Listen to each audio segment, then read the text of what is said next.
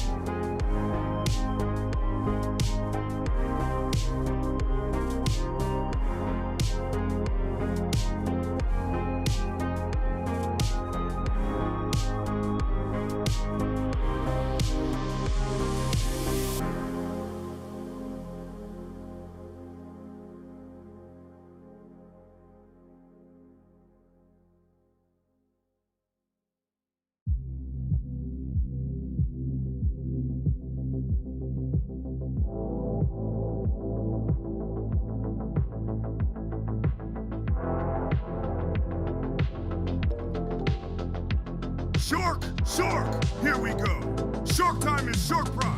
Throw a hype train at her.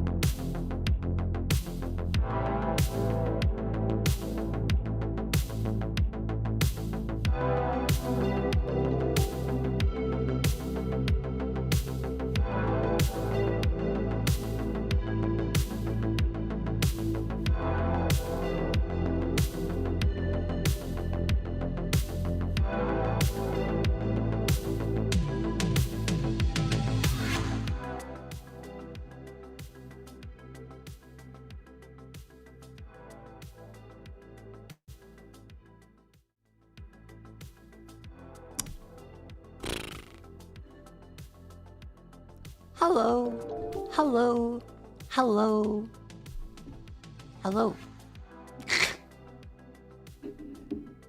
I am a tea. I'm also as Hey, Mako! Congrats on gaining freedom.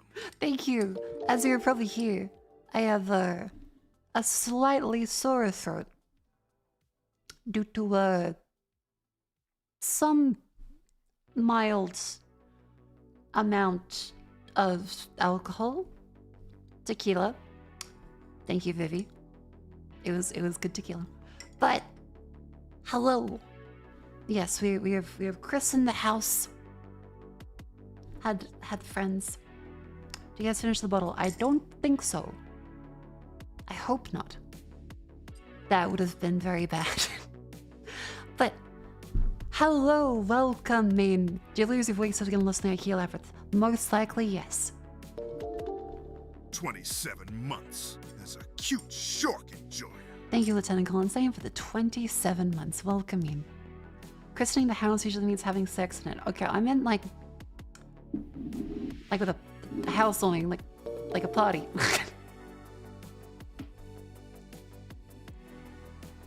None of that's happening here. Welcome in. I hope everyone's had a lovely day. There's been a lot of... I've been trying to do work on various projects, both sponsor stuff and also stream stuff, while also cleaning up the house, recovering, and then just like having fun. Renting or owning? Rent. Yeah. Let's say thank you for the ridiculous amount of gift subs on the starting soon screen. Holy shit. Ah, the phone's vibrating and it vibrates the whole desk. Wait, does it still do the... Does it still do the boing? I think it does. Yes, so this is, again, the cheapest IKEA desk as one of my little standing ones. Because I'm still trying to decide on a desk to actually buy. Yay. And so this one only has like one like vertical pillar. It's very unstable, but it does the job. It is a desk. Are you sure it isn't a gong? The fucking Cleo IT enters the room and it's inexplicably Chinese. Hey guys.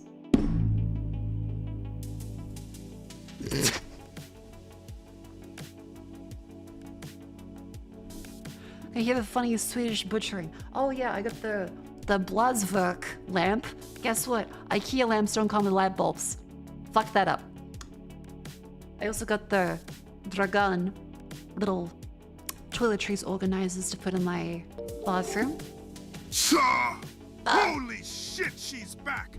Pog, I say, dear madam. Pog. Pog. Thank you, Mobotron, for the 6 months. Let's say thank you to all the incredible gift subs on the Hydra. Holy fucking shit, it's been like 5 minutes.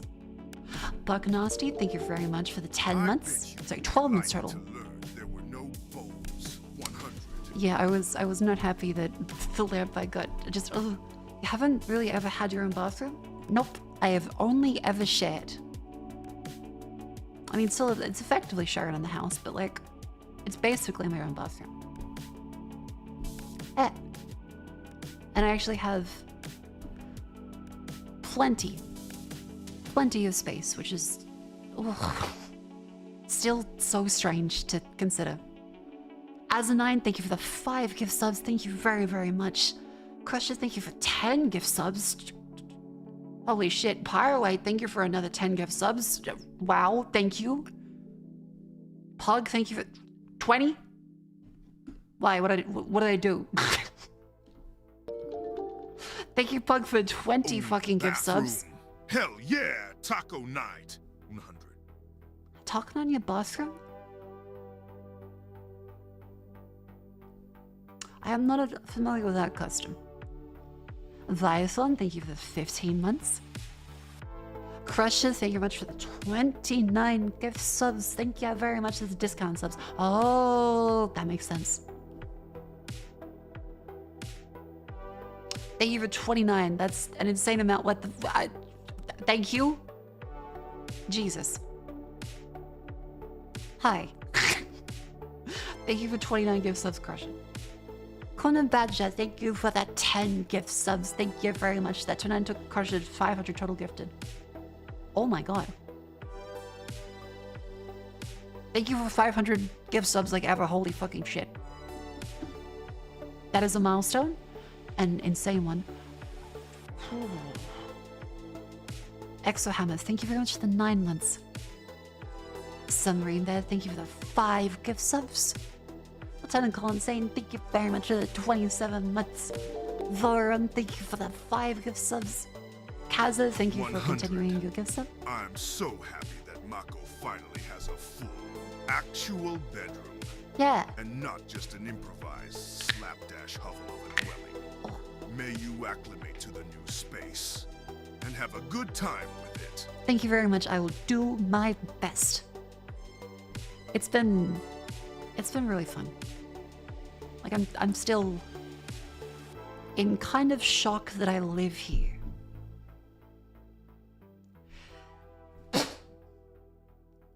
Sorry. There's been a bit of dust and various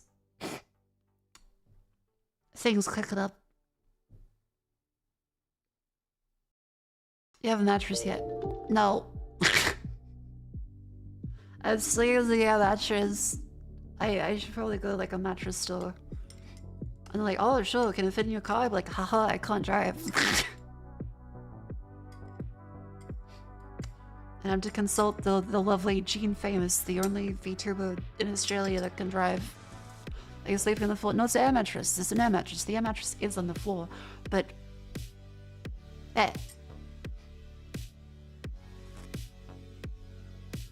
the bed was part of the flat. No, I moved interstate, chat. So I flew here. A bunch of my stuff is still in storage. Back in Sydney.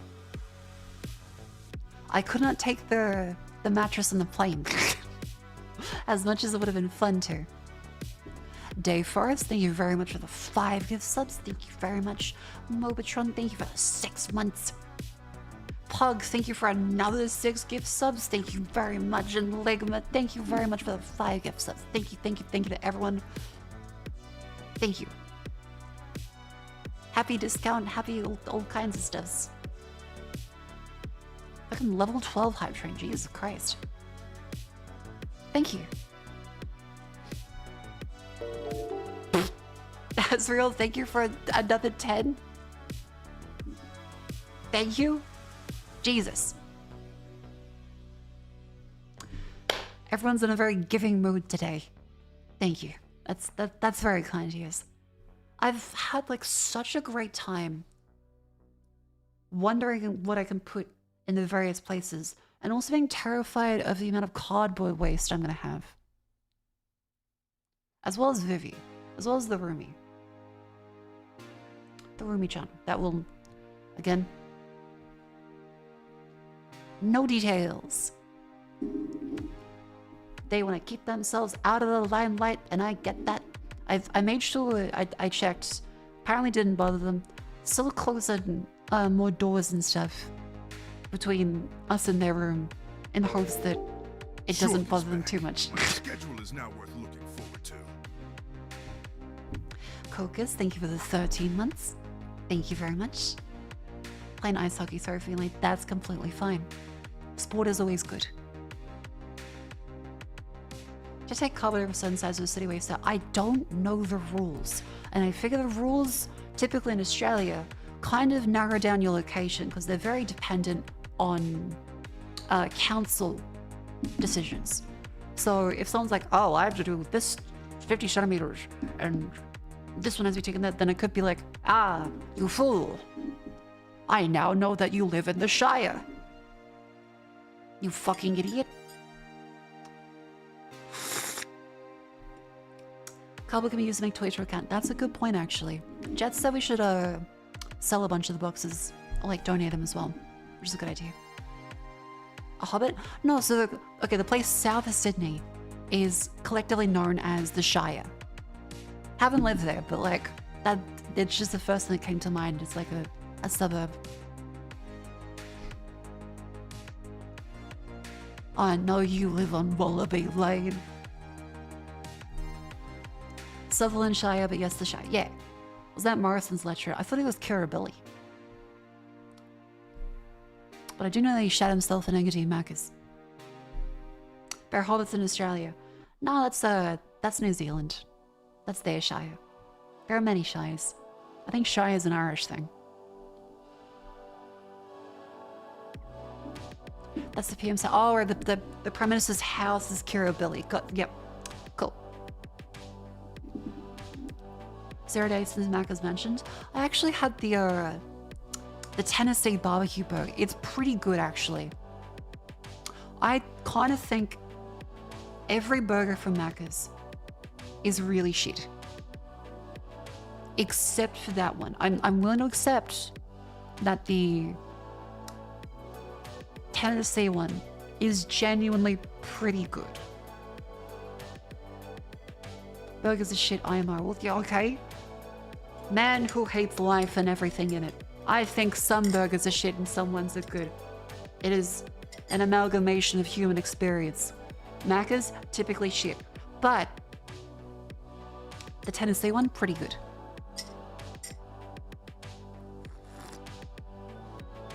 Finally, someone agrees with me that Macca's is awful. Do you live in like...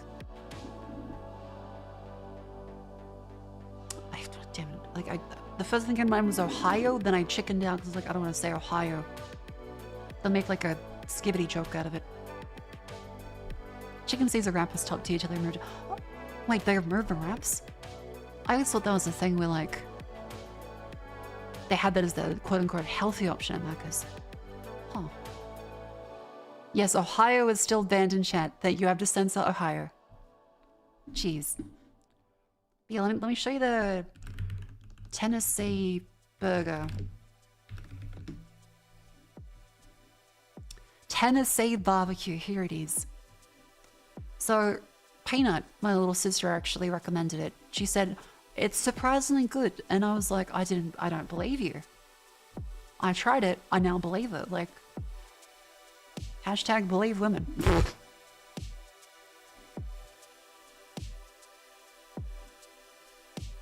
So yeah, surprisingly, it's not shit. It has like I don't even know what's on it other than like the fucking, the fried oniony bits.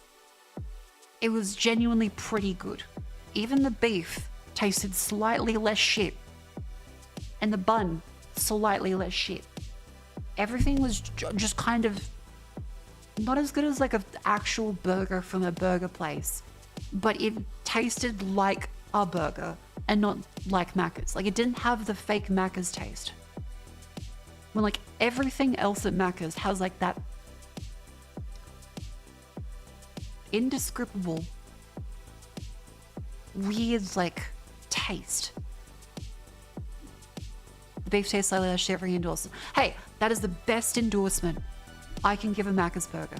It's slightly less shit. Chemical tang. Yeah, that's about what I'd say. Yeah, like incredibly processed taste. It didn't have that as much. Like it wasn't incredible, because you have it in South Australia, not Sydney, or the food's better here. I don't believe you.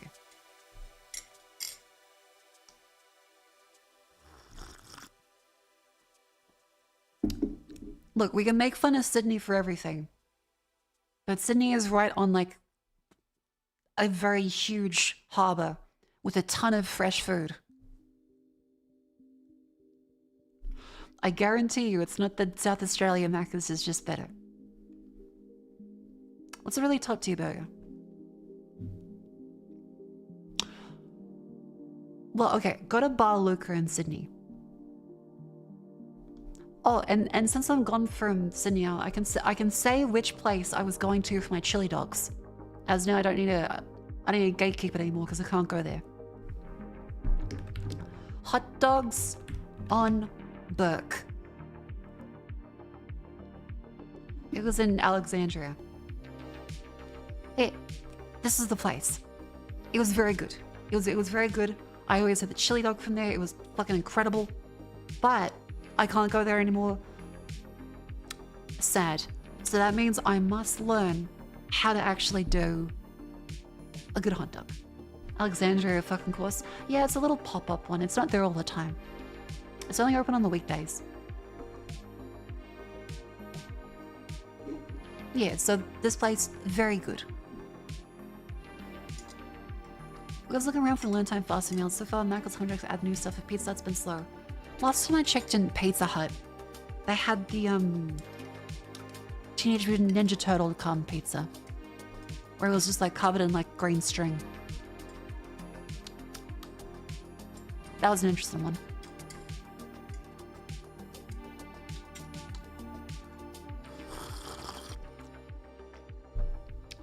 Nothing beats the ultra processed taste of Macca's nuggets. That's true. Yeah, okay. Macca's nuggets are the best item in Macca's, bar none, except that they don't actually really taste like chicken. They taste like Macca's. But that's fine because everyone just accepts it. Pizza Hut has a Karate Kid theme. What the fuck does that mean? Hang on. Karate Kid. Karate Kid. Pizza Hut? There. The Karate Kid Legends menu. Dragon Kick hot sauce. And it's just another fucking different colored sauce. And Legends aioli.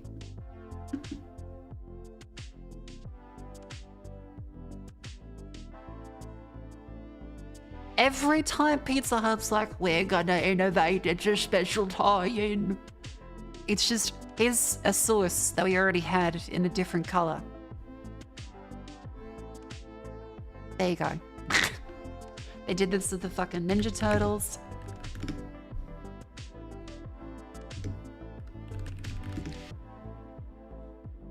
They did this with the fucking footy.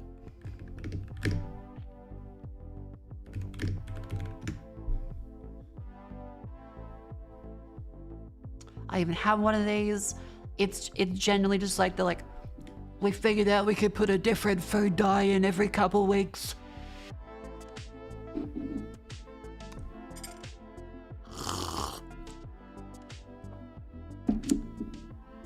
Very worse than HSP.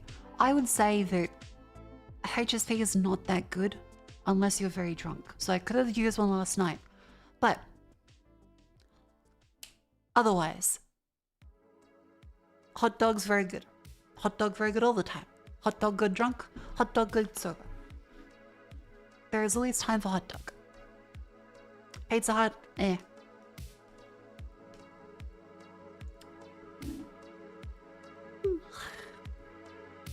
But yes, welcome in to everybody. I can show you the daily silly tweet stuff.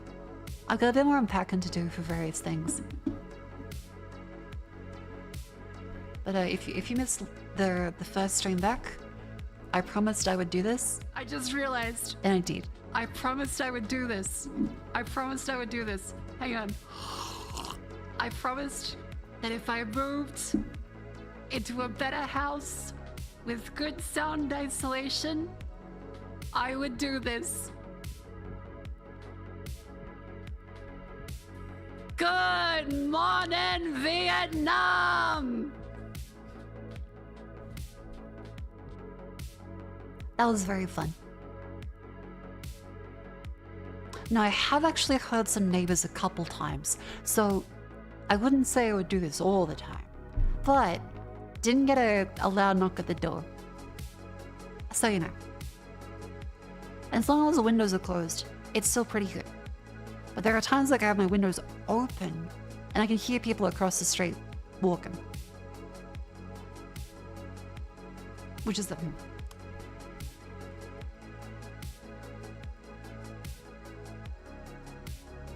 Next up, no more bags. As soon as I have a great streak, unfortunately hungover today.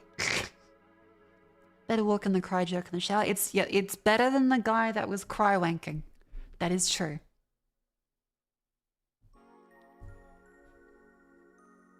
That is usually how Windows interact with... Yeah, okay. I can be like, hey, the sound installation is pretty good. You're like, oh, Windows do the same. Wow. Let me enjoy my peace. Do you miss the saxophone yet? Not really.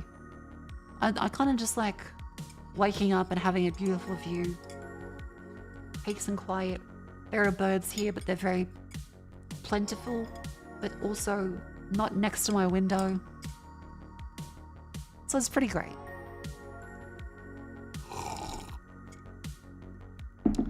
Who's your favorite Night Rain character? I still to play Night Rain. Jets wanted to play.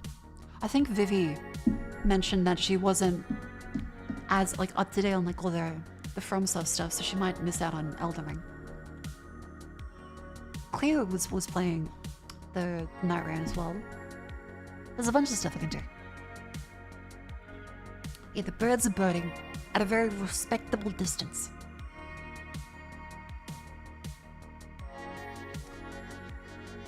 What else is there if I then go back up?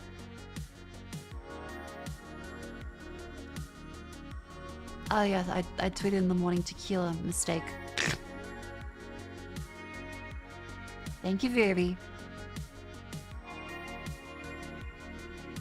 And hungover. Big war. Okay, yeah, so this is a game I've been really looking forward to for a while now. Wait, how? They pushed the release date back. But it's got a really, really great like little tour around the game. Hello. We're House Hello. House. You might know us because of our Goose Game. And we're here today to show you around our new game. Ooh. The music It's a is just cooperative so multiplayer lovely. adventure made for friends to play together. It's called Big Walk. It's a tricky game to just describe, so great to see like but it's mainly about Australian doing two bush. things: talking and walking. So talking, it's a big part of Big Walk. It's like being able to look in the background of a game and see just Australia. It's fucking nuts because there is no game I have seen that does Gumtree well. It's just incredibly comforting. Because I always feel like whenever I hear like a kookaburra, because I grew up rurally. I grew up in the bush. So it's a big like point of just, it makes me feel safe, and I'm just glad it's not like a pine forest. Yeah, Dinkum did not get it right either. So if you'll take a look at Dinkum,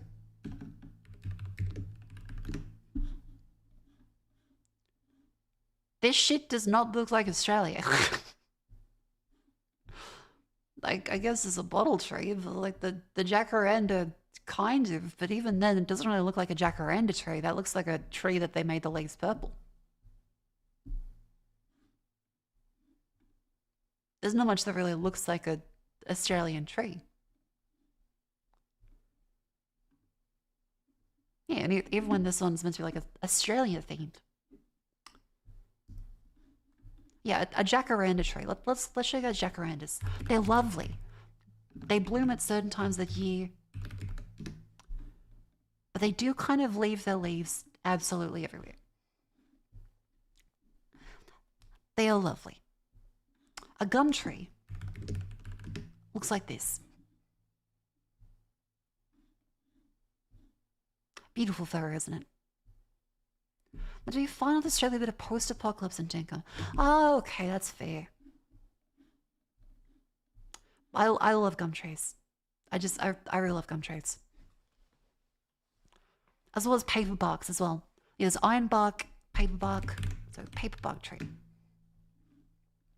These fellas. So the Australian bush will typically have a ton of these little fellas around. So, ironbark? Yeah, one of like the more craggly trees, which are very great. But yeah, the Australian bush.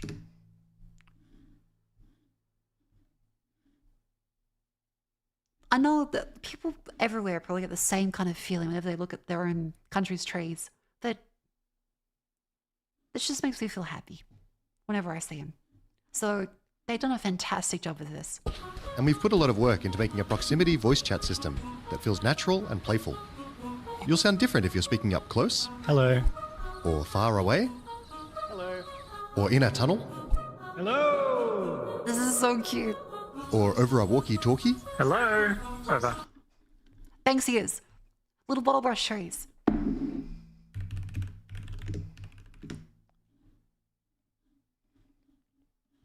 Bottle brush waddles.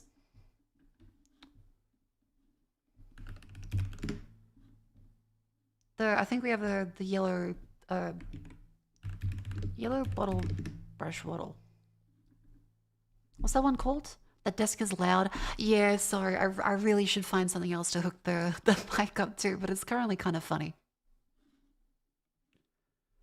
There's a local bird called quite fond of overly actions use the wrong cloud in the media, which is nearly always.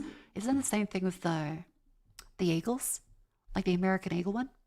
It's actually like the red-tailed hawk. Golden wattle. That sounds like the one. Golden wattle. Oh no, so that's also a good tree, but what I'm thinking of with is it a Banksia? It might be a Banksia. It is a Banksia. Yeah, these ones. Or behind soundproof glass.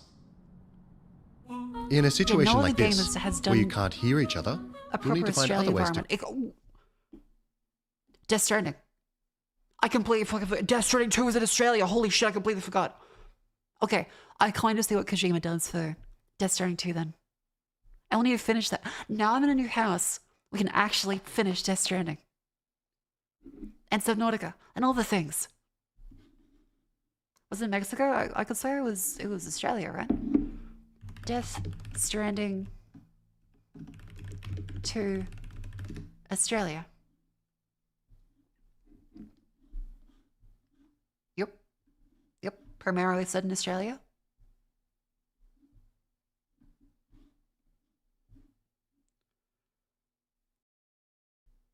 It's gonna be a post-apocalypse, but I've gotta look forward to seeing all the dunes and stuff. Don't have 3 stuff yet. It's been a bit of a hit and miss because I don't have the vine trackers. I have the slime ones. They survive the plane without looking like a bomb, and so I can set that up. But it's gonna be still a little bit of wonky where every time I stream, it's gonna be after a whole day of doing stuff around the house already, and also work. Yippee. To communicate. So we've given you lots of ways to point and gesture. I'm really looking forward to it. There they are. And plenty of tools to stay in touch when you're out of earshot. And if you can't use voice chat, or you just don't feel like it, we've also made a proximity text chat system, so you can play the entire game that way as well. Hello. The game is set in a big open world that we've filled with all kinds of stuff. To see it all, you'll need to go for a big walk. Aww. Exploring as part of a group is a special feeling. Our chat system makes it important to stick together, so navigating the world of Big Walk requires lots of teamwork and talking. Oh, that's not like pass. As you explore, you can split up and go off on your own adventures, or even lose each other accidentally. When you're apart, you won't be able to talk face to face, and so finding a way back together isn't always about the music straightforward. track as well. If you get lost in the bush, don't worry. You'll find plenty of ways to stay in touch and find each other. It does look like finger. Hello? If anyone can hear me, please. They can see like the iron bark style trees. So gum trees, iron barks, and a bunch of little ferns. Shoot up a flare. Thank you. Oh, that's so cute. This building behind me has a challenge in it.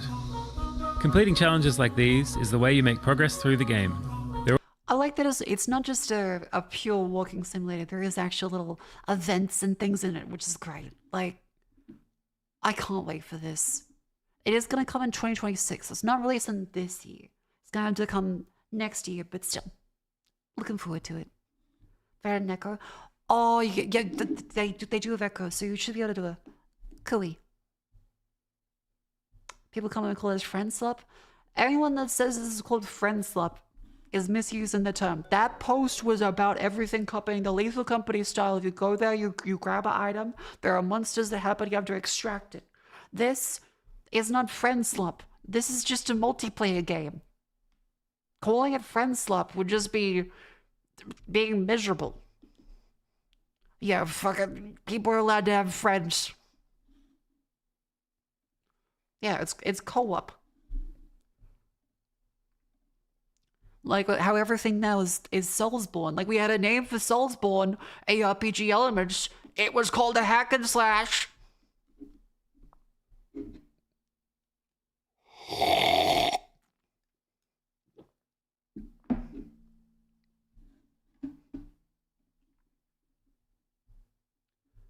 So yeah, really looking forward to this. A slop like, oh my god. What else is there? So that's other stuff today. We have the right. So Bandai sent me a T-shirt, which is very cute. I got sent this little Elden Ring Night Rain one. Thank you, Bandai. Very cute. It is the rain from Elden Ring Night Rain. So I'll get to wear that tomorrow while I'm making breakfast. It's a very cool T-shirt. It is really weird just like being sent stuff now. Does girls fart? Question mark, question mark. Sorry, mods, too slow. I saw it. It's very funny, but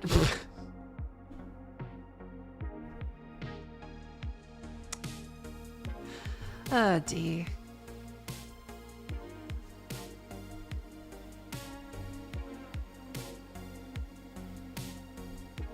Oh dear. Well, companies looking to send VTuber assets to VTubers. I mean, like, I also have physical goods off of stream. But yes, specifically for the upcoming MSI one as well, they will actually send some assets, hopefully, that are 3D stuff. Because yeah, again, like the MSI one as well, if we go away from the Elden Ring t-shirt. See, there's that little MSI logo in the top bit. So they will be sending me a monitor for this collaboration. If you type in exclamation MSI, they're kind of like sponsoring the month. So they're sending me the monitor and paying me to have that up there on the screen. Kind of like a race car sponsorship, I guess. Yeah, so if you click the link, it'll show you this one. And I'll be doing like a dedicated stream for it. Does it work for anything that's not AU?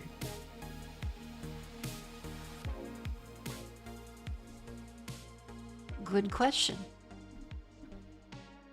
I will ask about that. Hang on. Thank you for reminding me. I'll ask about that. If you go to the little thing,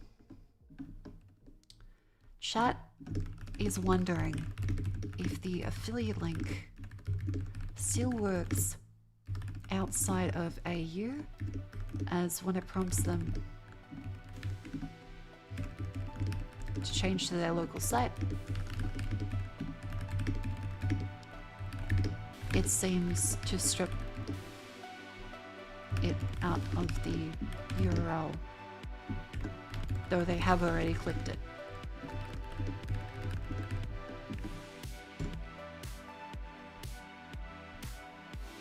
Good to know. Is the say 3S this is props to be thrown? Potentially, that could be funny.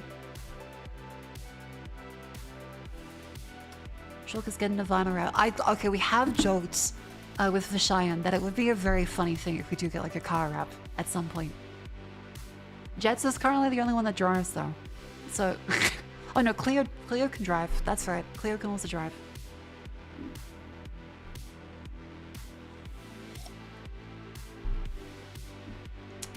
Natasha? That'd be fun. That'd be really fun. I thought Hani could drive too. I'm the only member of a Shine who can't drive. God damn it. Fuck. Well.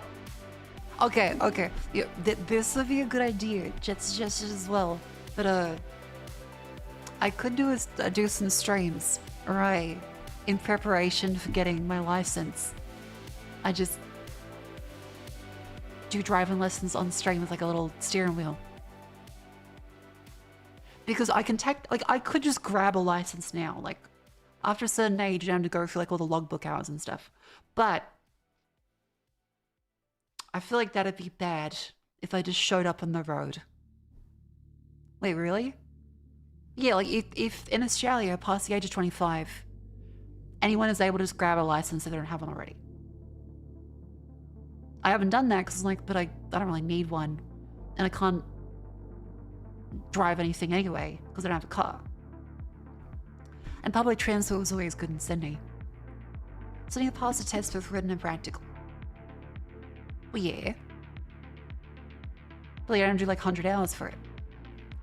Because the learner's permit was like... How many hours is it? I haven't done the L's thing in like a while. I was 25 and CVP plates for motorbike. No. I am not going to ride a motorbike. That is the one thing where I'm like, no. I 100% would not do a motorbike. 120, 100. Okay, there's a bunch of different limits for people.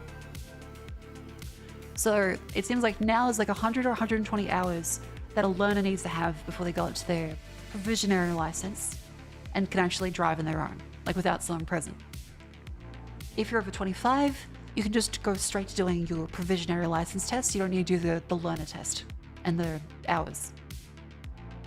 Now, I think I should definitely still practice, but that means I should be practicing on stream. So hang on, let's get MS Paint up.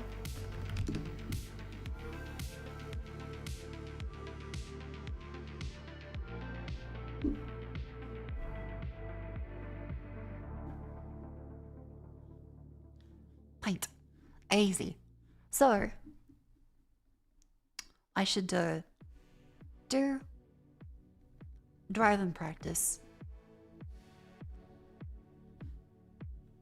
on stream. And then I can get my license.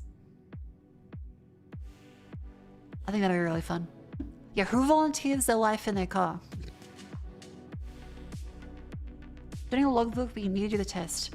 For over 25s, they suggest you do some hours just so you don't waste money failing the test. That's fair. Euro Truck Sim. Yeah, so I imagine like there's Euro Truck Sim,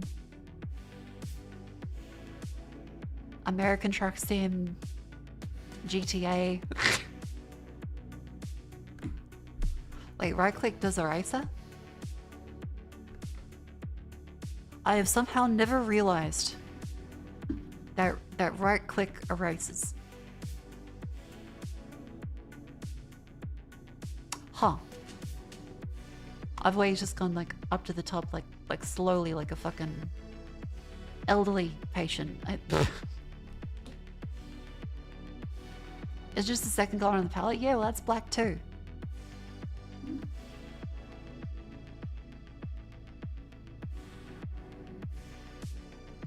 Hi Mako, hi chat. Hello. Welcome in. Is Australian Truck Sim out? I don't think so. Do you have car insurance? I don't have a car.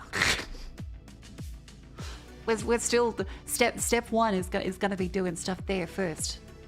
Settle down. But yeah, so that'll be really fun. As well as like other like various house stuff.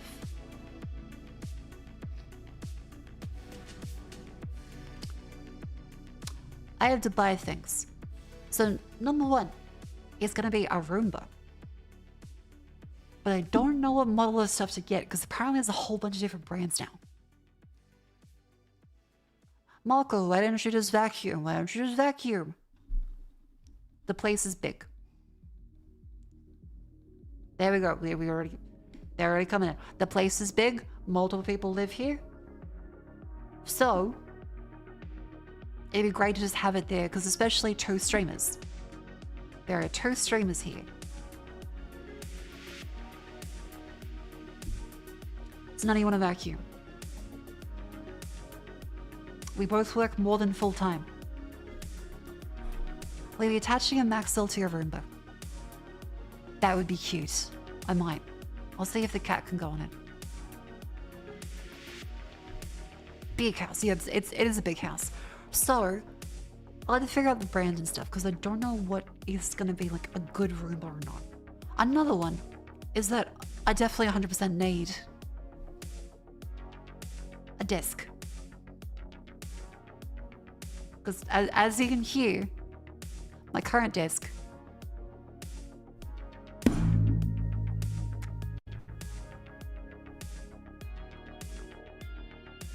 boing. It's a little silly.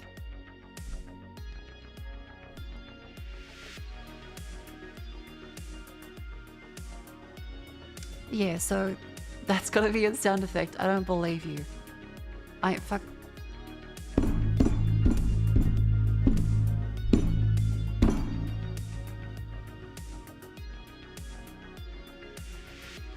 That's not a sound effect. That's just my mic key. It's attached to a desk and the IKEA desk is like really wobbly. So this means that whenever I put it on my mug, it travels up the mic arm too.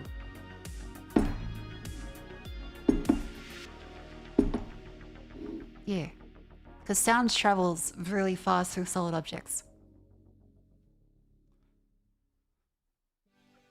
So another good reason I have a separate desk where I can attach the mic arm to.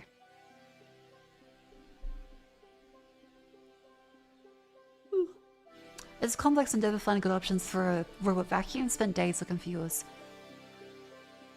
I have the collective autistic power of a Twitch chat and a YouTube chat now. So it should make it a little easier.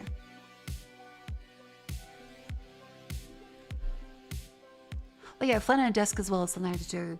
I also wrote down some other stuff. Oh yeah, we can look at the Summer Games Fest. Do you need acoustic thermal panels? I will need acoustic panels, yeah, so I'm not also going to be getting acoustic panels. So acoustic dividers plus panels. Now IKEA has the dividers.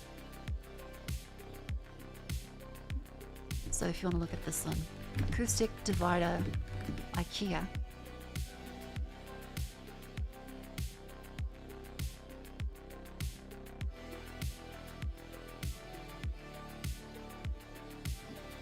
Yeah, this one.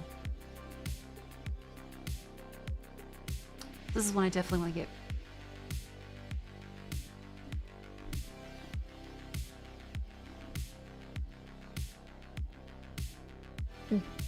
There's like little floor standing ones. Like this. So if I can get a bunch of them, that'll help with dividing up my room and acoustically. Do you have a shock mount for the mic? No. I don't have a shock mount. Hazard warning, if you want to just mop in, make sure it has functionality of swap between and not require manual intervention. Ah, right. That's a good point. Yeah, I can imagine none of us are gonna properly switch that out. We would forget. Is it 230 for set or for H? It seems like H. There are smaller ones. Doesn't take much of the price. The cat we use as a scratching post. If it's just in my room, I'm not letting the cat in my room. So it should be relatively fine. It does have bad reviews though. Are you sharing a room for broadcasting? Nope, separate. I have like this carpet though. I was thinking about putting some rugs down, but like the main thing is walls and ceiling are like because it's such a big space. There's a lot of echo. If Cat can't get a room, how will a room? But yeah, well, my room I can clean. It's just the entire house because it's big. Or Mako, please give us the exact square footage of your building so we can geolocate you down to the millimeter. No, it's big. So, the whole case of like, you know, oh, where could it possibly be? How do we clean all this? It's gonna happen. And I figured just having a room that cuts down like most of the work. Are the walls painted white? What is the color of your grout? Please, what fixtures do you have outside? Is there a fountain? Are there fountains? Are there cameras? Are the cameras turned on? Do you have security? What does the key to your door look like? Yeah, what's the pH of your front lawn soil? How much nitrogen is in your fertilizer? Are you actually cleaning your air fryer? Yes, I will, because I live with people and I'll have to do it. I will say, the microwave, though, is an older one. The microwave. There's no way I'm buying a new one. It's a good one. However, it burnt my croissant from the inside out after 30 seconds. So I usually, for breakfast, I microwave my croissants. I usually put them in for like 30 seconds. I put my croissant in the microwave for 30 seconds, and this is the croissant, how it looked, right?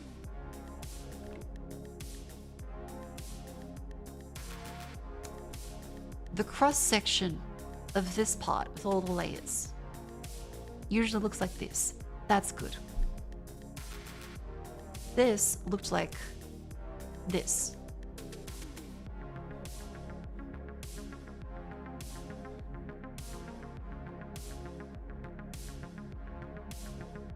Do you boss it on max? I just use like the standard power setting. Why is it bleeding? Because it got burnt. 30 seconds should not fucking nuke a croissant. I know when you put stuff in the microwave, you say, I'm gonna nuke it.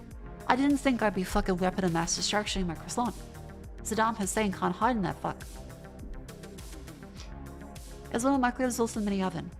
Maybe, but then that'd be burnt on the outside, not the inside. Because the outside looked fine. The inside was... What's the wattage? It's like in the 800 to 1000 watt range, I think. Which is every microwave I've ever used, and nothing else does that. Like, this is the only microwave that's done that. That's low, that's high. I'm getting every spectrum of response to this, like, that it's obviously gonna burn your croissant. How could it burn your croissant? It geolocates you based on your microwave wattage. 800 is high, 800 is low. That's overkill. We have 1200 watt ones here in the US. Good for you. Heats up my soup in 30 seconds. Yeah. Do it for 10 seconds 3 times. I now do it for 20 seconds. Because 30 burns it from the inside out. It also burnt pizza too. 800 watts doesn't do crap. There's not even like a point in this. 800, it's too hot, it's too cold, it's too perfect. How the hell I would. Also, I feel ugh. I can feel my stars just being a little shitty.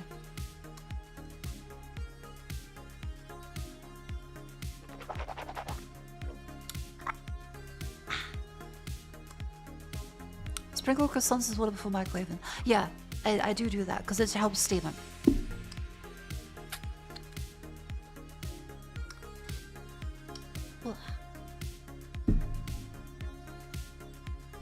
So yeah, we'll look up how to do a Roomba as well as a desk and any like acoustic panels and stuff. I was on the list wattage.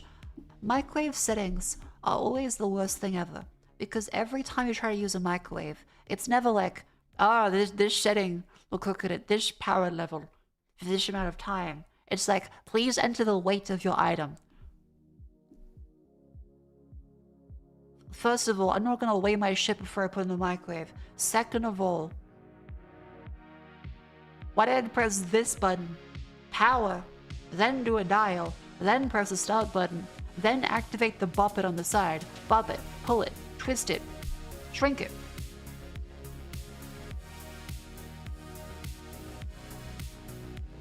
Awful. What's a microwave? A self-checkout machine? I love when microwaves have just like a keypad on them. That's the best design for a microwave. The best microwave is when they have just like a 1, 2, 3, 4, 5, 6, 7, 8, 9. This is the best. The worst is when you have a dial and then a whole bunch of buttons, of which they have been rubbed out over the years. And you have no idea which fucking button does what.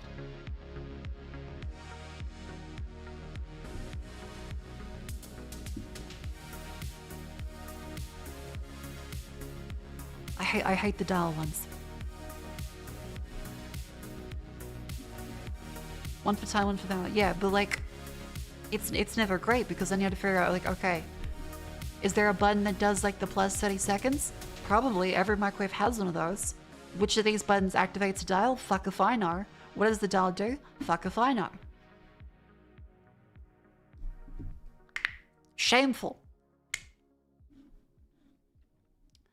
Microwaves are somehow meant to be the easiest appliance to use, yet are also incredibly user-unfriendly.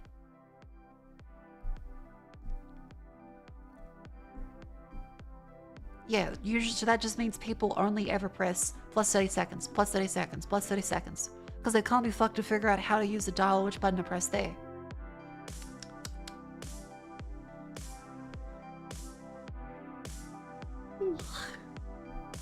Those are your oldie golden days of people couldn't program VCRs.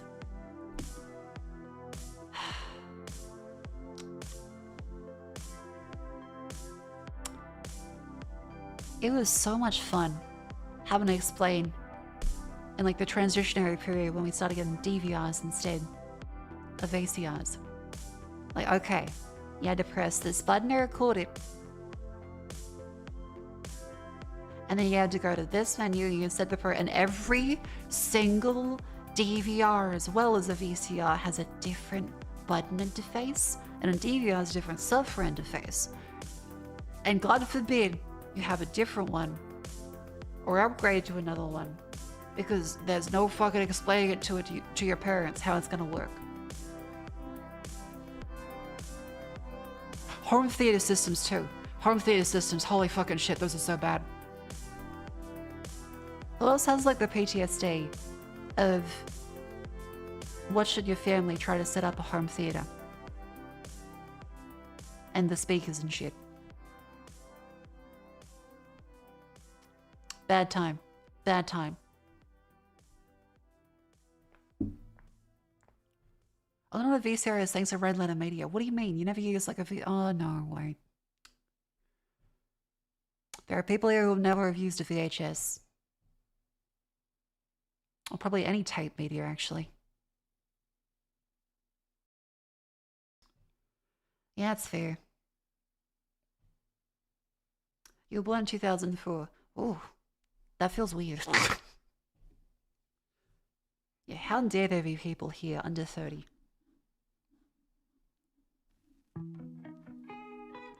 Because that's the trendy again, though. I love rewinding my things. Render one from Video Easy. Video Easy was great whenever you had the movie deals.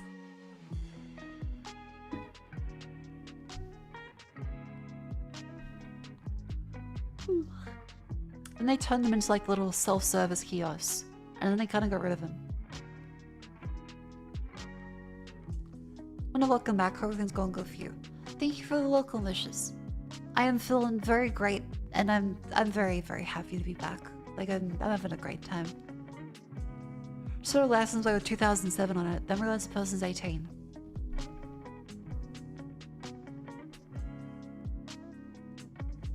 Ugh. Holy shit, people from 2009 are able to get their learner's license.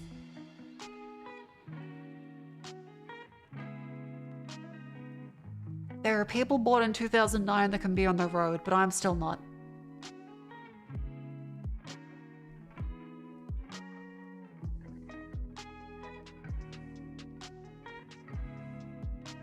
Oh.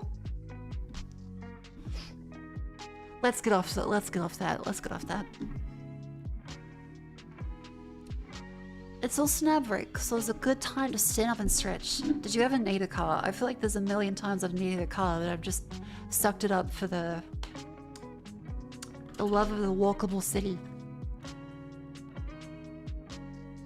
How do you live in Australia without a driver's license? Easy. Living in cities. And bumming off friends. And recently Uber. Thank you, Crusher, for the gifts and the reel. Thank you very much.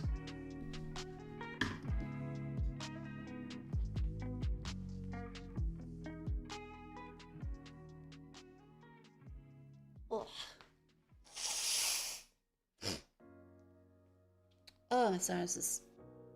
Make sure you drink water as well. That's a very important component to this.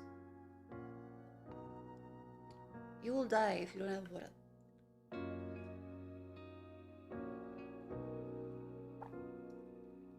Yeah, like, I may not necessarily buy a car, but it would be good to have a license.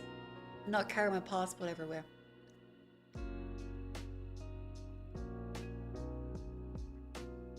It does feel a little silly.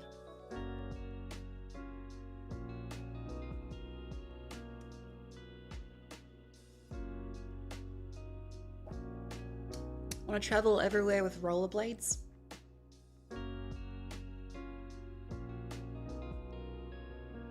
Okay, this might be a stupid question. Is there a difference between rollerblades and roller skates? This might be a stupid question.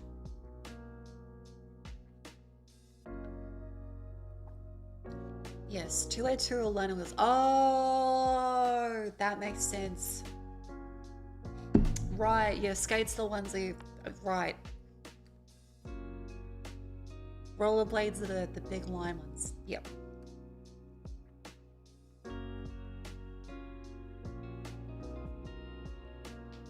Ugh.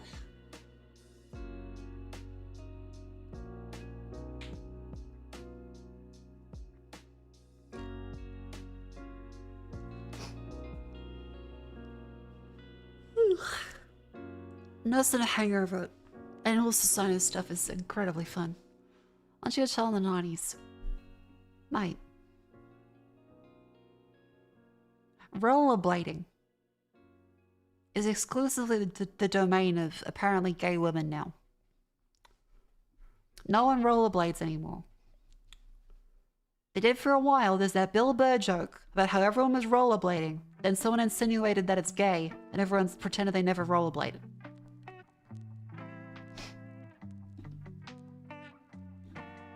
I'm also not the most athletic person.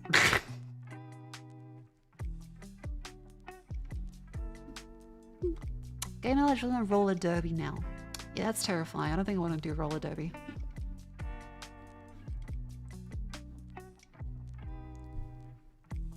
Every day you wake up, thank French God for making you not French. I mean, being French sounds fun. It's just Paris that seems a little miserable. Just put a parent's more athletic than you remember. Is rollerblading more athletic than you remember, or is it just that your knees are like 20 years older? Maybe a bit of both. You see other kind of ice skating. Ice skating's fun, but I keep thinking I'm gonna twist my fucking ankle every time I do it. And so it's not my favorite pastime.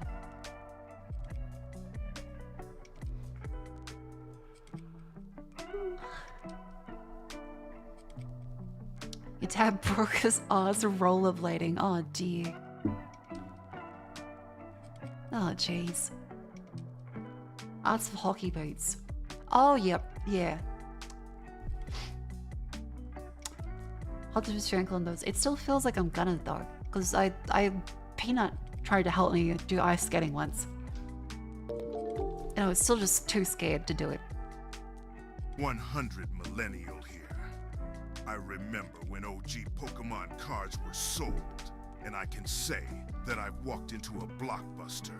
Jurassic Park on VHS was a peak core memory. Hell yeah. You know, I kind of got fucked up by one of the tweets I saw recently, which was millennials use lol like punctuation marks. That fucked me up because I thought that was like the stereotypical like that was the thing people used to complain in, like the young these days say lol all the time. And I'm like, wait, but like ending the sentence in lol, that's still youthful. And then I realized I remember people getting angry about that in like 2007.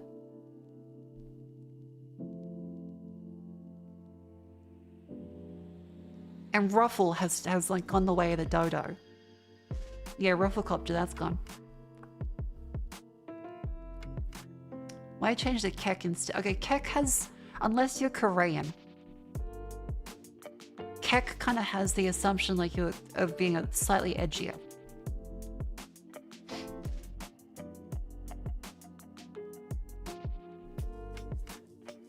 Because kek is from the Korean, it was usually in StarCraft.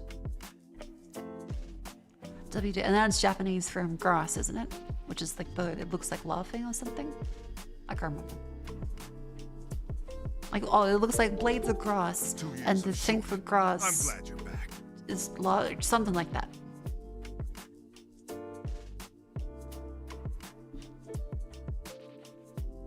Kek is from 4chan. Kek is not from 4chan. Kek, okay, recently you would say that probably, but it's kek because that's the Korean one, right? Ke is how Koreans would laugh in like StarCraft.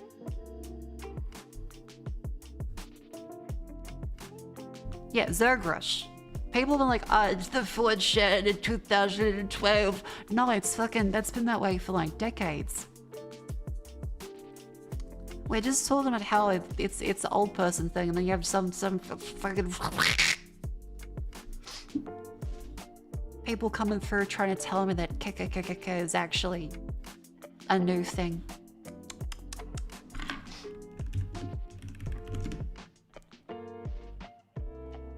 It's from World of Warcraft via StarCraft via the Korean language. Yes. Yeah, it's been decades.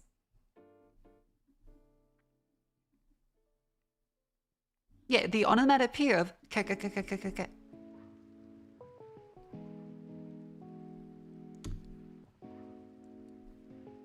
Yeah, don't you guys try and tell me how history works. I was fucking there.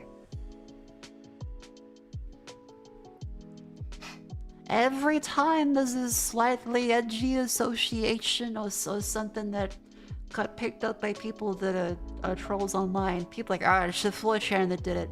No, the Koreans did this one.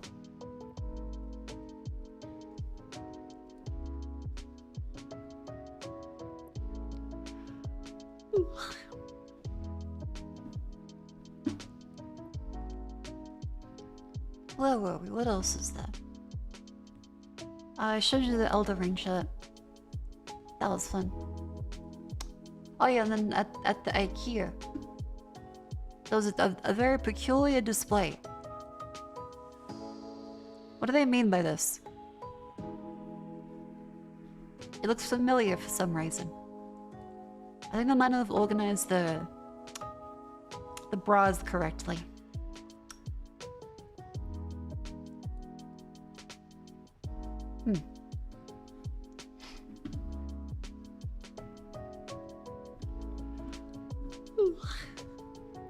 Are there any bookmarks on the show, guys, before we go back to like the regular talking about silly stuffs?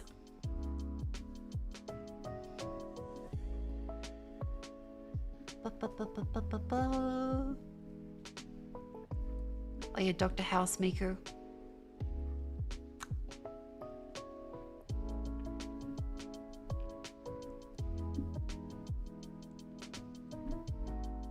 And then...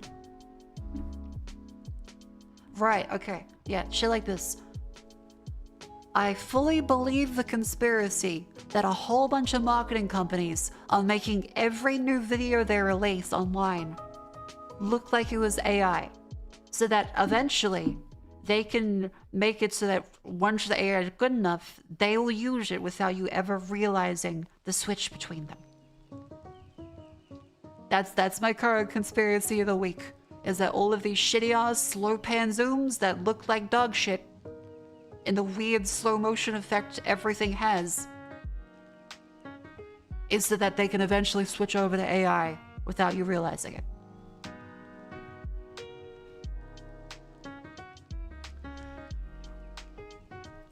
Yeah, boil the frog and all that. Because I've always maintained it's not a matter of whether it's gonna look fidelity-wise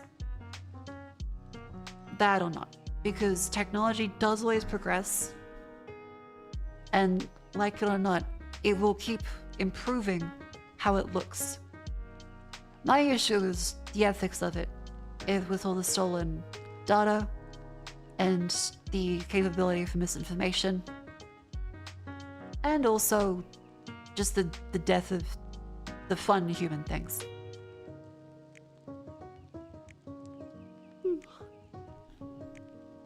Yeah, it probably will reach a point where it does look like this genuinely, but it feels kind of like they're just throwing this out there first, so you won't be able to notice transition point. Very blech.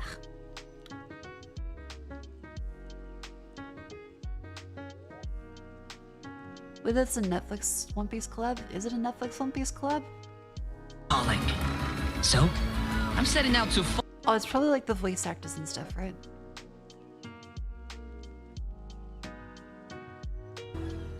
Oh wait, yeah, it's Netflix One Piece. It's not just like One Piece the manga, it's Netflix One Piece. Okay, wait, no, that is weird. Why does it say Netflix One Piece? Oh my god, it's just got the real oh. Okay, you know what? Maybe they like it, but it still feels a little silly.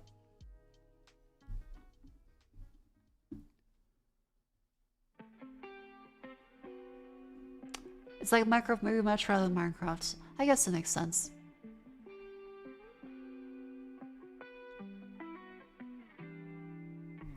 CGI in general seems to regress to being outsourced to places that prefer the same slow motions and zoom-ins.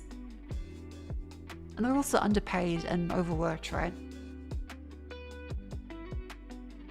I think that was one of the things I remember people always saying about CGI stuff. Is that there was a time period in the early 2000s where it was about pushing the boundaries of what you can do with CGI. Like a whole lead up through 80s to 2000s was pushing boundaries, and there was shitty CGI, it was obviously shitty. Whereas now you have like good enough CGI for a lot of things. But every studio hammers so much CGI into everything that they don't have the time to make it like a showpiece of the movie. It's there to drive the costs down on the movie. And so it's rush, get it done. And although they're capable of doing better CGI, they don't have the time to do it. Life Fly won an Oscar the same day the CGI company went bankrupt. Yeah, that's sad.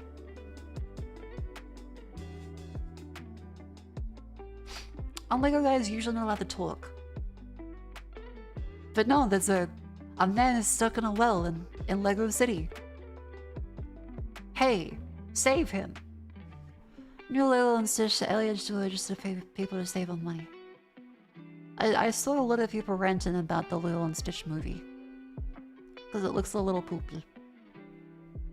The Beowulf? Oh, Beowulf, that's right, hang on. I thought that looked kind of scrungly. Beowulf movie.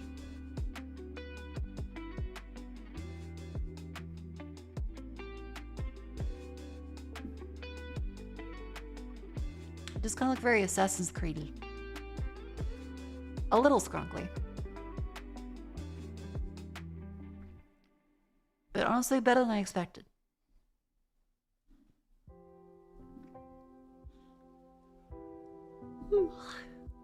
Has Peanut seen the new place? Yes, I've been showing Peanut plenty of images of the new place. Why does it look like He-Man? Because he's a man. He is he. But also, I think even He-Man might have been like mythologically based on a bunch of these like Norse tales and stuff. With how like the dresses, the dressing is designed. Yeah, because he a man. Oh, shy stuff. Sorry. Ugh. And the hungover of tequila.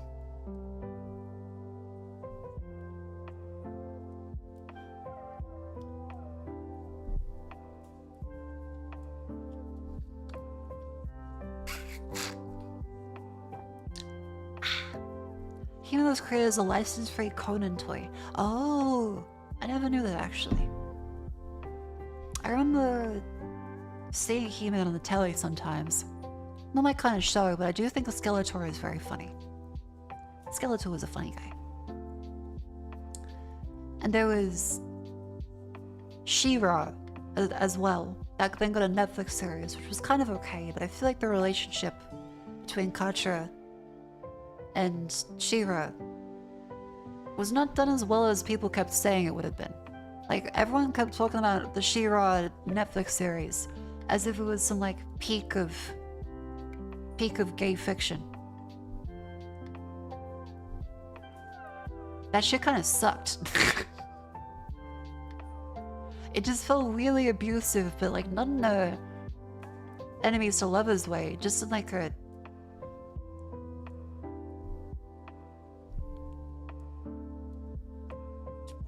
It just felt abusive.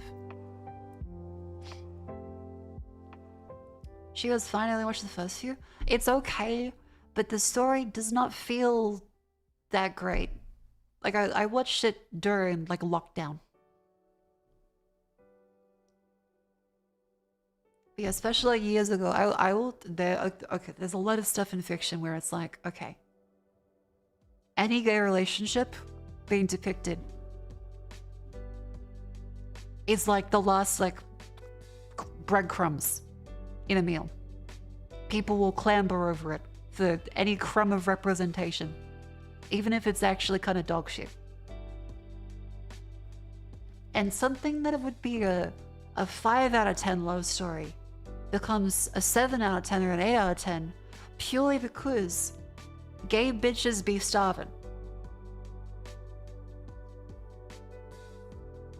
That describes, okay, a hot take. That kind of describes a lot of Yuri as well. Gay bitches be starving, and any story which has a gay relationship depicted, even if it's not well written, and the characters themselves aren't even really that great together, it'll just be hand up as, oh, look how great it is. Like, Bloomin' to You. Everyone keeps saying Bloomin' to You is fantastic. It's a solid, like, 6 or 7 out of 10. It's not that fantastic.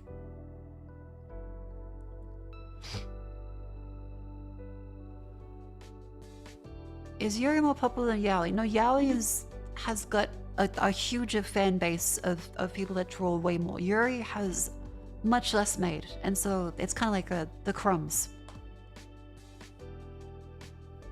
Yeah, BL is way more popular than GL.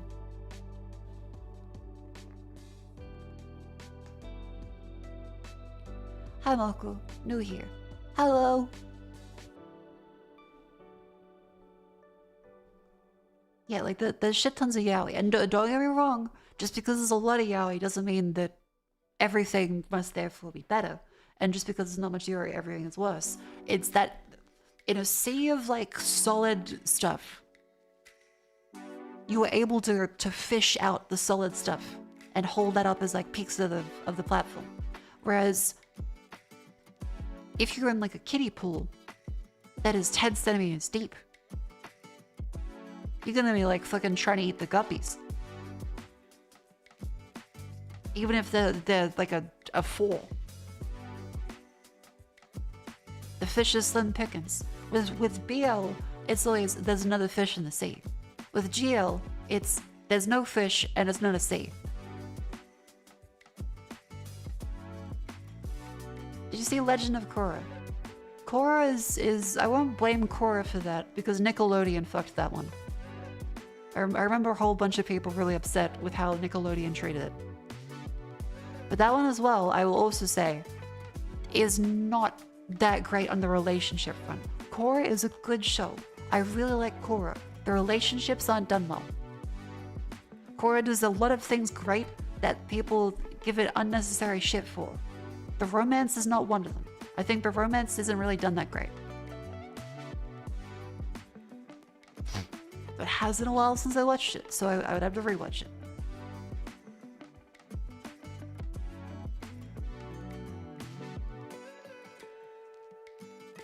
Yaoi is trained less on gay men's fantasy, more on women's fantasy.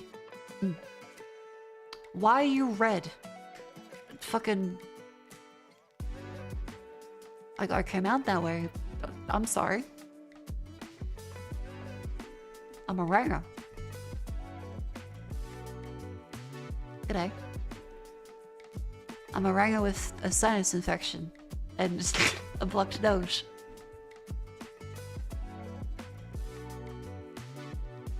View in the context of a bunch of dumb cons being experienced.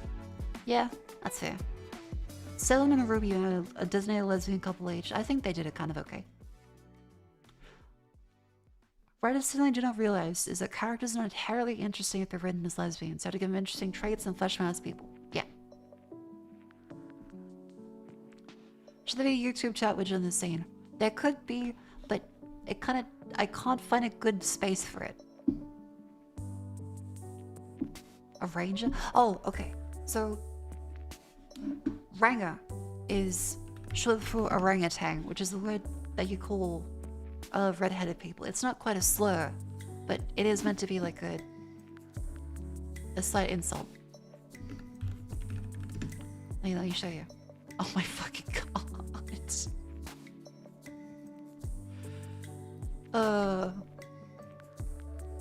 Here you go. Last Airbender is overglazed because nostalgia is a great show, but some people treat Korra as the worst show ever. I disagree. I think Avatar Last Airbender is a genuinely very, very great show. It's not overglazed. It is a great show. Korra, I do think, is overhated.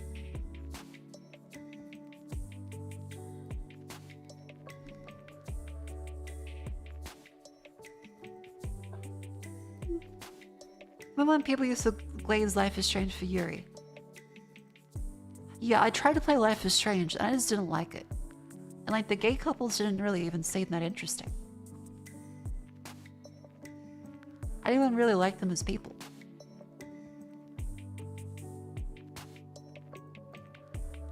How do you pronounce this? Ranger.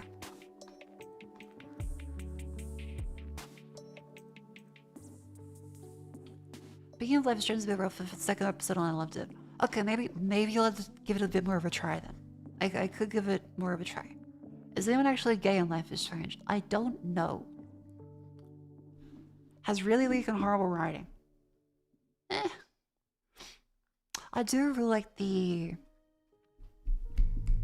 I really liked a lot of Telltale games, but there wasn't really much in the way of like, you know, gay relationship stuff.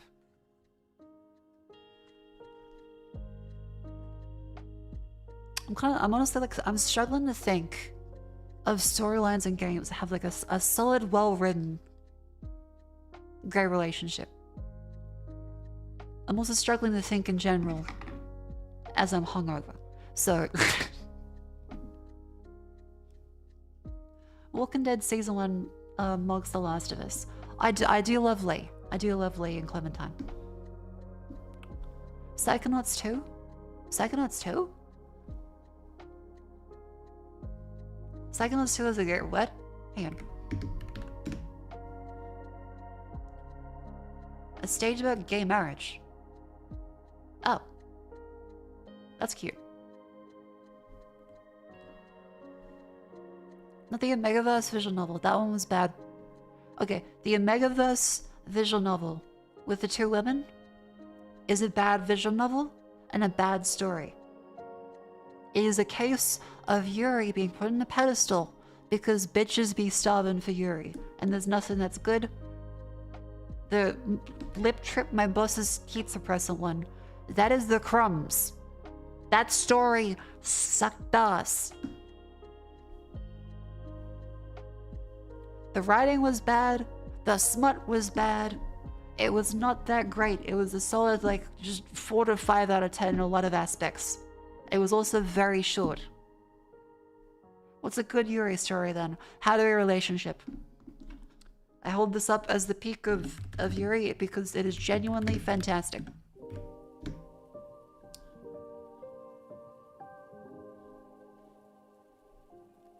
It is great. You should read it. It is a 10 out of 10. You will find a lot of similarities in how you treat your own partners because a lot of the relationships have start, middles, and ends that have actual problems. And it's great to watch the characters grow and realize some of the parts of them being shitty and other parts of their partners being shitty. It is great. Genuinely fantastic. Read it. It also has a lot of smut, but mainly the writing is good.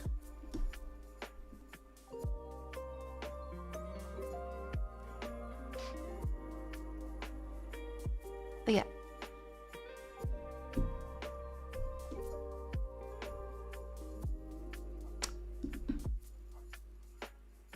What else is there? Right. Okay. So, like, I guess I can talk some more about, like, the moving in and stuff, right? It was very fun, like, getting to come into the house. And Vivi and Jess, like, showed me around. And I was just, like, gobsmacked the entire time. I had my mouth open, and when they showed me my room, I was just like, oh my god. Oh, because as I've said in the last stream, it's kind of way bigger than anything I've ever lived in. And way better than I feel like could live in. How big is the house? Again, what's the square footage? What color's your grass? What's the house number? Which street are you on? I won't say everything exactly down to the detail, but it's bigger. And the rent is very affordable. So I'm happy. I also should have some more water.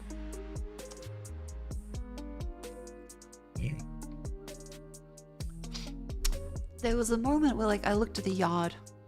I looked at the windows. I looked at the kitchen. Just like standing around moving in a circle, spinning. And just went, holy fuck, I live here. And there's been tons of moments over the past, like, couple days, because it hasn't even been like a week yet, where I just think, I live here. I am safe. I am happy. I am surrounded by friends. I can do tons of the things that I want to do. I can decorate a house, which I haven't been able to do technically ever, because I've never lived, like, purely on my own or with friends. I've always lived with strangers. So, wow. Of course, it's still Australia, so I can't put like nails in the wall and stuff like that. But yeah.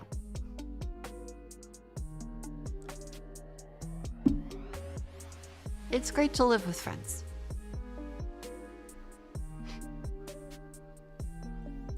Vivi and roommate Charlotte have been good roommates so far. Yeah, I have good internet. I've got that 1000 gigabit down. I thought they're legally supposed to allow decorations. Like decorations, yes. It's just like in previous places I've lived in where I had to share with strangers, I can't really decorate because then I live with strangers. Like they could just take my shit, or it doesn't feel the same, or everywhere was too small to decorate. Command strips is a friend. The command strips I've had left like tour of paint. Everyone keeps saying that command strips is a solution to everything, but they kind of do still strip off paint, which is annoying. Got a proper case for your statues. I will have to get one actually. Yeah, that'll be fun. In South Australia, you put nails in walls to hang pictures. Really? Hang on. South Australia, law on nails in wall.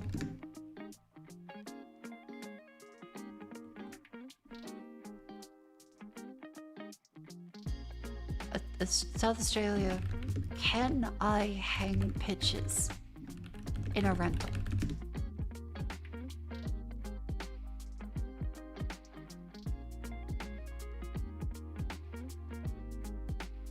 No, the landlord has to give approval.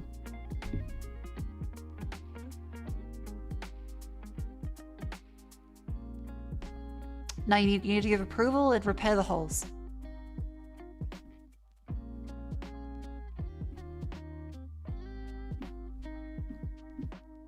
Yep.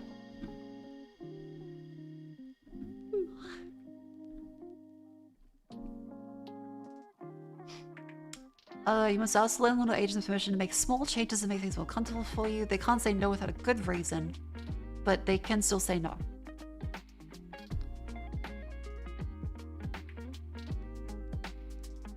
You must explain how you will change these things back when you move out without leaving any damage. Okay.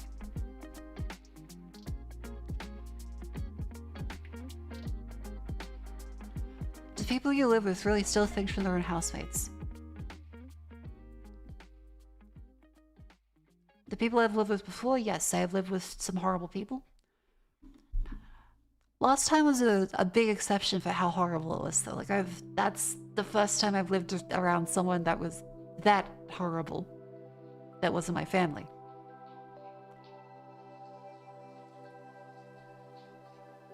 But yeah, I have lived with people that stole my underwear, which is gross.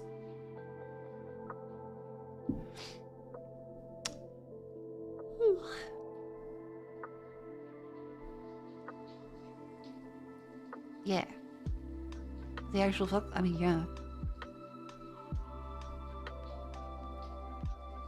Be throwing hands? I mean, I can't exactly prove it.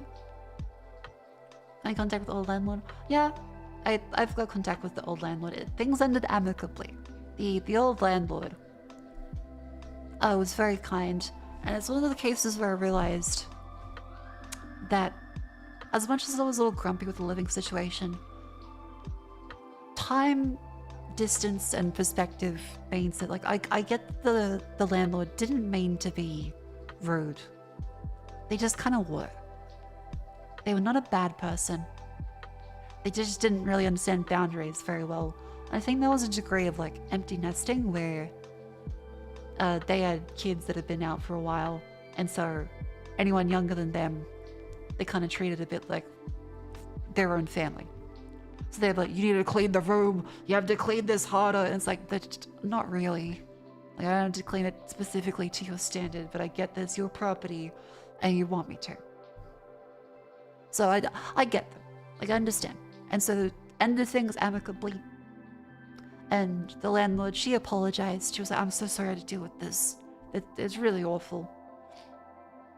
And she was like, if you're ever back in Sydney, give me a call. I'd be happy to grab coffee with you. Or if you ever need a place to stay, there's a spare room in her own house. Not the one with the shitty roommate, not the one with the roommate Dory. So that was very sweet. Yeah. I also paid for like half of the repainting from like hanging up hooks and stuff. She was very kind. She was like, are you sure you want to pay? I'm like, yeah. I mean, paying half is better than paying the full thing. Australia enables out the rental inspection. Yeah. Australia does have a case where like no other country really has this. We have inspections every couple months. And the landlord / real estate agent is allowed to go into your house. And they technically aren't allowed to say cleanliness and make you clean stuff. But they do. Every inspection I've ever had has been someone nitpicking you over your dishes or your bed not being made. And it feels juvenile and like you're in a prison. Yeah, like they technically aren't allowed to even say it, but like good fucking luck getting anything done about it.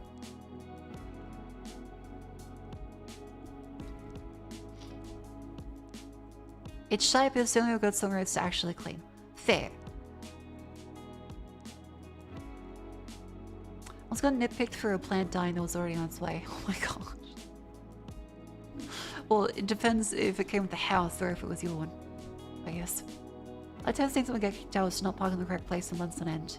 That's a fair reason, honestly. Like, if someone's not parking in the correct spot and fucking over other people, that is just kind of rude. Love what you streams and learn so much. You're awesome. How are you doing today? Thank you. Welcome in. I'm doing quite well. Still hungover, but a hangover is great in this place. Luckily we didn't rent it, but it's private rentals. There's no retail making expectations happen. You're here to check for property damage, not shut up about the dishes.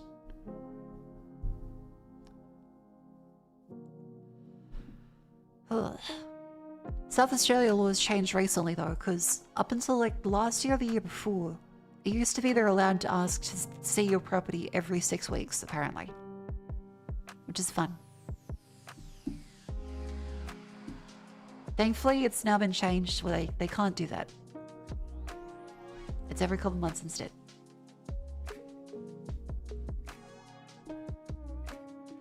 My property manager keeps scheduling inspections on you if she doesn't like you. Well, I must have found that every real estate agent or landlord doesn't like anyone. Allowed to, unless no one did that. 3 to 6 months is the industry standard. That's cool then.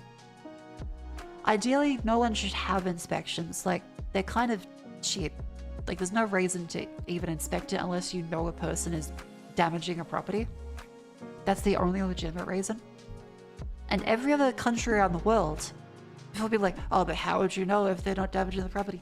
Every country around the world, except Australia, does just fine without inspections.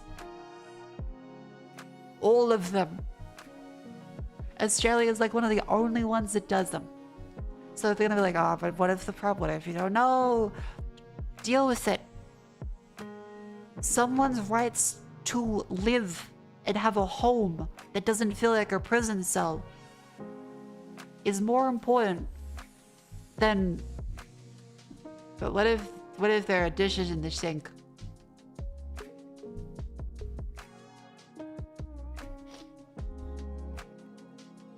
Yeah, apparently in Japan, like you pick up your keys and then you drop off your keys when you move out. There's nothing. Because house inspections are the first I did in 4 years and I can't remember the last time I came around. Well, that's nice then. The only Australia is descended from convicts, now they're descended from wardens. That's what it's saying, is that you're either in Australia, you're either descended from the convict, or you're descended from the officers.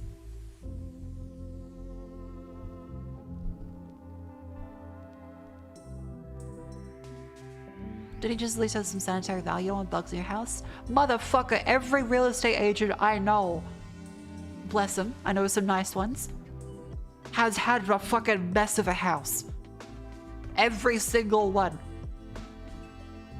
So before you go to be like, oh, but it's damaging the property. How about you practice what you preach, motherfucker? It's like finding a priest at the bar.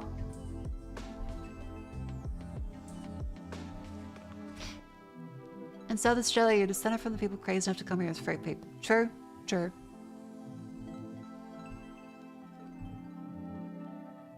But logo, there could be dust under the fridge. Oh my god, what a great time to now discuss. Let's look up a Roomba, because I have no idea what to get. I just know colloquially that Roombas exist. So let's make some space. Buying a Roomba. Essentially, I don't know what they do now. I'm not sure what they're up to. I'm not sure like what the tech is at. I'm not sure like the patch notes. I haven't been dialed in on the changes. So I assume they do more now. I think they can like mop and vacuum now, which is kind of crazy. I think they can mop and vacuum. I think you were able to stop them falling downstairs. I think. Because I was a little worried that they might get suicidal.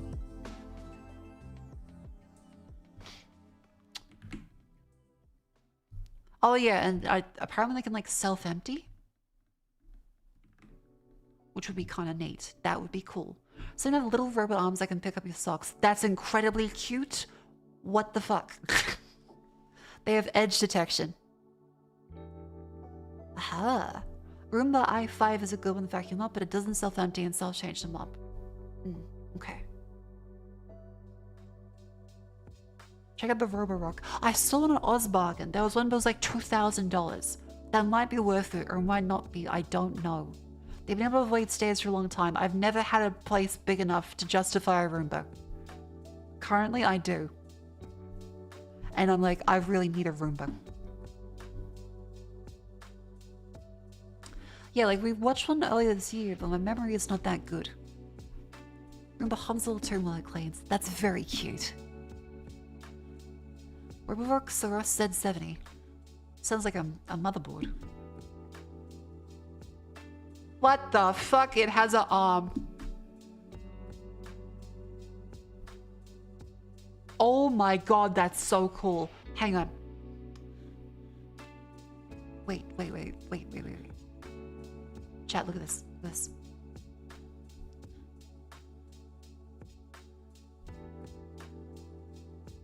They have arms now.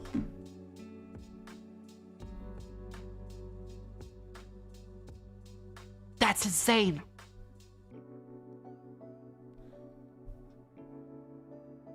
Does it have a physical kill switch? I would like it to have a physical kill switch. I can imagine it picking up a knife and shanking me. Yeah, that's just a cover. Okay, wait, how much does that cost? Saros Z70. $4,000. Okay, it's a bit of my price range. That's a little out of my price range. 4,000 is slightly too much. What can Roombas do now? I feel like that's a solid thing to look up. How Roomba sabotaged its own success. What?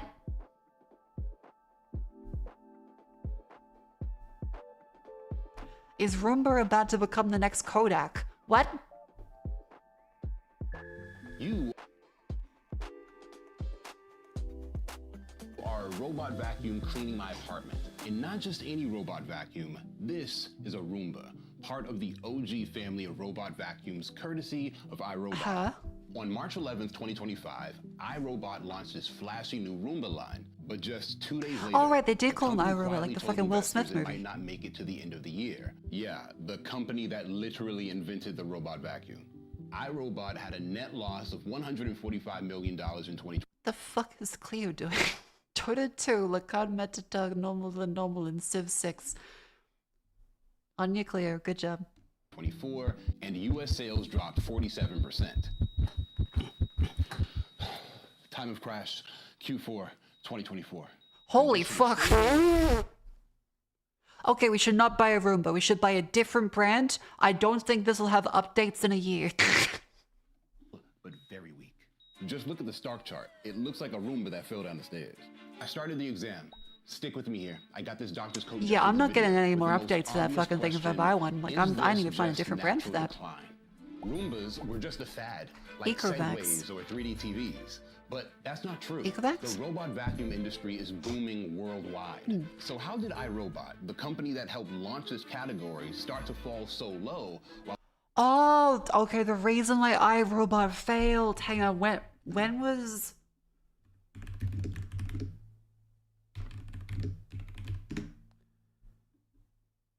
Is it 2022? Yeah! 2022. See this huge drop here in iRobot. Who was in iRobot? Chat, who was in iRobot?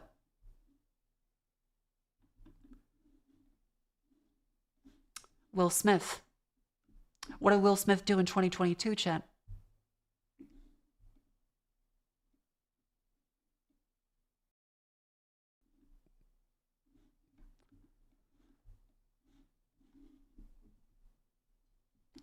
There we go. There we go. That's how it happened. Our Roomba company is failing because of this. That's how it happened. All right. That explains that. While the industry keeps climbing. To find out, I examined market data and industry trends, traced iRobot's innovations through the 2010s. We don't need it. Like, you don't need to go through that. Like, okay. Robot vacuum recommendation. What can they do now? Best robot vacuums, a late 2024 vacuum. I feel like Vacuum Wars was a good channel, right? Stop wasting money on expensive robot vacuums. But I want to buy a robot vacuum. Again, this is a house with at least 2 streamers now. Our ass is not gonna keep this shit clean unless we have help.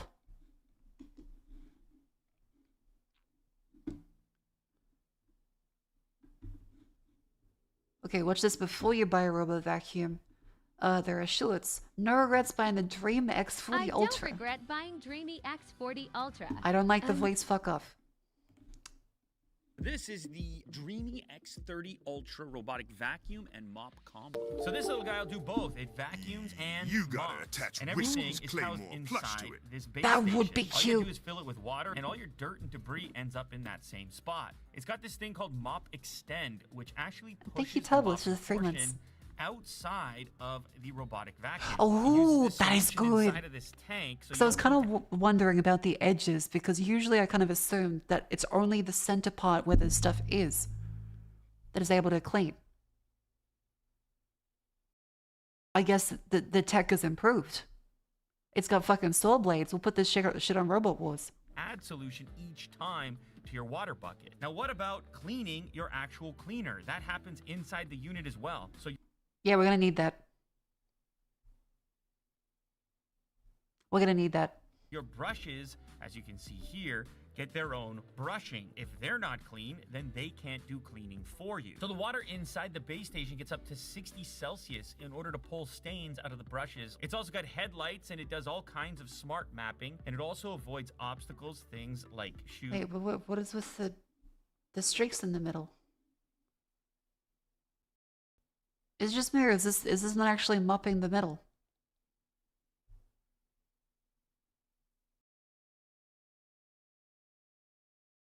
But they do a few passes? Okay, okay. And clothing. And the best part, of course, it returns I'll trust the itself plan. to the home base in order to drop off all that dirt and get a quick recharge. Is this sponsored? Yes. Okay. I got nothing against sponsors. Honk honk MSI up there. Nice fucking model!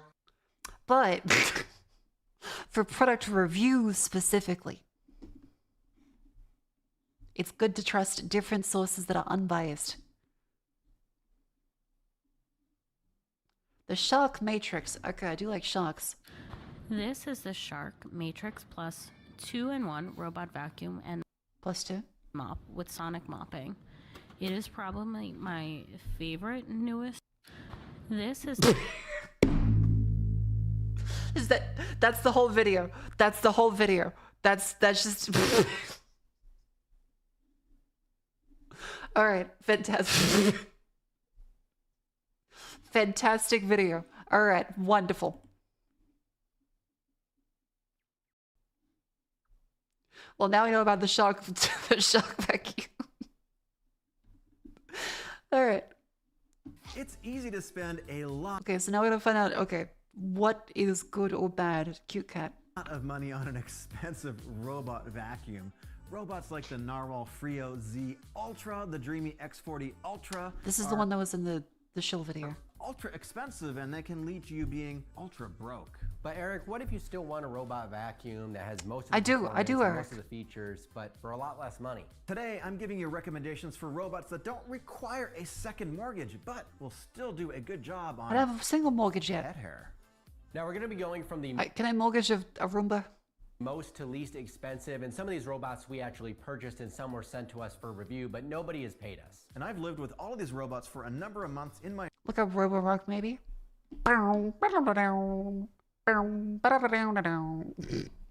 home, so these are our honest opinions. The Dreamy X40 Ultra is one of my favorite high-end robots because it has good suction, YouTube is a copyright mop claim that incoming. extends to baseboards and gets into corners. It has great obstacle avoidance, it washes the mop with hot water, and then afterwards it dries it with hot air, and it also auto-empties the dust canister. Now it's great, but it's nearly $2,000.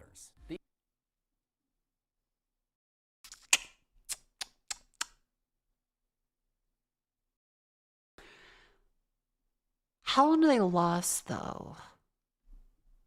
If I put in a video, can that be like a business expense? Like if I strap a knife to it and it lives, could that then be tax deductible? The EagleBack's D-Bot N30 Omni launched at 1/3 the price of the Dreamy, and it has nearly all the features. Now, it's a mopping robot, but it's got a trick. The mop extends out to the side, so it'll get along baseboard. I don't want my robots turning tricks. Like I don't want my house to become a crack den. Like there's no turning tricks on my robots here. Like I want them to be like straight as an arrow, no tricks. Table legs, chair legs, and it'll get up really close to them. And this is a feature that you typically only find in much more expensive robots. When we dried some soy sauce do not and need to sent work the the pole. N30 in to clean it, it cleaned up the mess with almost zero residue left behind at all. It also auto washes Okay, the that's mop pretty pads impressive, and actually. dries them with hot air. It has 10,000 pascals of suction, and it picks up really well on hardwood, and it also has good performance on carpets too. But what are you giving up? My dignity. So, obstacle avoidance is pretty I don't have any out left. That's honestly a pretty good trade. I would take that. good, but it doesn't have a camera. So navigation is fine, but when you're avoiding things like power cords, shoes with shoelaces, you should just clean those up from your home first because it's just not going to do as good a job as a flagship robot. If it doesn't have cameras, how does it not go down the stairs then?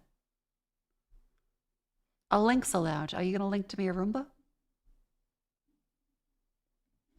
Robots. That does sound pretty good, but what if I want a robot that doesn't have Omni in the name? Well, in that case, you're out of luck. You see, the problem is the next one I'm going to recommend is the Eufy X10 Omni. And here's the thing, robot manufacturers, please come up with different names. Oh, they just all love saying Omni. It's like how every fucking person's like, it's the X model. It's very confusing. But if you got a messy home, you got pets, you got stuff on the floor all the time, if you're basically just a slob like us, this is the robot for you because the Oh my God, it's the avoidance robot is for me. one of the best I've tested of any robot at any price in 2024. And that is amazing for a robot that is a really good deal right now. Oh, so The cameras is good actually. These things are hacked more than once. You don't want to lash your house in that. Fair point. I should keep a loaded gun by the Roomba. you mean It's the GOAT. If it ever makes a noise I don't recognize, I'm blasting that son of a bitch. Now it has both camera and LiDAR, which used to be found only in the most expensive robots. But with its AI technology... I don't want my shit on fucking Google Street View. You do not need a camera now. I've changed my mind. It can avoid most of the stuff in your home, even cables a lot of the time. It can recognize over 100 objects, and it's still one of the best performers in our obstacle avoidance Oh tests. great, my robot can fucking recognize objects. It's gonna be like, human detected, kill, kill, kill. Any price point. That sounds good, but what about mopping? I'll tell you. It has dual rotating mop pads that are 5-sided, and it's very effective with dried coffee stains. But Eric, does it have hot water mop? How much is No, it? it doesn't, All right. but it actually Okay, how much is it? does wash the mops, and it dries them with hot air, which means it's going to help eliminate odors that build up from bacteria. It also has 8,000 pascals of suction, so that's pretty... I don't measure my things in pascals. How much is that?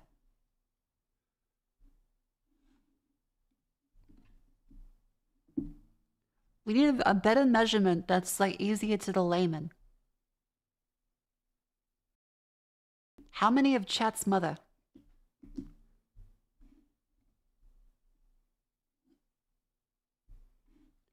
Instead of 8,000 pascals, let's say 8,000 my ex-wife. But I'm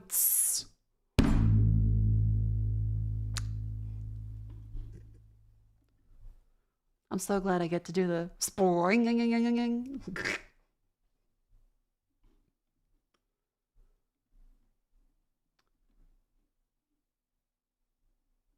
A little over 1 PSI. What is a PSI? 12 Nancy Reagans of suction, yeah. Yeah, the death gong is kind of funny. I do like it. I'll be sad when it's gone and I have much better sound quality. Boing. The tactical Doomba. Pretty good with basic dirt pickup on hard surfaces. And It's it's an the- okay performer on the carpets, Eufy? but it's not quite as good as the Is that the D-Bot one? N30 Omni that has more. Eufy X10 Pro.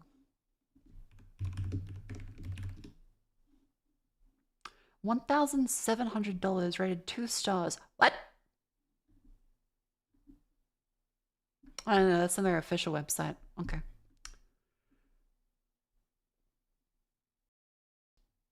$700 US dollars. 1,700 Australian dollars. How the fuck does that make sense? How is it 700 US but 1,700 Australian? Last I checked, the exchange rate hasn't collapsed yet.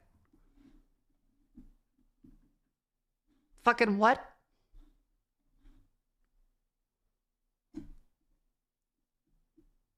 Do you think I can like... Do you think I could possibly get the Roomba to like go over the ocean? Do you think like it has that much range? Just like set and forget him in like the California port. Wake up to him in Adelaide. Check the Xiaomi ones. Okay. We just talked about the privacy concerns of a Roomba. And I feel like having a Xiaomi one would have all of the China know where I am. Suction. And since it was released in early 2024, you can find really good discounts on it right now. And overall, it is a really good robot for the money. Now, before we get to the next robot, there's actually a surprise. Our most highly recommended robot is going to Privacy be concerns, don't look up video, so- Eufy. Hang oh fuck me. Okay, hang on. Eufy privacy concerns. Major security flaw.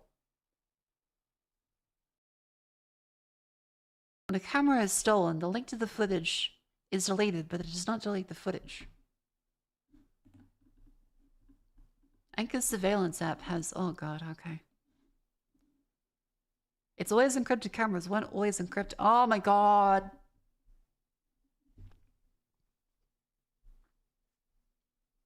Okay.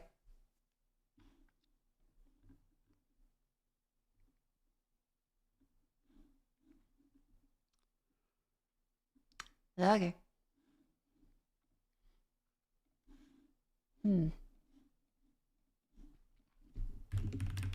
Is there any robo vacuum from a brand that won't try to sell me penis enlargement pills. Penis enlargement products, do they work? Not what I was asking. God damn it, Google. Do vacuum pumps work for enlargement? That's not what I'm asking.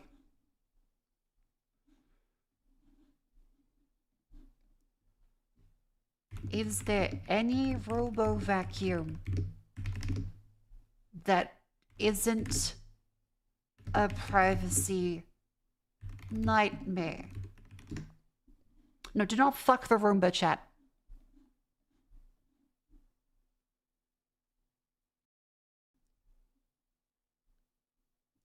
Matic robots. No video audio collection. Unlike other robot vacuums that console video and audio, Matic does not.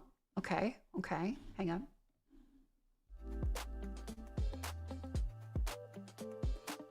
Transparency and consent. I do like that. We never sell any data ever. The only choice for privacy-conscious consumers. Reclaim your privacy today. That's a Tonka truck. Image to voxel neural network. That's kind of cool, actually. Hang on, what's that?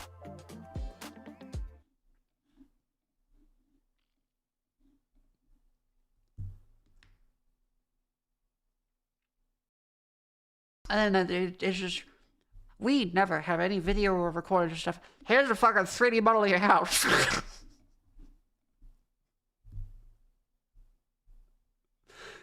I love the terrifying nature of technology in the modern day. That's really cool, but also fuck. I get that it's kind of like necessary for this to function. But god damn it.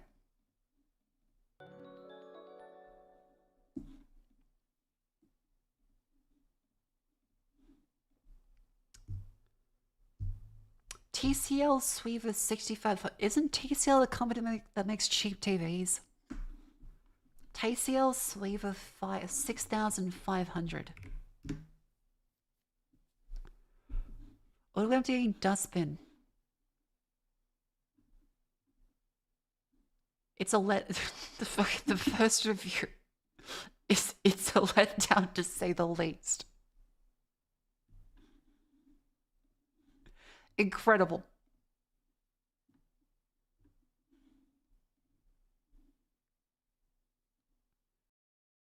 Nothing is good. Fuck. But I still need one. All data is done locally on the device. End-to-end encrypted cloud connection. Never trust that. Have to verify it.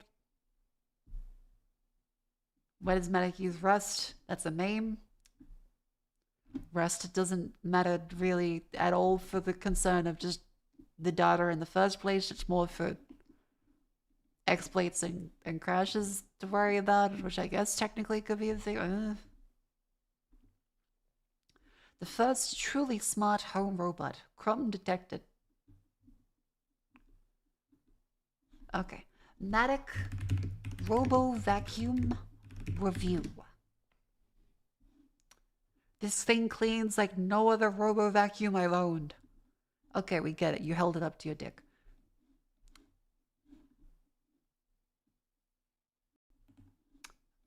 Matic disrupted. Over the years, I've owned a lot of robotic vacuum cleaners. In fact, I think 10 of them, if I'm remembering correctly. But all of them have sucked. They're just not any good. Has Matic Robotics finally cracked this problem and invented a... Go down to your local cafe, ask the posh slaves which person they hire to clean their house. Damn it. really good vacuum cleaner and mop that actually works automatically? Well, let's take a look. Hey y'all, it's Dr. Know-It-All. I'm super excited to review this Matic robotic vacuum and mop. It is, of course, an all-in-one. It does vacuuming and mopping, and it's all autonomous, and it does it in a very new way that's kind of Tesla-inspired. It uses deep neural networks and things instead of the old-school stuff.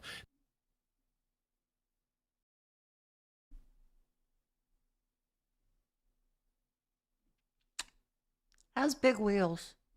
that's been around for over 20 looks like years a now 3D that printer. Roomba and other companies use. So we're going to do a complete review of the robot, and I'm going to switch back and forth between here and using my iPhone to record some things. So the mic is going to change and stuff like that. I wanted to do a complete review. Then I will do a pros and cons review, and finally I will do a review of whether we are going to Why keep is the Orange robotic Lady tired? vacuum. That leads me I'm to the hungover. I had a disclaimer. lot of That leads me tequila. to this disclaimer, which is that Matic Robotics was kind enough Also to been send doing me a work. review copy of the robot so that I could check it out. I've had it for almost a month now, and I've used it very extensively in that time, so I feel like I'm pretty well grounded to do this review. While they did loan me the robot, I have... Speaking of grounding, holy fuck. Okay, so while building my PC, I have noticed multiple times that when I would go to the bathroom and touch the tap, I would get a small electric shock. It's been a while since I've had carpet. I kind of forgot that, yes, static actually isn't a complete meme and does happen. So in this house, I do have to actually be careful touching electronics. Because there is static buildup now.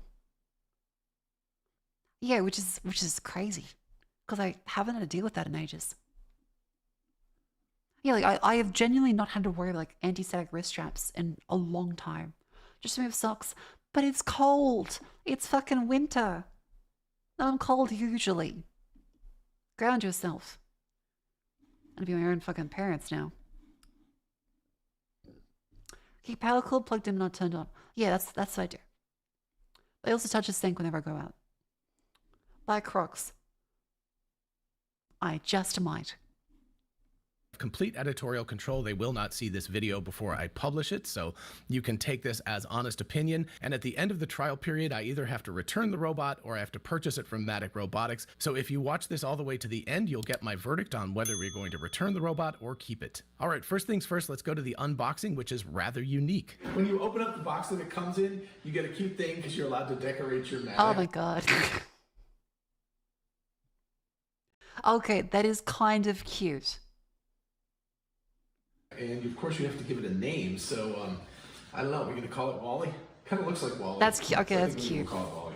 Plus some information and all that stuff, but then the really cool part is I know, supposedly it's you corporate, can just but still, that's adorable. Oh my god, Punk! pull out the tabs. This is very Apple-esque in their way of thinking about packaging here.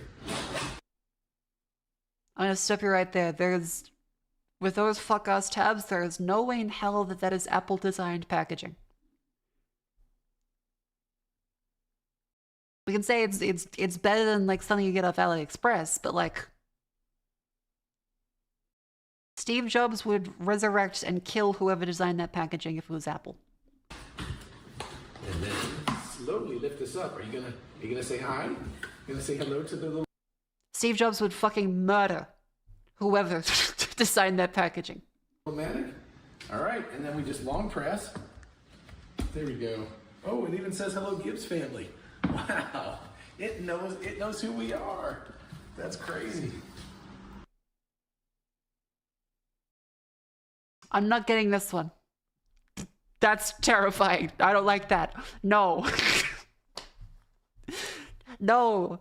Nope. Nope.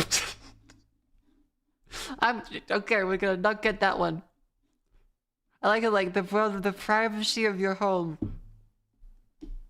Fukusame family detected. Commencing murder. Beep boop. It's only text on a screen. Yeah, mother. Privacy isn't real. Just close your eyes.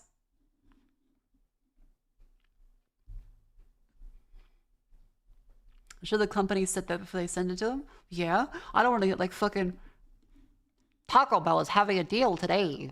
Fukusame family. Get 5 for 1 Chupa-Lupas. I don't want my roommate to be telling me shit. I want to like be drinking. It's like, this tastes like Sprite. Have you considered the smooth taste of a Pepsi? I'm good. Your piss appears to have a very high sugar content. Have you considered getting diabetes? Oh, hi, it's clear. Oh, none of my recommended's fucked. It's just all vacuums. And now Coca-Cola because I said Pepsi. Oh, yeah, gun. American tries Vietnamese food in Australia. What is that title? American tries Vietnamese food in Australia. Okay. I do like the room that screams and it bumps into stuff. That's a classic.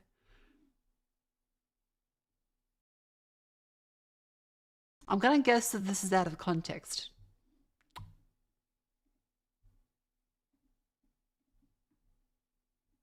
I liked rats before, but I do love Olive. Thank you for that video, Geo Beats Animals.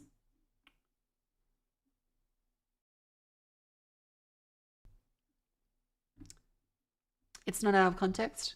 Okay, come with me. You're going to get an ultrasound on your chest. I'm like, okay, that's fine. I've had breast examinations before. It's probably not that big a deal. I go into the room to get a ultrasound on my boobs, and I'm joined by obviously the ultrasound operator, and then a trainee comes in as well, who's obviously on like. Yes, it's a titty smusher chat. This is not like an insane thing. That's a pretty normal thing. But anyway, cat and custard pudding.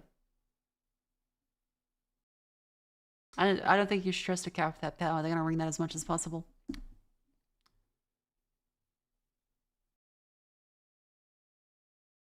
I look at like two product reviews, and now I have the Horo T38 Smart Toilet as a game changer. Seriously, from a guy that looks like a 2007 video game nerd ripoff. Fuck.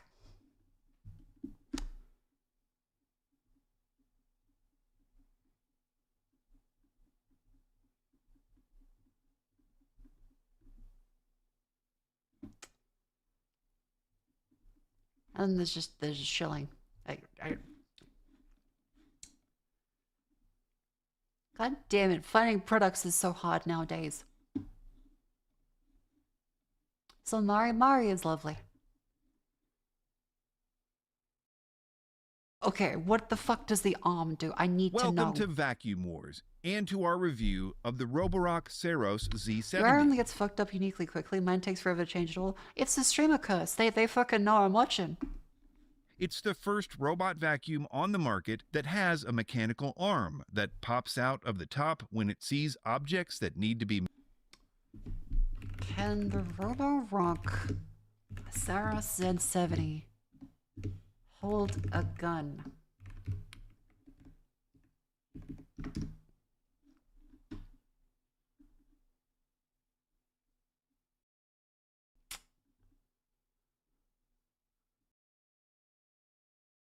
A built-in weight sensor prevents it from lifting items over how much? What's the weight limit?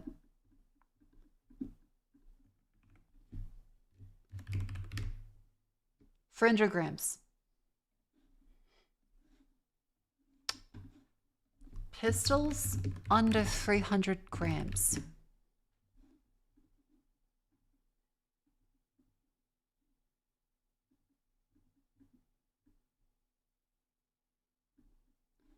Pistols that weigh under a pound.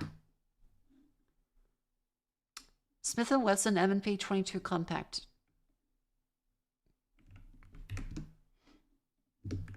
Weight. 15.3 ounces. That's 400 grams. That's too much. How about knives? A knife will work. Moved out of the way, but it's also Roborock's new flagship You also would have robot to consider vacuum mop the combo weight of the bullets with in the all the magazine latest too. bells and whistles for a robot vacuum. We bought one for ourselves and have been testing it in various ways. Oh, over here the come past the Americans. Oh, 22 LO. Oh, you're gonna shoot a squirrel with that? I use a 38.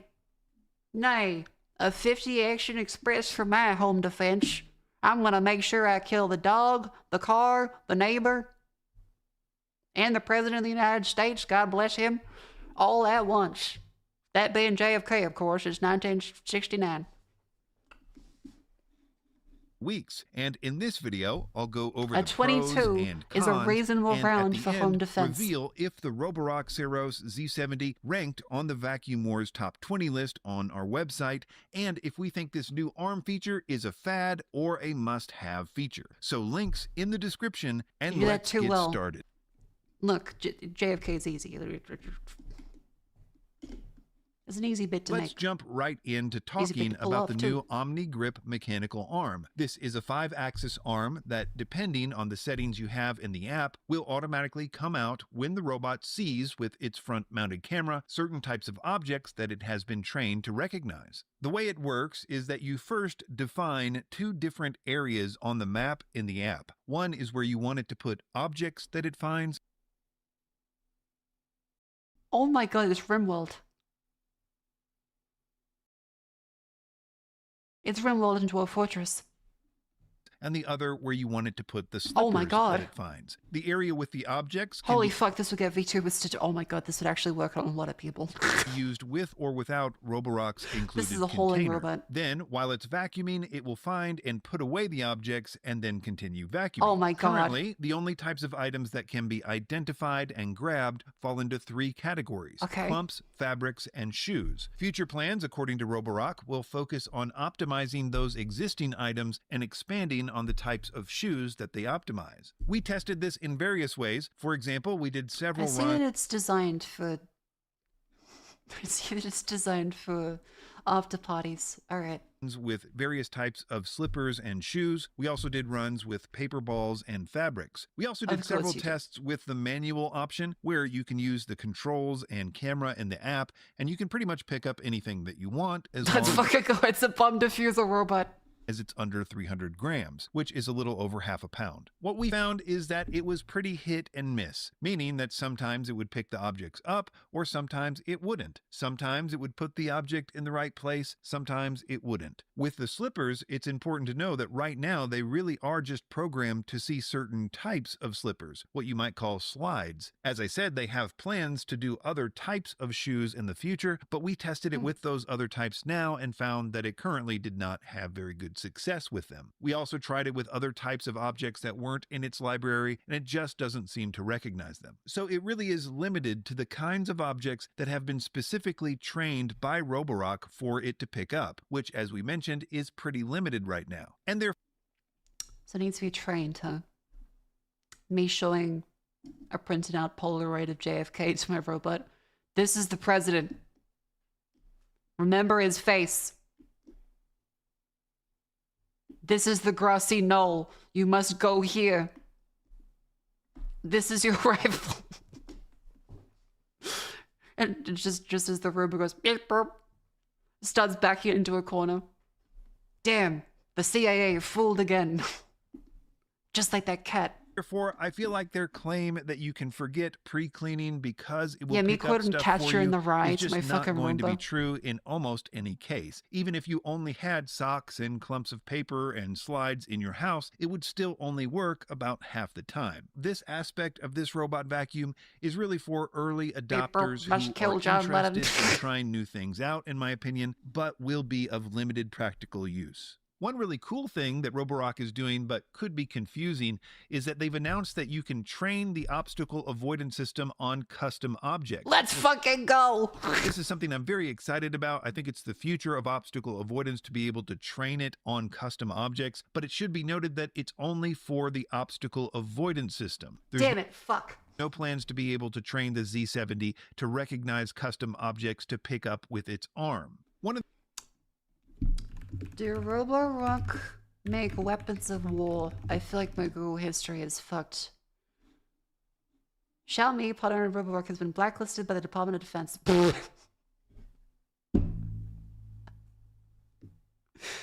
Oh, that's incredible. One of the big pros with the Roborock Ceros Z70, though, was its mopping ability. Yeah? First of all, there are lots of great mopping Hey, features. was it a face? The Roborock Ceros Z70, though, was its mopping ability. First of all, There are lots of great mopping features on the robot itself. For example, it uses 2 spinning mop pads that can both lift up 22 millimeters to avoid getting carpets wet. It can also leave those pads behind at the base when vacuuming carpets to further ensure that they do not get carpets wet. You can vac if you want to. You can leave your pads behind because your Roomba's pads and everybody pads in a wet carpet mine. It also has an automatically extending mop pad for better edge coverage, and in our dried on stain mopping test, it was extremely good. In fact, it got the second best score we've seen, a 139, and it left behind only 0.7 grams of water, which is below average, which is good, which means that its combined mopping score was incredible. Better than the Ceros 10R, and certainly better than the average robot vacuum mop that we've tested. Another big pro is its multifunctional dock, which not only empties the robot's dustbin into a 2.7 liter disposable bag, but it also uses 176-degree hot water washing of the mop pads, as well as hot water bin self-cleaning. It also dries the mop pads for a more sanitary experience. It has a detergent reservoir, and it functioned well in our tests. The hardware on the robot itself was good. How much does it cost in Australia, though? Grasp the future with intelligence. Oh, fuck. Yeah, nah. Like, ouch. $3,794. Slim height of 3.14 inches, the same as the 10R, which allows it to get under a lot more furniture than the typical 4-inch robot vacuums. It has an automatically extending side brush for better corner coverage, which worked well in our tests. It uses that side brush along with its newly designed free flow main brush to sweep up debris on the surfaces of hard floors and carpets, and like most Roborocks, it did exceptionally well at this most basic task. Just like the Roborock 10R, it also has the lifting mechanism where a wheel up front will lift the robot in order to cross high thresholds. I really hope it's able to go like a low ride and go Roborock says it can get up to 40 millimeters The if the minigame in threshold San is tiered, Andreas. more like 30 millimeters if it's not. Another big pro with the Z70 was obstacle avoidance. As far as I can tell, it uses the same basic 3D time-of-flight system with a camera referred to as starsight navigation that the 10R uses, including the vertibeam, which is a lateral structured... I'm sorry, the names for stuff they're very good. The vertibeam. Light system, and in our obstacle avoidance tests, the Z70 did amazing, scoring 22 out of a possible 24, which is much higher than average. Technically, the score was a little lower than the 10R, though we suspect that it's a margin of error issue, and that if we ran this test many more times... At what point does it make more economical sense to hire someone? Because for 4,000 Australian dollar dues, how much does a maid actually cost to do like a weekly sweep? How much does a maid cost? $30 to $65 an hour, $70 to $220 for weekly and monthly cleans. $70 a week, 70 times 52 is $3,640. So,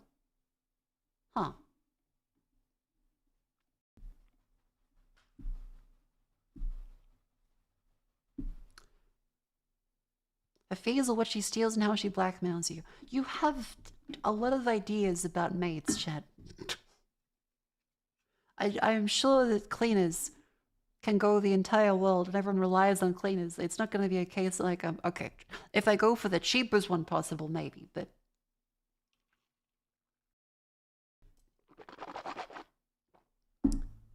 You're such a stringer for even considering to hire a maid.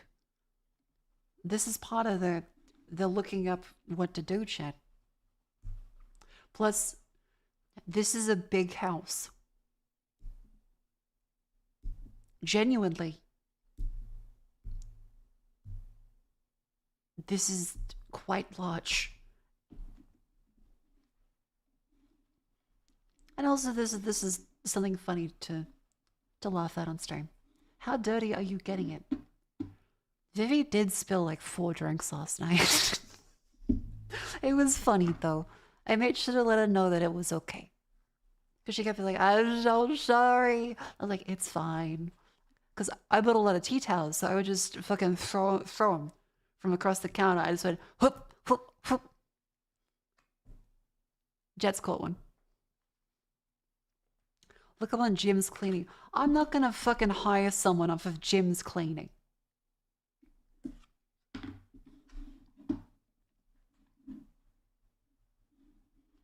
Oh, sorry, you need the Saturn X 200 Rev Ultra, or whatever it is. Yes, I do. Okay, 6 months later, how about the It's been Roborock 6 S8? months since I got sent a Roborock S8 Max V Ultra, Roborock's newest top-of-the-line vacuum. After spending 6 months with the one that Roborock sent me, not only is it a home appliance I couldn't live without, but it's the best robot vacuum I've ever tested. The first major highlight of the S8 Max V Ultra is its At not cost. Anonymous, thank you. Gets out of Jim's cleaning.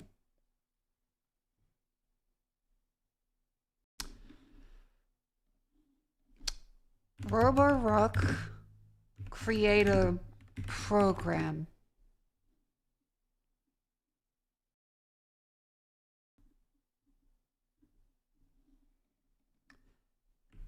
How to get sent free Roomba.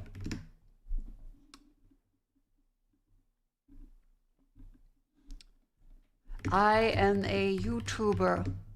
How to get Roomba free.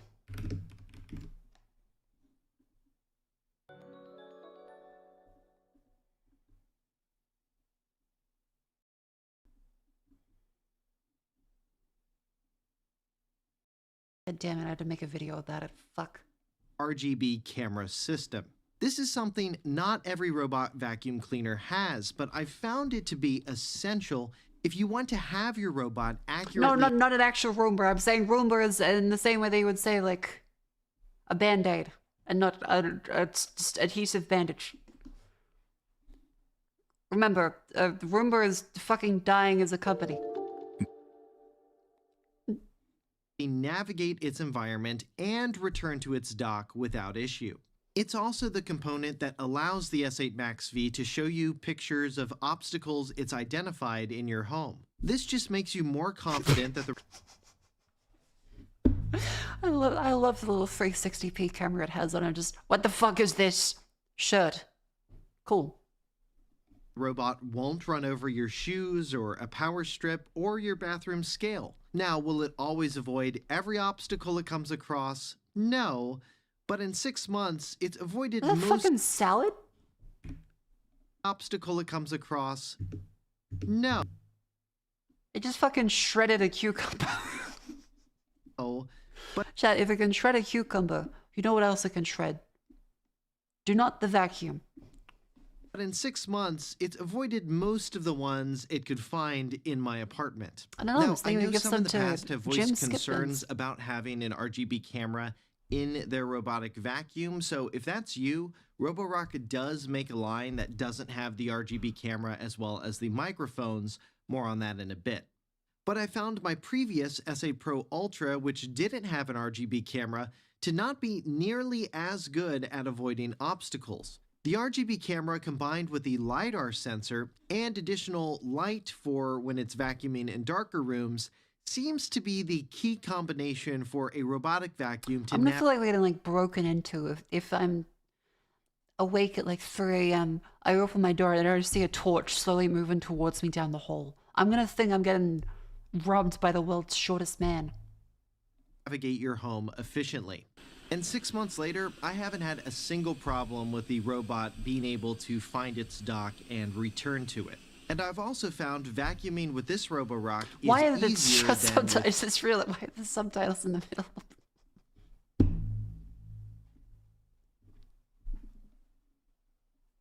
previous models. Gone Sorry. are the days where you had to tell it what mode to be in, like vacuum only or vacuum and mop. With the Smart Plan feature enabled, you just set the room or rooms you want the robot to clean and it'll take care of the rest. It automatically detects what modes to turn on or off based on room conditions like floor type, which it can detect. You can see what floor types it detected in the smart map within the Roborock app, and you can adjust the type if necessary. One of my favorite features is how it'll automatically place no-go zones on the map for you without you having to do anything. It did this for Find a room that can run Vtuber. Are you telling me I'm gonna have to fucking install Linux in my Roomba?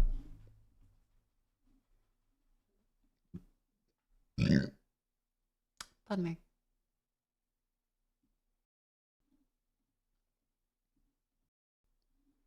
Cloud replacement for vacuum.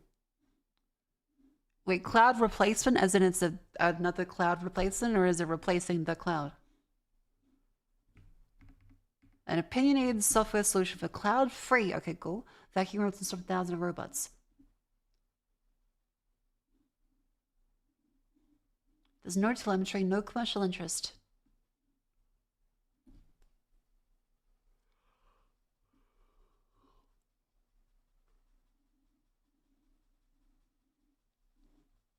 Lessons around Apache 2.0. Okay. That's kind of nice. I do like that.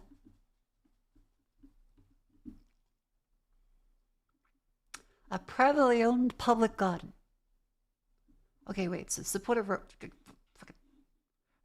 robots.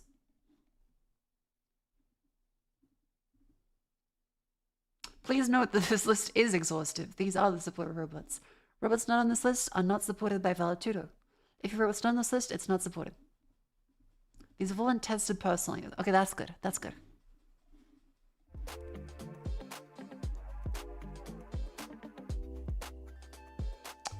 Backend's basically huge chunks of code that are very specific to the respective vendor firmware and cloud architecture they try to emulate. Okay.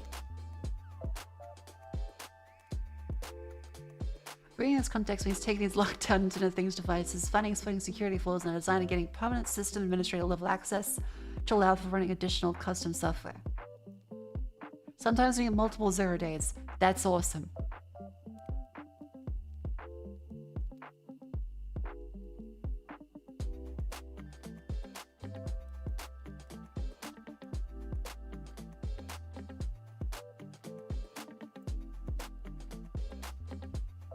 Okay, so there's the Xiaomi, Dreamy, Roborock, Mova, Viomi, Secret Deck, okay, so some of the newer ones, no. The older ones, yes. Okay.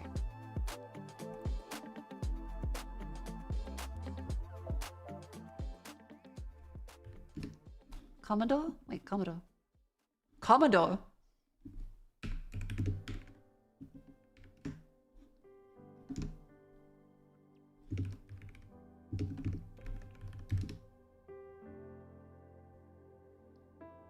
What the fuck?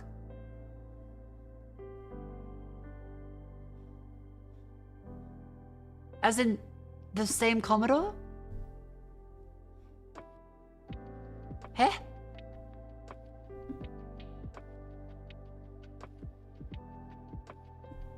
What the fuck? Return of a cult brand. I wouldn't say it's a cult brand. I would say that that was the brand for computers in the home.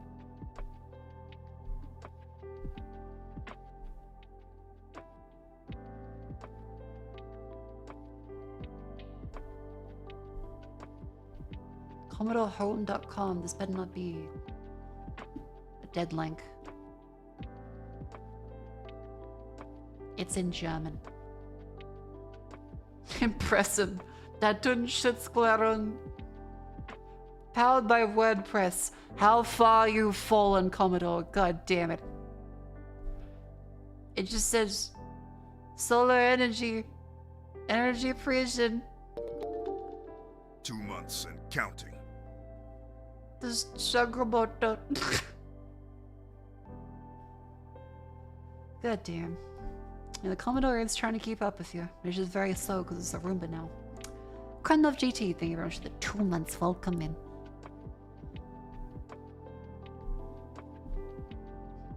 Wait, is it called a suck robot? Hang on. Oh no. A Sugrobot is Sugro is suck. Oh, interesting. It's still like we're trying to find Part of my desk that it. Okay, let's just look for a robo vacuum. So stick around for There's that. like a cheaper one. Well, let's get serious. But for a still second. decent. No more jokes. What if you really don't? Because I told Vivi that I would be looking for one and helping with chat. And if I tell her, hey Vivi, we're not getting a robo vacuum, we're getting you a mop. She's gonna kill me. So that's not a starter in the conversation. I got you, bro. Sorry, that made me laugh. I'm talking about the Roborock Q5 Max Plus with no Omni. Any horror stories from teaching? I have many.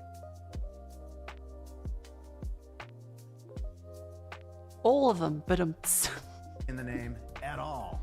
If you're broke, but you want to tell your friends you got a personal robot at home, the Roborock Q5 Plus Max is perfect. Let me tell you why. It doesn't mop, but it's a very, very good sweeper. None of the outfit's Australian. Is it are you keeping up with the Commodore? Because the Commodore is keeping up with you. Yes, it is.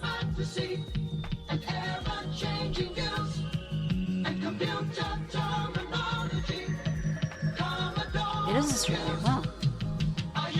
Yep, but the Commodore, because the Commodore is keeping up with you.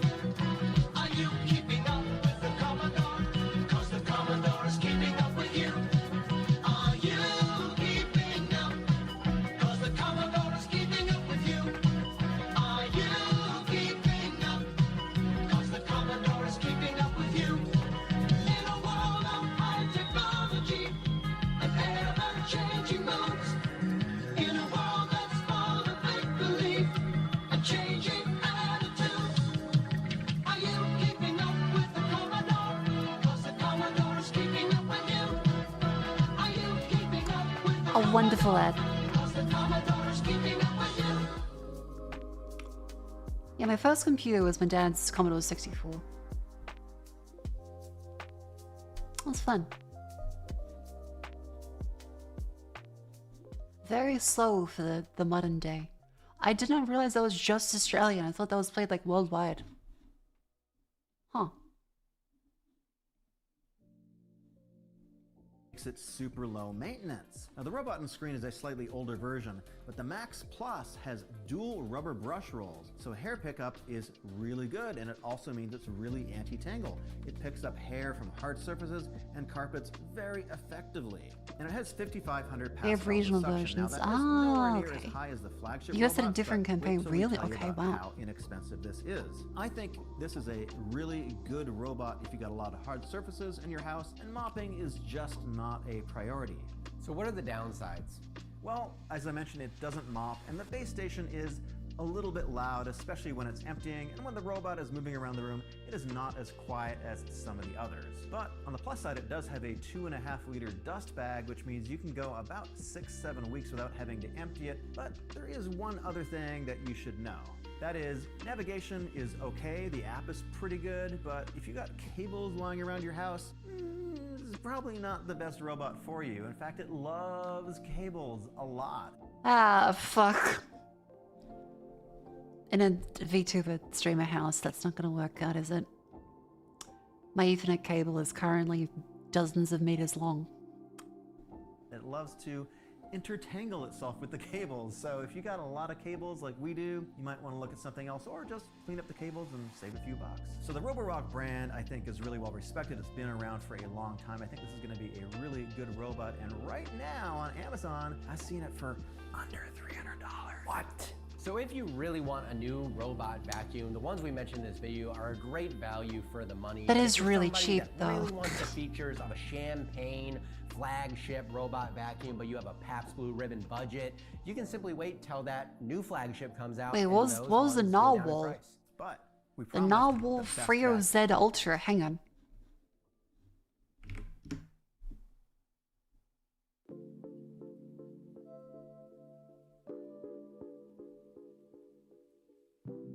It won 2 Vacuum Wars awards. All right. Welcome to Vacuum Wars, and to our review of the Narwhal Frio Z robot vacuum. The Frio Z is the new flagship from Narwhal, and it has some game-changing innovations that led to it getting 2 major Vacuum Wars awards in late 2024 and rocketing to the top 5 on our best robot vacuum list as of this video's publication. We put it through a ton of tests over the past few weeks, and in this video I used to get excited about like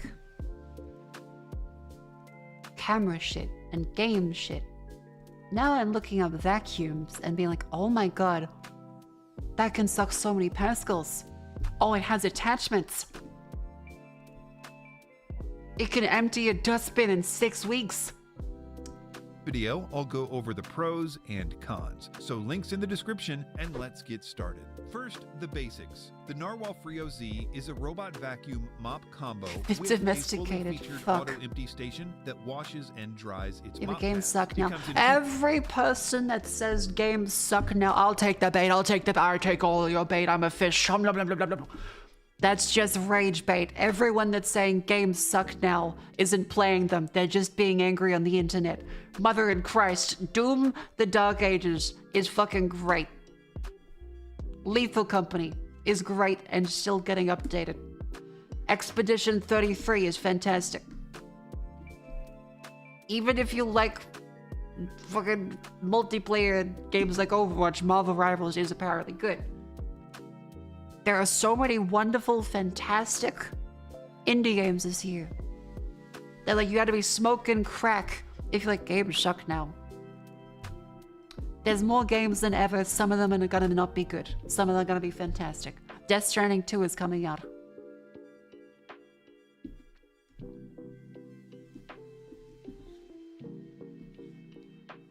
Games that have released 2025. Monster Hunter Wilds, Kingdom Come Deliverance 2. Blueprints.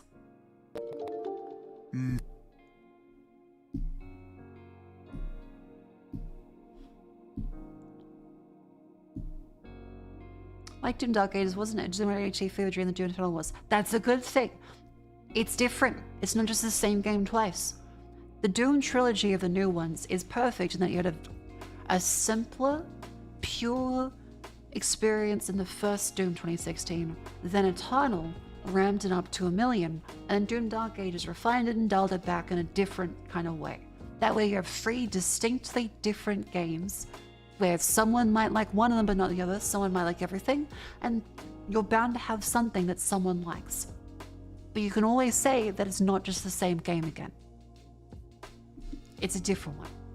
2 different colors and is reasonably priced for a flagship robot vacuum of its quality. As far as hardware on the robot, it has a top-mounted LiDAR smart navigation system as well as front-mounted obstacle avoidance sensors. It has 2 side brushes and a single brush roller, which is tapered and unconnected at one end for better pet hair management. It also comes with a removable baseboard brush on the side, something that I haven't seen before, but is a wonderful idea. That's Starting kinda off with nice. the pros, the new auto empty station is very advanced. It's one of the areas I that's do a like major very upgrade advanced. from their Hang on.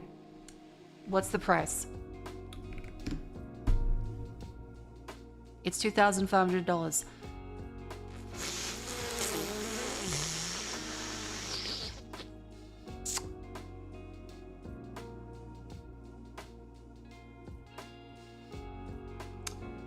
Check out Mova P10 Pro Ultra. Alright. That's $500 US. Australia. You buy a crappy car for that price? No, you could not. The used car market is fucked. $1,000 for a Mova P10 Pro.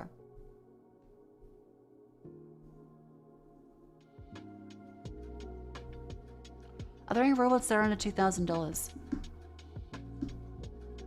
Maybe. Look at the Roomba. Why? No, I can't get a Roomba though. Their company is crashing because of Will Smith.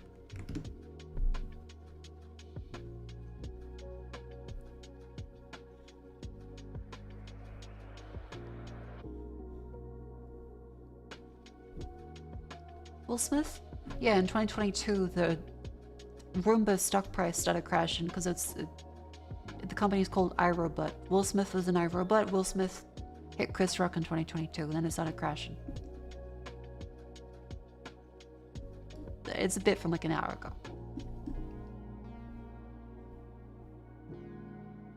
I'm not NL on a Sunday. It's like this isn't a. I'm not gonna reuse the bit.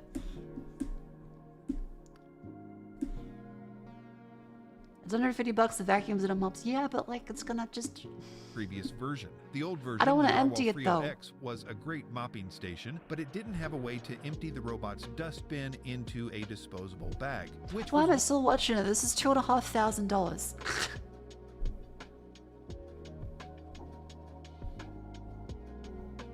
Robo vacuum that is good, but not too much. Australia. Fuck, we watched that video.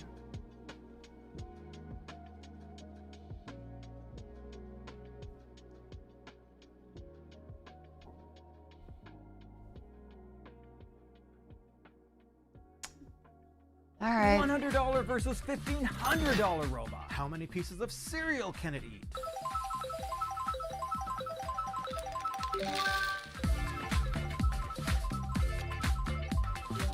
But can they mop my floor? The Yuffie has this mop roller that cleans itself while it's mopping.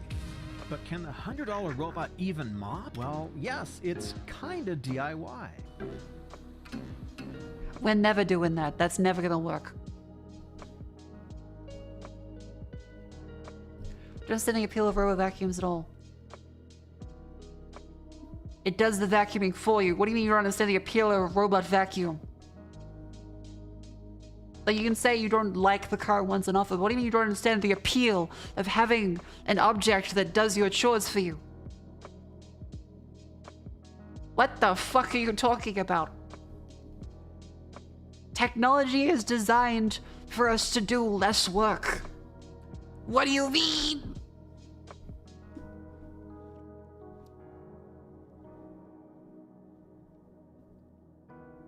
Like, this is the one case where I'm like, yeah, AI that shit up, put all the AI in it. I want the AI to do my fucking vacuuming so I can be silly on the internet.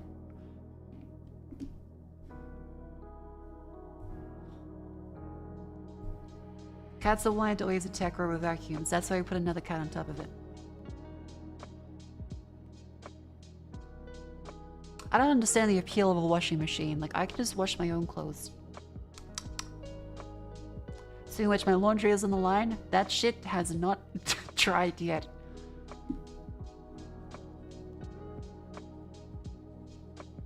Our dryer is not hooked up.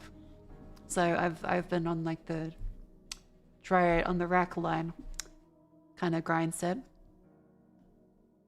Forgot how fucking awful it is in winter.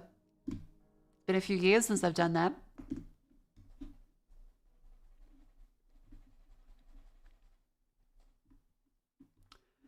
Best Robo Vacuums Welcome 2025. to Vacuum All right. Wars and to our Robot Vacuum Awards show for mid-2025. We're rolling out the red carpet for robot vacuums that have done exceptionally well in our rigorous testing process over the first half of 2025. And in this video, we'll crown several winners in multiple categories, including Best Overall Robot Vacuum. Vacuum Wars tests robot vacuums with a 100+ point inspection process, and we buy all the products that we review and don't do sponsorships of any kind so that you can trust our picks. You can also always go to the Vacuum Wars. This is still entertainment. I'm not just gonna like do my groceries and be silent the entire time. I'm here to like make it a fucking fun show. Now let's look at the suction power of a vacuum and how much suction is required to get you off. Top 20 list on our website, which changes every week as we review new products. Let's start off with awards based on pricing. And first up is the Best Budget category. Robot vacuum prices can vary a lot, and many people just want to know what's the cheapest robot vacuum they can get that's at least decent. And the winner of our Best Budget category is the Yeti C12. You can get the robot vacuum mop.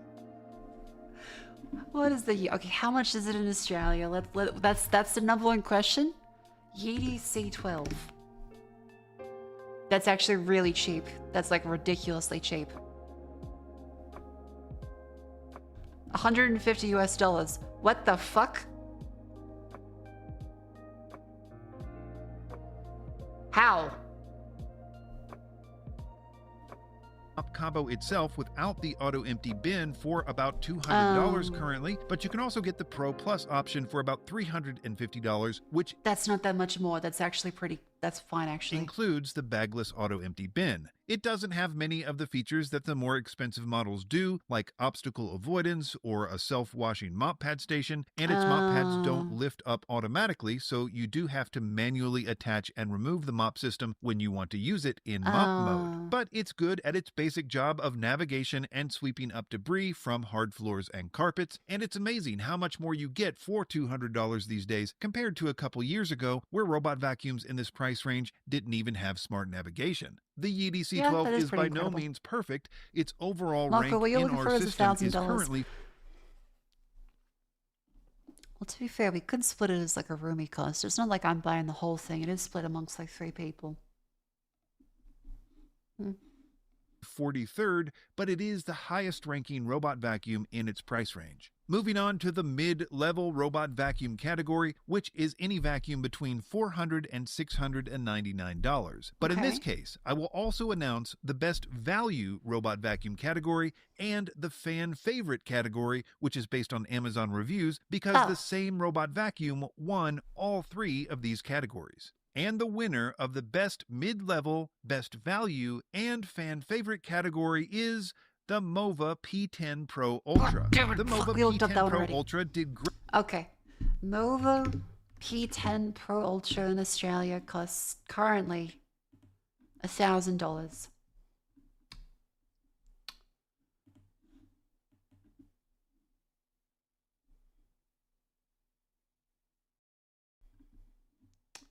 Okay.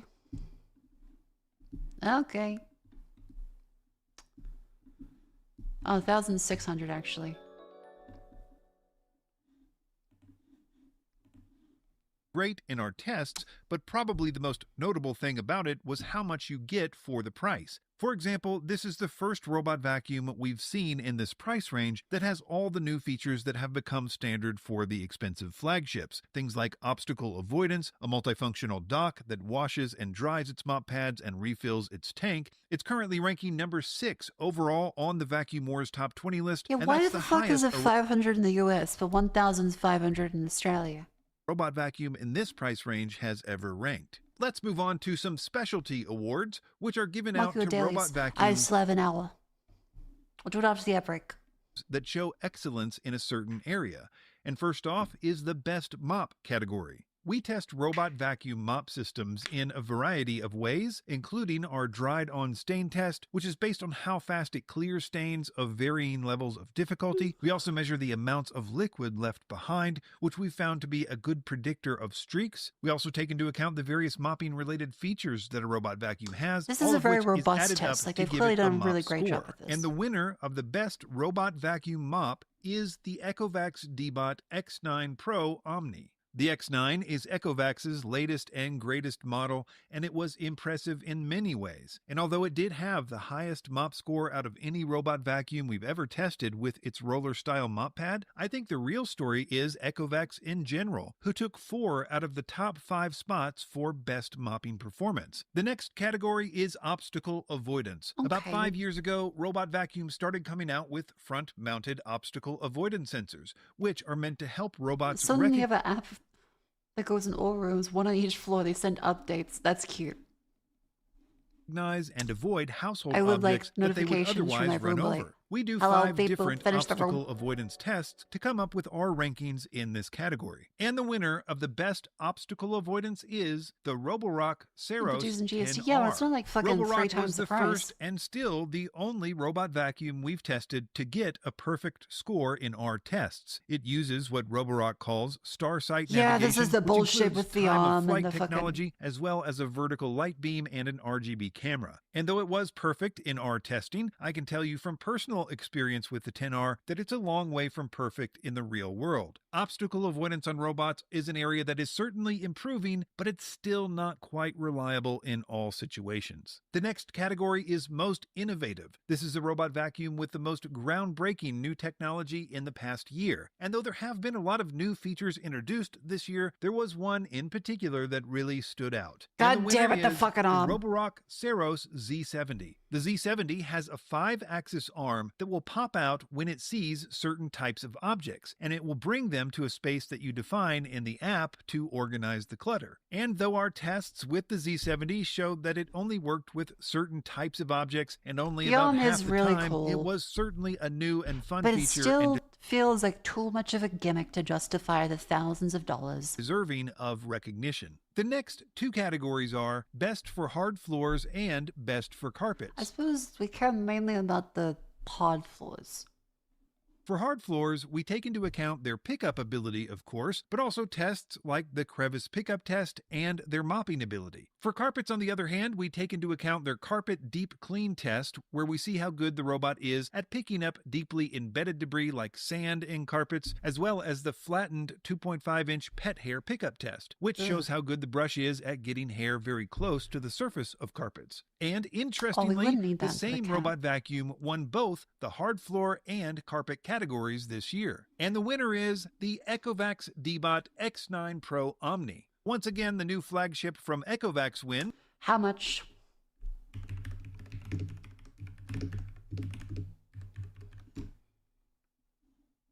$1,300 US. Australia. They don't sell it here. God damn it. In this case, it's partly due to the new Blast system, Damn which it. Ecovacs has added to most of its latest premium robots, which dramatically increases the airflow, which is an important metric for robot vacuums. The X9, for example, had 27 CFM of airflow in our tests, which is one of the highest numbers we've Look on Taobao. I'm not gonna get a fucking vacuum robot from Taobao. That shit's gonna be fucking saying shit in Chinese that I'm not gonna understand. Plotting for my demise like it's a fucking Qing Dynasty concubine. I'm not getting a robot vacuum from Taobao.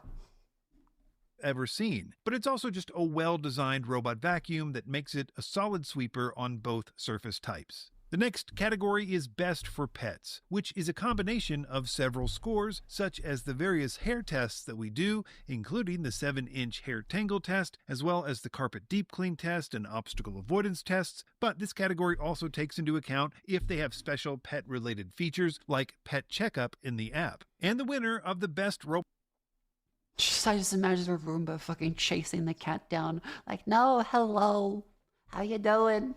vacuum for pets is the Ecovacs X9 Pro Omni, again, with its various pet features and top 10 pet hair scores, as well as a significantly above average obstacle avoidance score. It took this category easily. Before we get to the best overall winner, I want to announce the runner-up. This is the robot that's currently ranking number 2 on the Vacuum Wars Top 20 list, and interestingly, it has yet to get its own individual award so far in this video. But I would be concerned about the cat being terrified. The Ecovacs T80 Omni. The T80, for context, sells for about $400 less than the Ecovacs X9, which we've heard so much about so far in this video. The T80 has many of the same features as the X9, and it probably could have got a lot higher in the scoring, but during our testing, it kept getting stuck in our test area, which may have been a fluke or operator error on our part, but it was consistent enough for us to dock some points. And now, finally, it's time to announce the overall winner of the Best Robot Vacuum for mid-2025, and the robot currently ranking number 1 on the Vacuum Wars Top 20 list by a huge margin, the Ecovacs Dbot X9 Pro Omni. I can't buy you, fuck. Yep.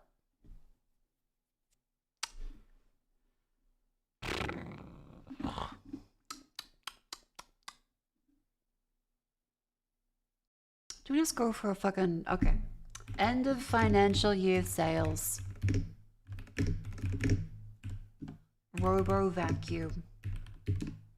Robo 1 scenario.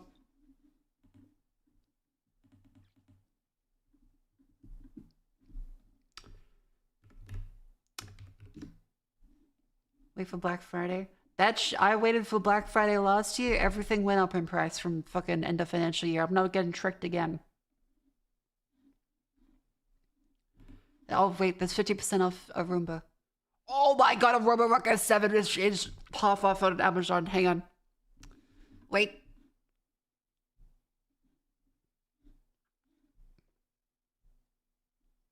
Yeah, this might be perfect actually.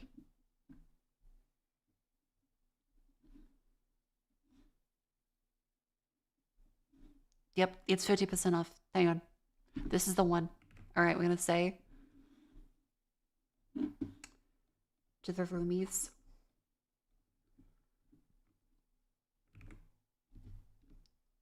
It's 50% off. Divided by apparently pretty good. Maybe. We want one that we don't have to empty ourselves all the time.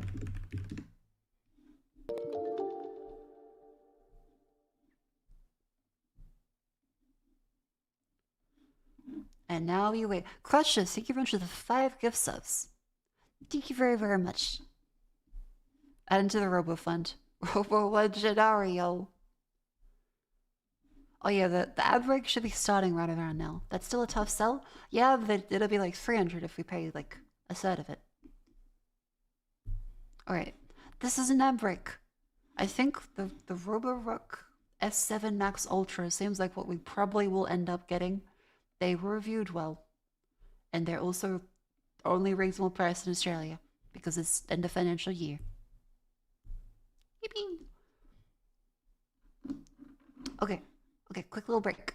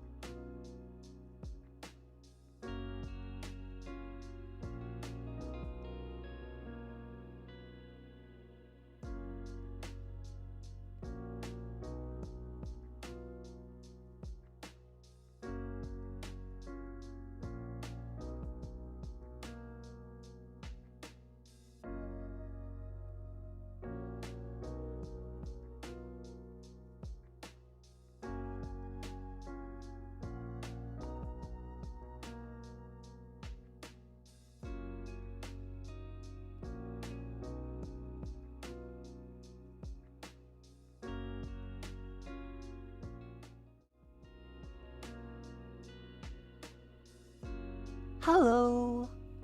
Welcome back in. My throat's still a little jumbly, but I also have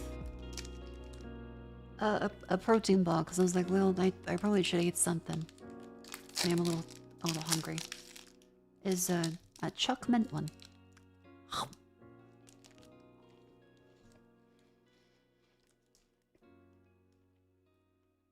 about you guys?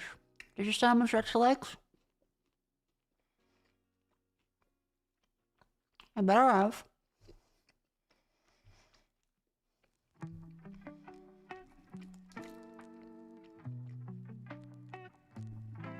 Did you have dinner? I believe I did. I'm still hungry.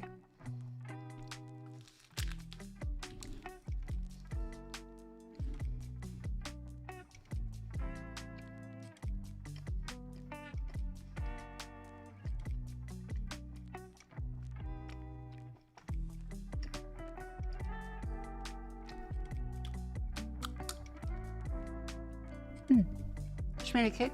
Hell yeah, what kind of cake?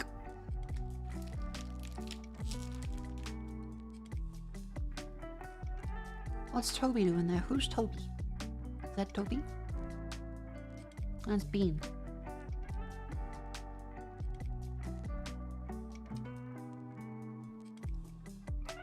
I do like the prank interview.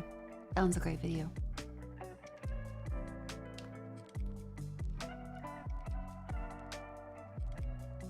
Then video Vavix.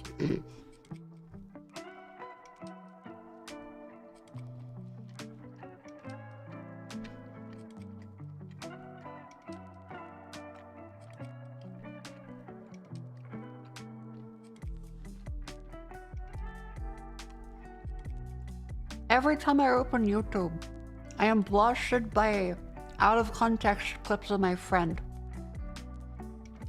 It's kind of bizarre.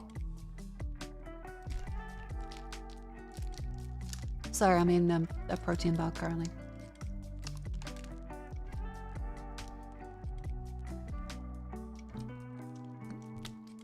Cause like, I meant clear like as she started VTubing.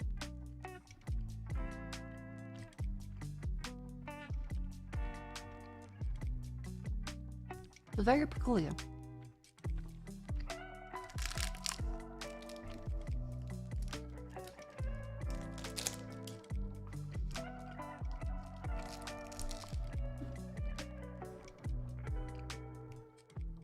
Are they really out of context?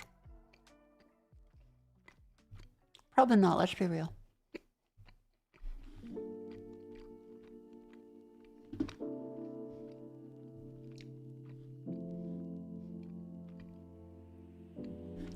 We love Cleo though.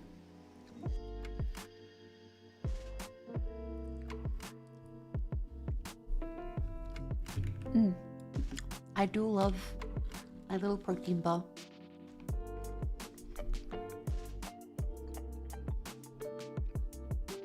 Have you unpacked everything? No, there's still plenty to do. And definitely more orders from IKEA. Cause like we've gone twice in person. So I figure we have a decent year of the stuff we want to get. We probably should just order the big bulky stuff online. Fitting a giant rug into the car does not sound fun.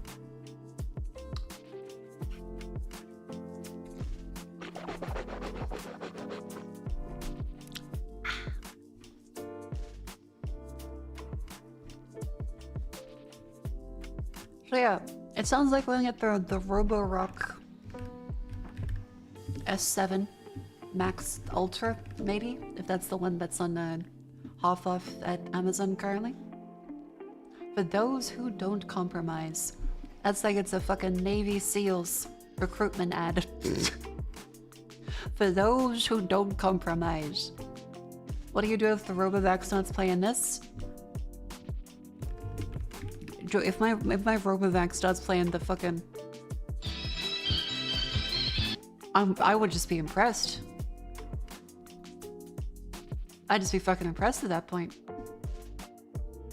I'm like, hell yeah, little guy. Okay, I would have just stand in front of him, but then it'd be a little too similar to the... So maybe not. Buying a vacuum is difficult. Do you have that on Shortcut? I don't have anything on Shortcut except my zoom ins. I kind of just like type things really quickly and cover my ass with filler words in the meantime. It's part of being a teacher in the past, actually. Student asked a question that you probably should have known the answer to. Oh, yeah, well, you see, it's this. Student asked the question that you definitely don't know the answer to. I have no idea. Let's find out. And that's basically how the stream goes.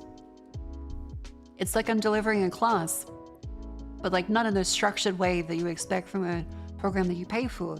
In the old coot sits on her ass and lets the people gather around and sit like cross-legged around them.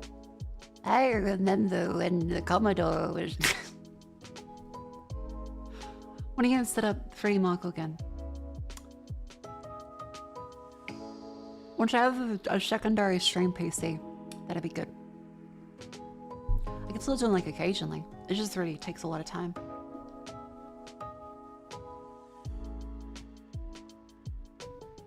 I'm currently sleepy. Wanna see what I'm gonna do? Right. It's time for Grandma's Crossword Puzzles. The segment where I go through my gauntlet of the wonderful crossword puzzles that I enjoy doing. I hope you learned something. I usually do. And I hope you laugh at me as I inevitably fuck up connections for like the 50th time.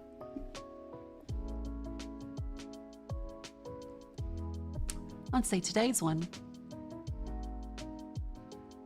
Robot. Fuck.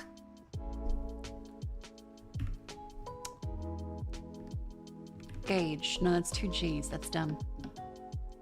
Gordy. How about Plink? Okay, there's an A and an L. We've narrowed down every vowel except for A. How about ale? It can't be sales. It can't be males. Wheels. Seals? Teals. Teals. Or least. No, it can't be least. Weast. That's not a word. Yeast. There's no Y. Meast. No. Feast. Feast. Feast. There's no T on idiot. Feasel. What are you really gambling on? Gambling? I'm not gambling on anything. I'm playing crossword puzzles. Like a dementia patient.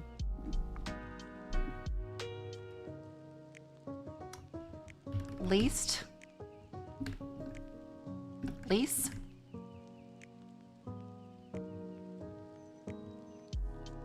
Leash. Fuck.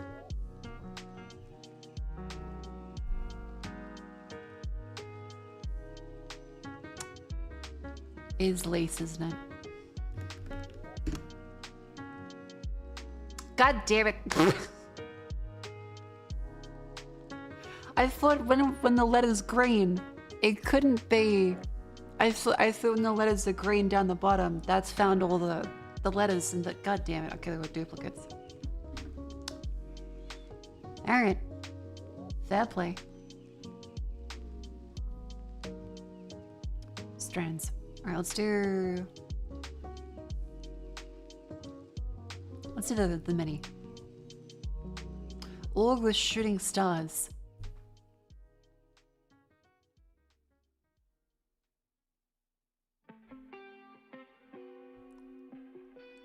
Buildings with weather vanes, stereotypically. Windmill? Old?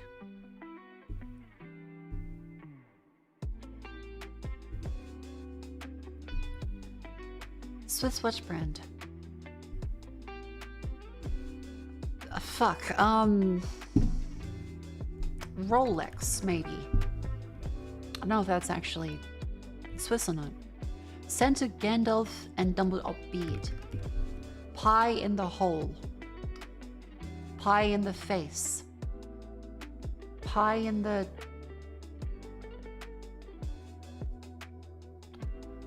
One down. I'm bad with something party excuse. I'm bad with alcohol. I'm bad with...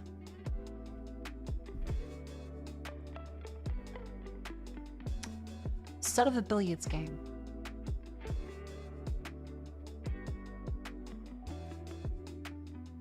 Setup.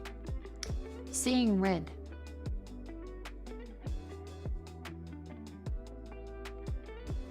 Feeling blue.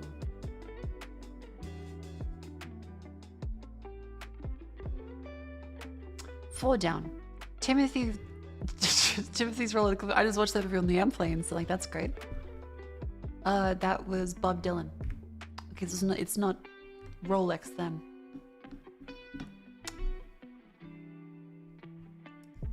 And feeling blue, that's probably sad.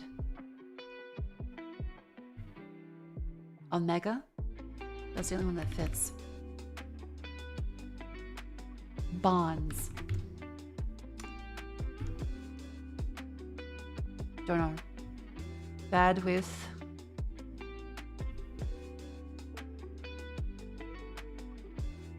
I'm bad with lame. I'm bad with names. Start of a billiards game. Reach?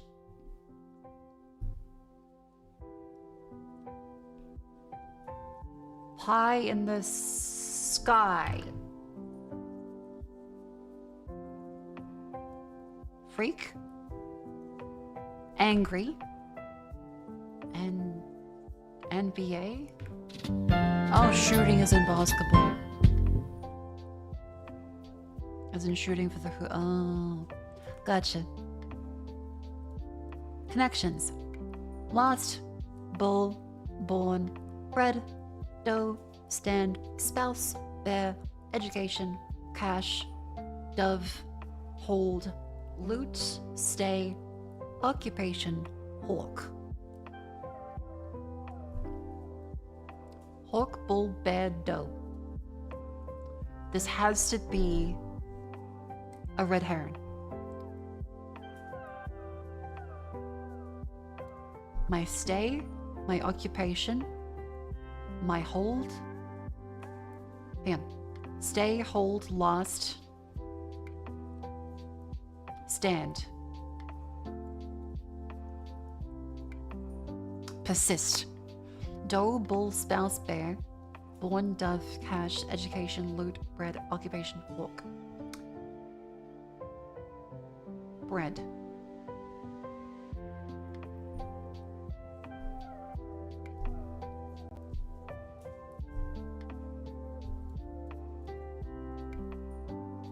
Bread. Born and bred. Something and something.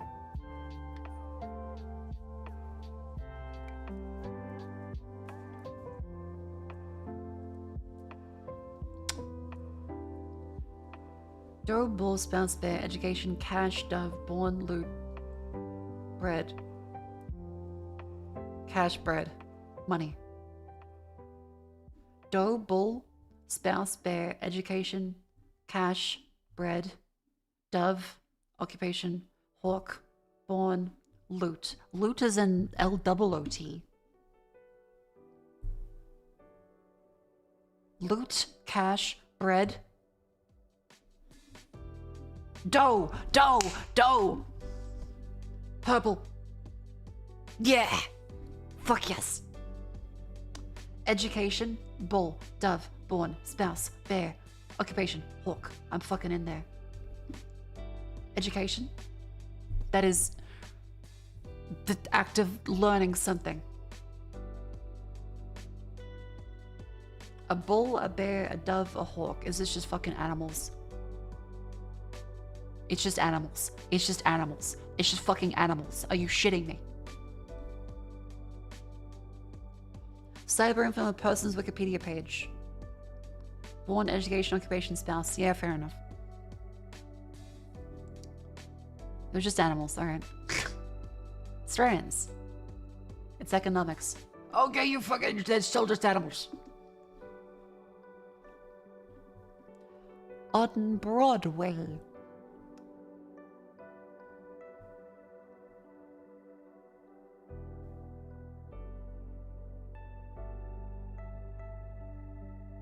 Sing. Sing-ing. Sing. No, that doesn't work, does it?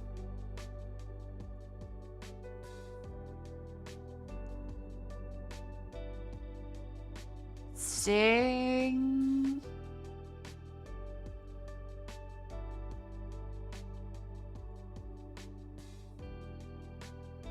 Sing. Sing it. Sing.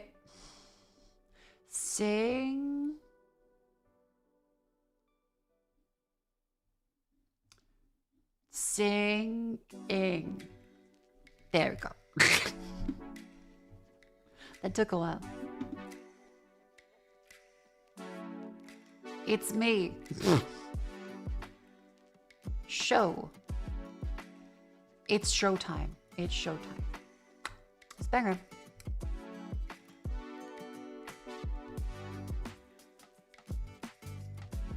The Mets.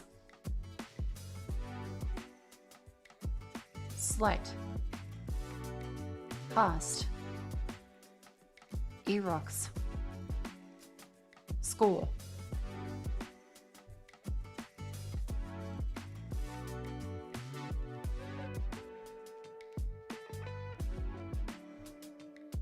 Light. Z. Dance. Ing. Costumes. Costumes. Bada bing, bada boom.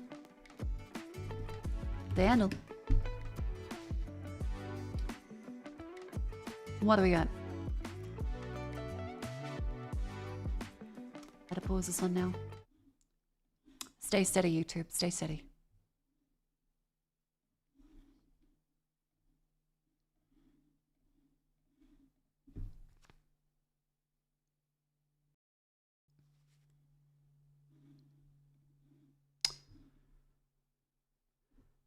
$1967, 171 million. Easy Part 2. Drum, bass, electric, strings, piano.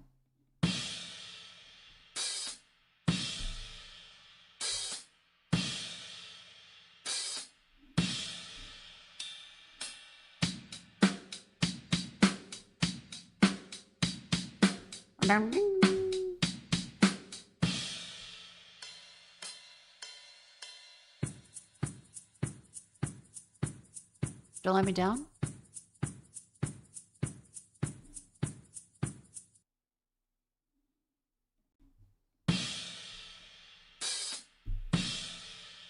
Come together.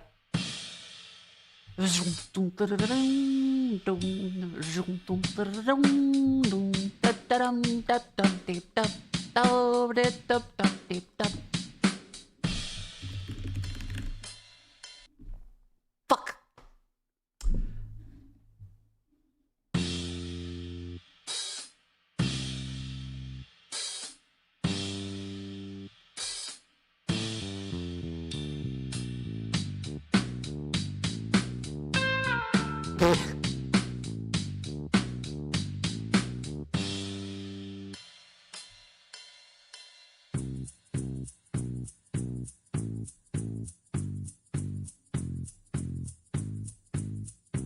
I don't think this is this Lucy in the Sky with Diamonds? Is this Beatles?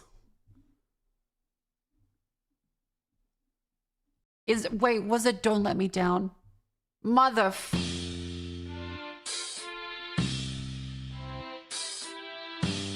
Lucy in the Sky. Cunt.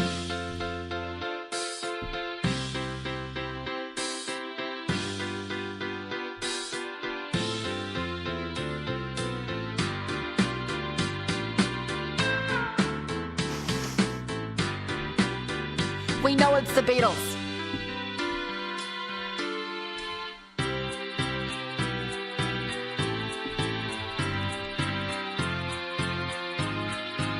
It's not Eleanor Rigby. It's not Help. It's not Here Comes the Sun. It's not Hey Jude. It's not Let It Be. It's not Lucy and Sky with Diamonds. Not sure about Michelle or Penny Lane or Sgt. Pepper's Strawberry Fields Forever. No. Yellow Submarine. No. Yesterday. No. What the fuck? All You Is Love? Back on the USSR, Hard Day's Night.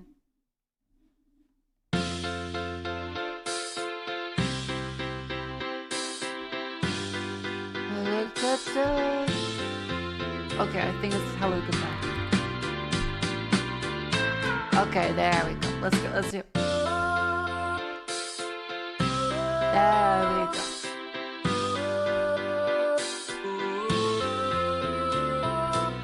Fucking every Beatles song.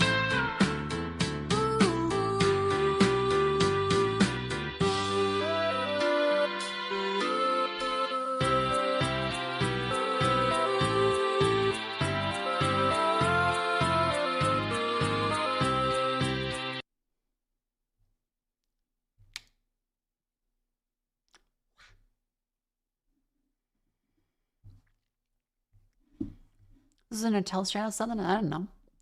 Maybe. Gaindle.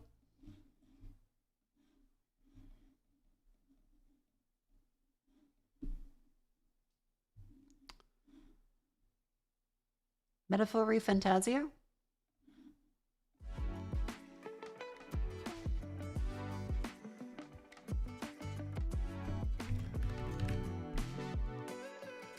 Yep.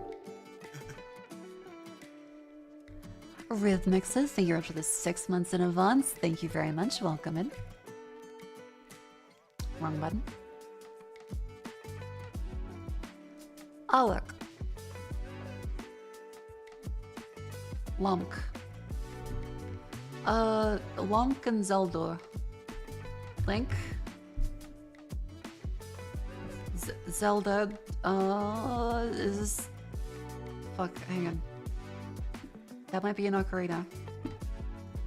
It's artwork, it's not the...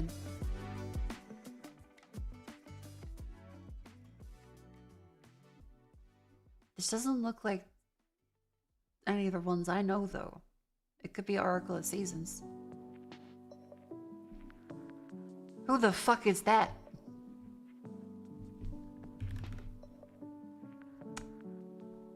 Who the fuck is that? Quick franchise in Saga. Is it Wind Waker? No, it's not. What? Wrong Saga. Oracle of Ages. Ah, that's what they did the 2 Game Boy Color games. The other, I fucked that up.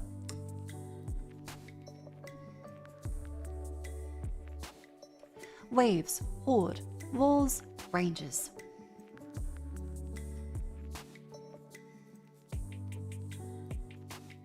There are billions? They are billions. Got him. Is this game good? I remember chat saying at one point that it apparently went downhill. Because I used to watch a lot of videos on YouTube for it. Your voice is still handsome. Have a good one. Thank you very much. Have a good day. Gus.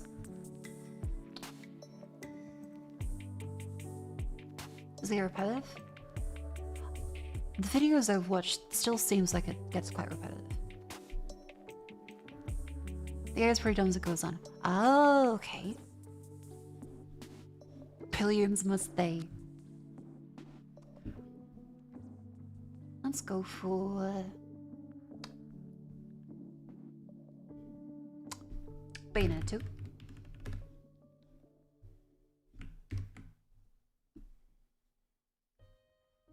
Game is not so mechanical. You can't read some research, make a mistake early on and can't remedy it. Oh, that sucks. Alright. I It's fantasy, not hack and slash, before 2014. Not third person, not Nintendo. So, that gives us first person, isometric, fantasy. Because it can't be third person. So let's go for a 2000 and something.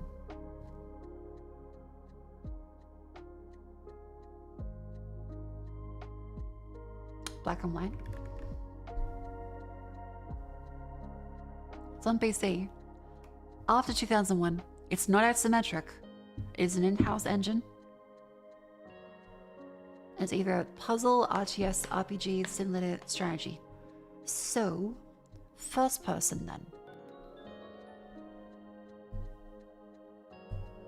First person. Dark Messiah? Morrowind did third person too. Could be Morrowind.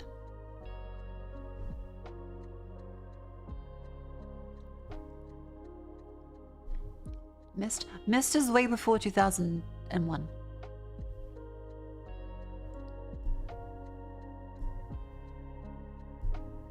Oh yeah, Dark Messiah was Source Engine, right.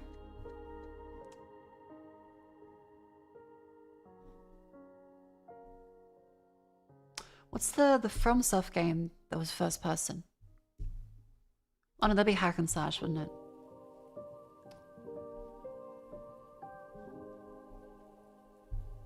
Yeah, Kingsfield.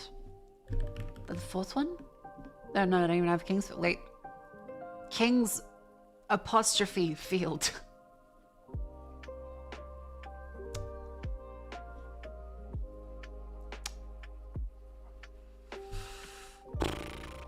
First, but well, no, hang on. We could say try.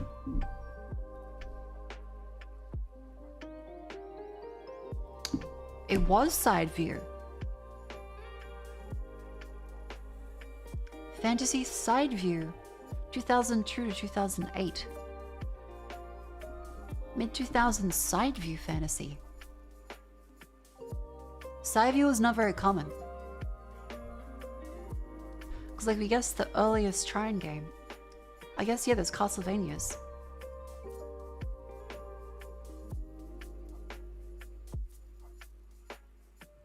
Horror would probably count for Castlevania though, but we can guess it.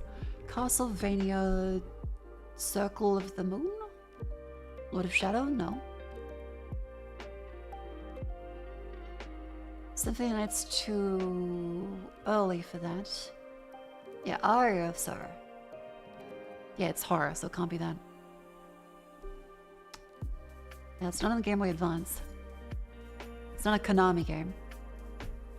It is a single player only game though.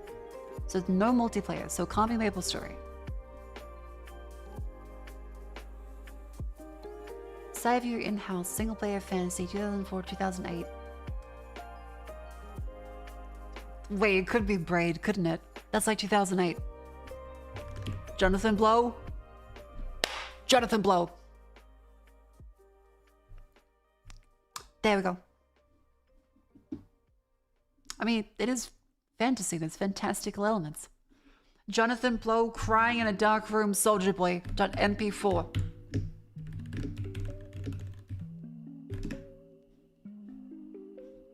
Hey, it's your boy Soulja Boy. Tell them they got this game, right? Oh no, this shit called Braid. Oh no, hey, watch this shit. It's about this little guy in the Alexa, play the clip. It look like Mario in the future, and he just walk around jumping shit. But what's the funny part about it? You can do this right here. Watch this. What do you do? How you do that? How you do that? You didn't catch that. On release day, you start seeing the reactions of people on the internet, and for me it was a very addictive thing. Oh, I love this video. Because here I've spent several years, you know, working on this thing in isolation. Yeah, you did. And then suddenly it gets out, and a lot of people, like tens of thousands of people, play it in the first few days. And you see that all over the internet, and for me that was actually a very negative experience. You miserable fuck. when Braid was coming out, when people would talk about it online, and this was sort of the birth of like, the really like serious birth of like blog commentary, of like lots of people in blogs writing actually pretty good stuff about what they were playing and what they thought of it. Every time you mentioned his name, he would like show up in your comments almost instantly. Like his Google alerts, I don't even think he uses Google alerts. I think he has something He had his fucking RSS feed tuned to the fucking. that's like Oh my better than god. Google alerts. So he'd pop up and comment and reply to things or correct people on things, and became kind of famous for it. Penny Arcade has kind of cracked about it before. I found that there was this perception of me on the internet that was running away very quickly from. Yeah, Jonathan Blow was ego searching. Incredible. And that was kind of disturbing. And there didn't seem to be much that I could do about that. So that was actually a pretty negative experience. And I was actually seriously depressed for probably 3 or 4 months after Braid came out. You know, when you work a long time on sorry something about that. really intricate like that. Cyberbullying is real. However, the stuff he said about his game was him just being kind of pretentious and also ego searching specifically. There's a hope that people are going to Oh my understand fucking god, the fucking. the things that you did, and that you'll have some line of It is cinema. communication with They do your a audience and fantastic things job like of the that. directing. And what some of the most demoralizing things were actually positive reviews of the game. You fucking The game would idiot. come out and people would say, "Oh, this game's great, 9 out of 10 or 10 out of 10," and they'd say what's good about the game. And in many cases, it would be just a very surface understanding of the game that didn't even see what I thought was most special about it. Not that many people understood. And that was a little bit Oh my heartbreaking God. in a way. It's like, oh, I visualized that I was gonna have some kind of connection with people through this game. And they think it's great, but the connection isn't there because they're kind of living in a different world still. So they think it's great. The editing. Just Soldier Boy For goes, some of the hey, reasons look at him that go. I do, but not for other. And they ain't got no point to the game. You just walk around jumping on shit. They're not seeing the most important thing. This shit stupid as hell, man.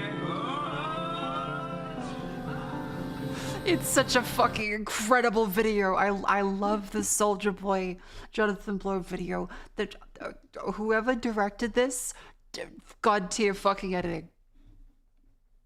God tier shots, the lighting, his fucking silhouette as he tears up, and Soldier Boy's like, "Hey, there ain't got no point doing that. Just jump on shit."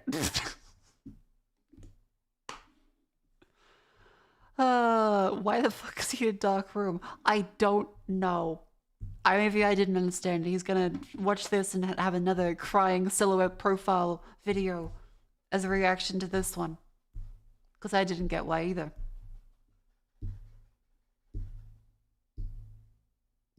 The point he's making is a real thing, though. I understand not being able to feel the connection with people with your art in the same way as you expected. However, he's crying in a dark room in silhouette profile while Soldier Boy plays in the background. It's like saying, well, you're allowed to feel bad about things. Yeah, but like the specific instance of this is one where it's very easy to clown on him. Like, yes, he has a reasonable point that an artist has to deal and grapple with the fact that their art may be perceived in ways and people may enjoy it while missing the point of the art in the first place. That happens all the time. But he's a pretentious cunt about it, so then we're allowed to laugh at him.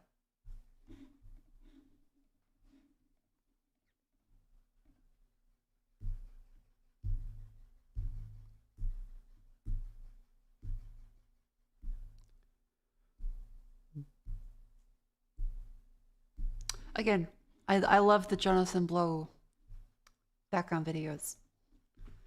Jonathan Blow.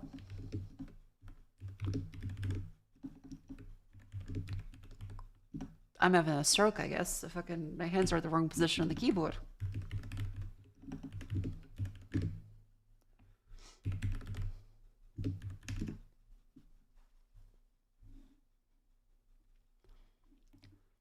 Jonathan Blow clips to watch the 3-hour lunch break at Web Company. Finally getting rid of JavaScript as a career. Good for you. You will become a better programmer very rapidly.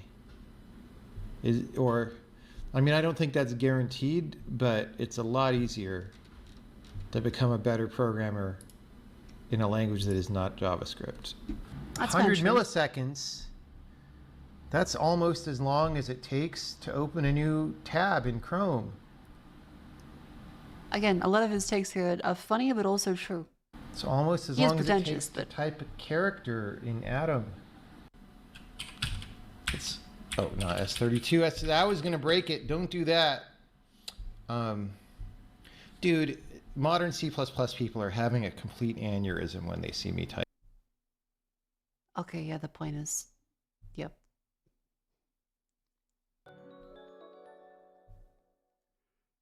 A 64-bit pointer that you then dereference to. Is it a cost? That's what costing is, right? It's really tiny. Hang on. Yep, so you cost it to that pointer and then dereference it. Okay. Type this stuff, by the way. Yeah, they really like the template angle bracket, angle bracket, angle bracket, angle bracket. You can only use this putter and this putter. You only use this one and this one. And you must make sure that the shared references are. No, just fucking cost it to some shit. It's fine. Freaking out. They're performing exorcisms on the YouTube video. If you had a time machine and you could go Yeah, I back don't in hate time Jonathan Blow. I just think he's to very like funny. stop Hitler, Sometimes at his own or expense. stop Microsoft from introducing all these stupid capital P types for everything, you probably still should stop Hitler, but maybe after you're done there, you could take a trip to Redmond and say, dude, don't do this. Time to play some horror games? Oh, there's plenty of horror games It's kind out of there. true, though. could play, I do you know, hate Fortnite. I do hate Microsoft's documentation for fucking any of their software. Any Microsoft API is going to be cancer. And it's going to return some complete bullshit. Or something. And everybody wants to ask me, do I like blue polka dots or red squares on my kitchen or picnic tablecloth? I'm like, guys, I'm trying to do a thing here. Anyway, this is, you know, even for a beginning programmer, the reason we want to print this range is, say you're a beginning programmer and you don't even totally know what U16 means, and you copied 16-bit integer. You copied some stuff off Stack Overflow, and then you tried to add a value. And this is like, look, it's telling you what U16 means here. Jai is his language. That said, we should probably also add. That's right. He has his own language that he hasn't released this. It's just for him. And he promises that it'll be the best language ever. And he uses it for all sorts of things, but no one else will. Please do not copy and paste code from Stack Overflow here onto the error message. But we won't do that because they might have used experts exchange or something else. So we don't want to make that assumption. Language is Jai. It's in private beta. Ah, private beta. Okay, because I thought he wasn't releasing it. Being tenacious when it comes to solving problems. Original And language, donut steal. being able to think through abstract Maybe he things doesn't and release it because streamers visualize make them. fun of him. Soldier Boy already fucking took him down. I don't. Anything I do, sticks and stones. And caring about the quality of what you make. He and not rage using quit. JavaScript. Animal Well. Unlike his own, chat didn't even do anything. Jonathan Blow rage quit fucking Animal Well on his own. Why does pushing that stone into water make the nearby water traversable? I don't understand which case you meant. I mean, if a stone is sunk in the water, you can step on it. So I'm fired. Well, yeah, I'm kind of fired for that. It was bad. But look at all these levels designs I designed, man. I can't be fired. Am I using an SSD? Yes. The init time looks big. Oh. The game isn't done. When a video game isn't done, It often does not perform at the level of a video game that is done. All right, let me double check my Saved. math There you go. here. You're welcome.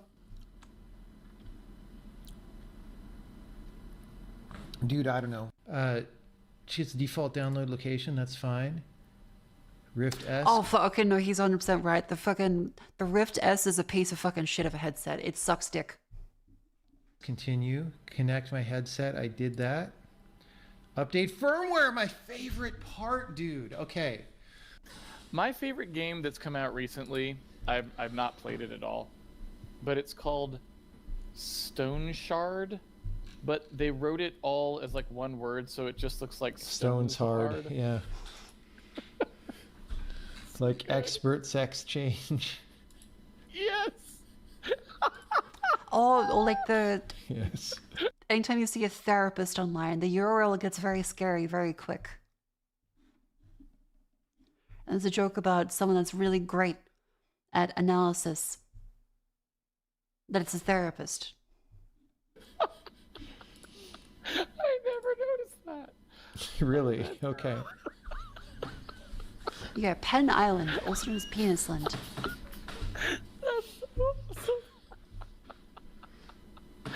Okay. Yeah, complex anal in college.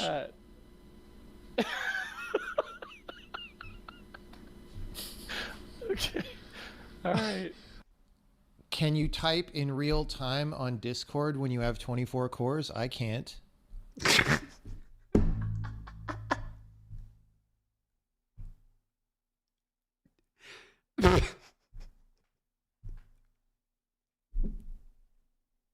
He's just so perpetually angry and bitter. It's great.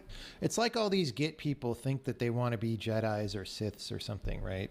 Force pushing and merging when conflicts appear and pushing to master. You must push to the master, not the apprentice. Sorry, you must push to the main because we don't say master anymore. Oh, yeah, Like that web was the dudes thing.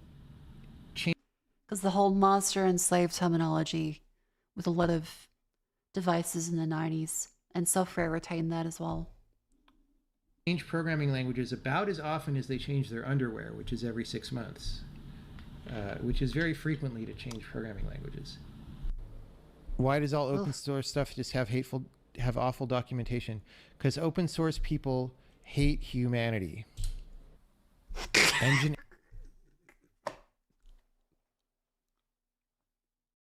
He does have some fucking bangers. He does. No, it says nginx. If you don't want me to call your thing nginx, don't name it nginx.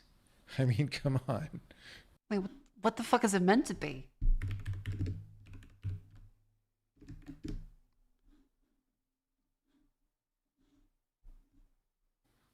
This is a cool one. It's not NGINX. It's not Nginx. It's Engine X.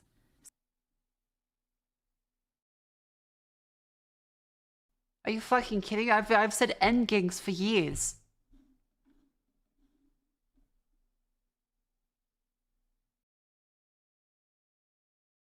It's called Engine X.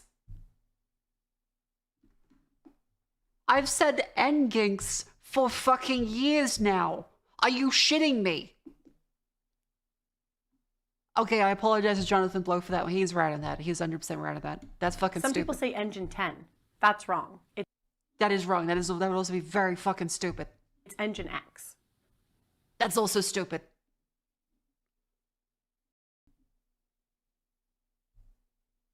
A full article about how to say Udemy. Oh, don't you fucking dare. How the fuck are you meant to pronounce Udemy? What do you mean? You've clickbaited me.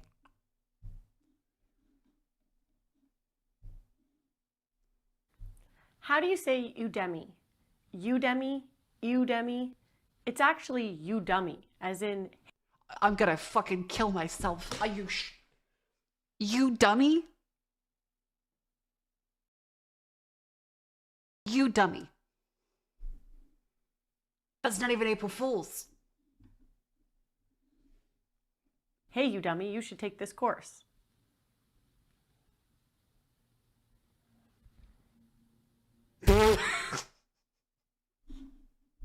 No, it's not.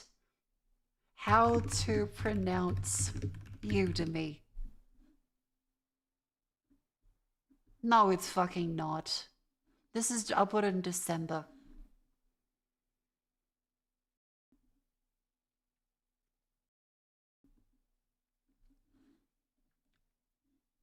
Is she lying? Would you lie to me, Darcy? Would you?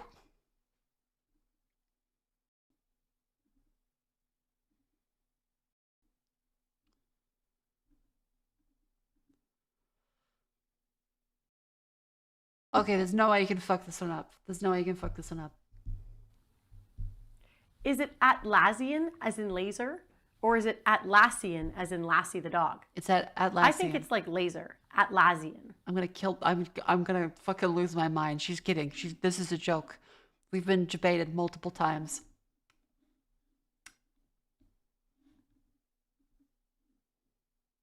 God fucking damn it.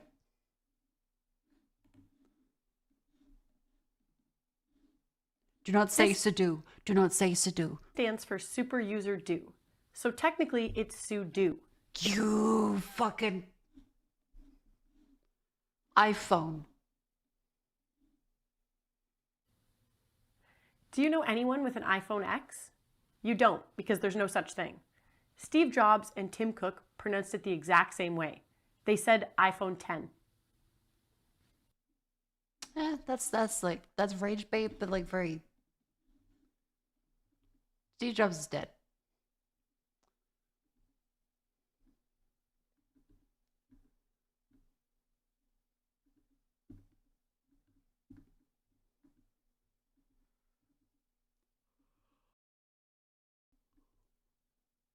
I do love this account. It's been 4 hours. It's been 4 hours. Holy shit, okay. It's midnight.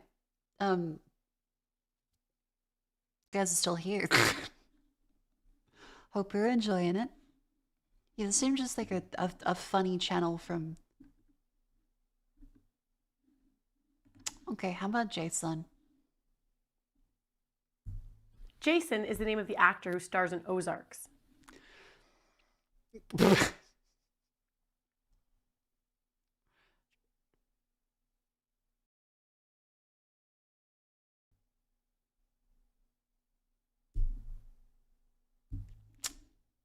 Okay, that got me. That's good. That's a good one.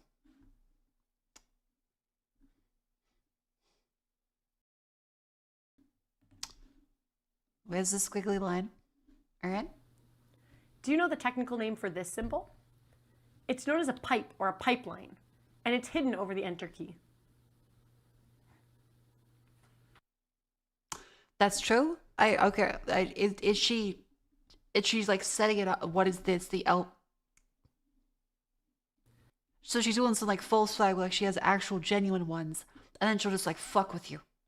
This is often called the conditional operator or the ternary operator. Yes. But its correct technical name is the Elvis operator. No, it's not. What the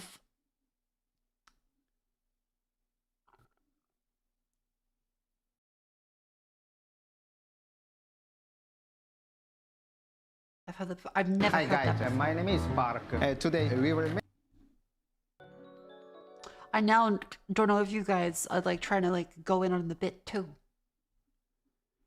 Top 5 Scrum developer certifications. Please tell me like none of them. McDonald's fry cook. If you want to succeed as an agile developer, here are the 5 best certifications to have. Number 1, certified Scrum developer. A productive agile developer understands the Scrum process. They understand PSDI. I got fucking PTSI. how a Kanban board works. They understand the importance of the product backlog. They understand what to do in the daily Scrum. And more importantly, they believe in the framework. They don't have to be sold on Scrum values.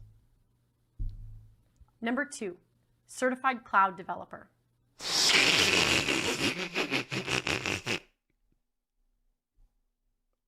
That's a good joke. This is the best joke yet. Modern software development happens in the cloud. A productive Scrum developer needs to know how to provision cloud-based resources, troubleshoot code in the cloud, and this is a overcome great cloud-based joke. security and firewall issues. An Amazon, Azure, or Google Cloud Developer cert proves these capabilities. Azure? Azure, right? Number Please 3, tell me I'm certified Java developer. A developer needs to know how to... That's so good. That's so good. Hang on. Oracle certified Java developer. How do I get that? $245. What the fuck? You could pay for that?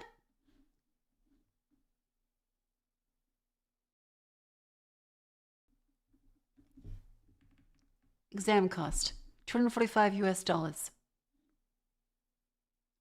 Oracle Certified Master Exams, day-long, multi-day performance-based exams cost considerably. Holy fucking shit. Oracle University training varies by the length of the course. $814 per day. A 5-day course is $4,000 for fucking Oracle? That makes sense. They have more lawyers than programmers, but still.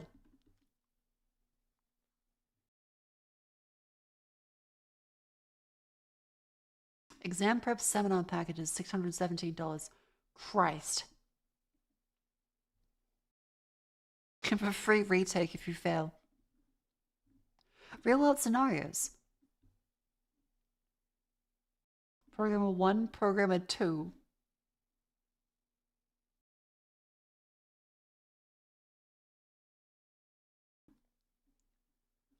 Is this... People get certifications for like Java?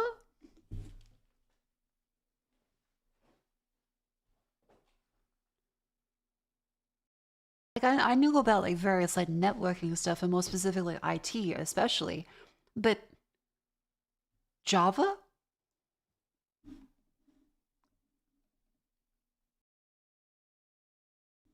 I mean, I must be like too into like the tech pro side of things then.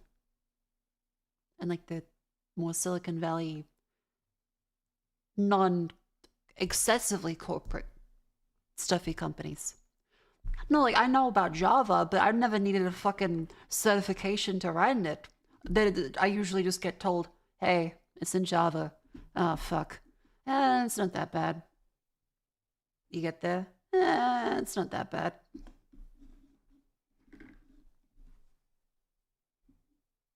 Yeah, like enterprisey stuff, but like even then, you like a certification, not really.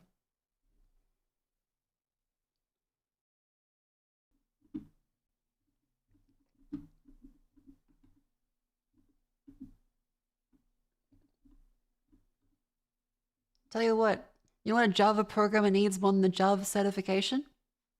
A working with children certification. But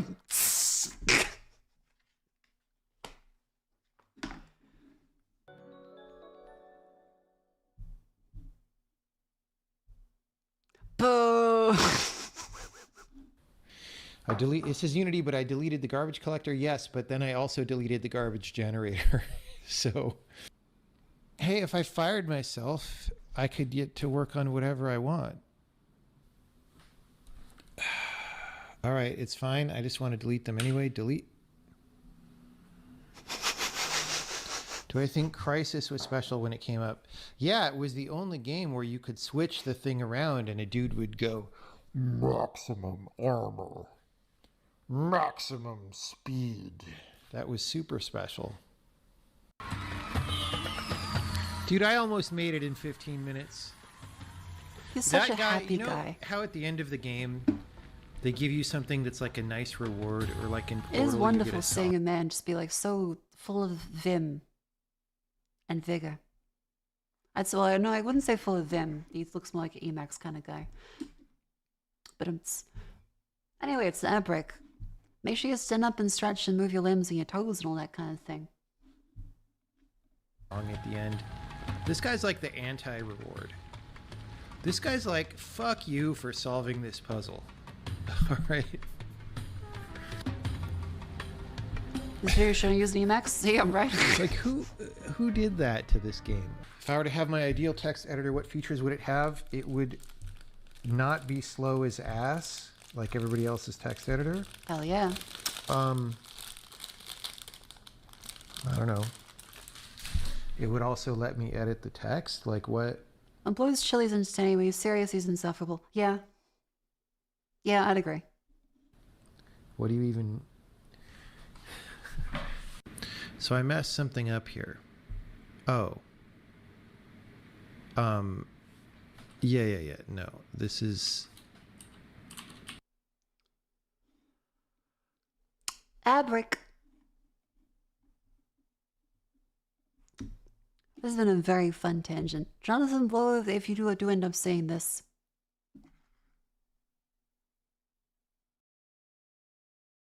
I love that there was no point to braid.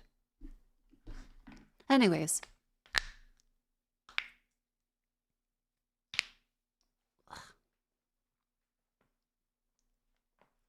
Do you think, like, if you opened up Cameos, do you think he'd have, like, a dark room available? That'd be fun. Ugh. Apparently, my Holland Miller should arrive soon, which I'm surprised about because that shit was on like 5-week backorder before. So I got the IKEA chair. I gotta say, my ass fucking hurts. The IKEA is better than the other IKEA chairs, but the mesh is not as great. I mean, it's a $100 IKEA chair, but still.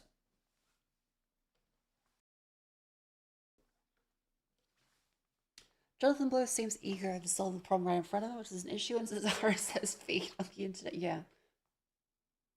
I couldn't imagine having an RSS feed full of my own name where people are just gonna say shit about me. Like, ideally online, I don't look up what people are saying about me except for my fucking art tag and the Discord. I would lose my fucking mind if I had to expose myself to a forum full of people that just want to be angry and troll you. Cough, cough. It's almost like taking that seriously and interacting with it damages your mental state.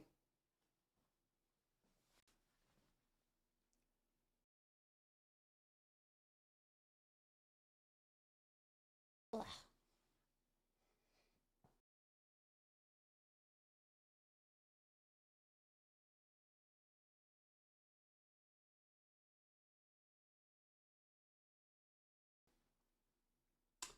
Good stretch.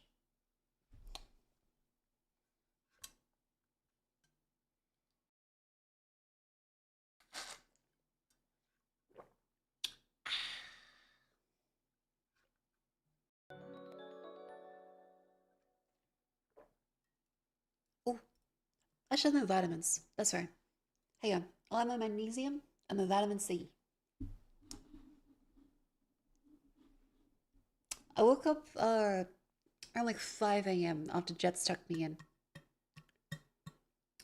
Very drunk. And I made sure, I was like, oh, fuck. I felt really sick. I should make sure I have my vitamins at 5 a.m. And then I went back to bed.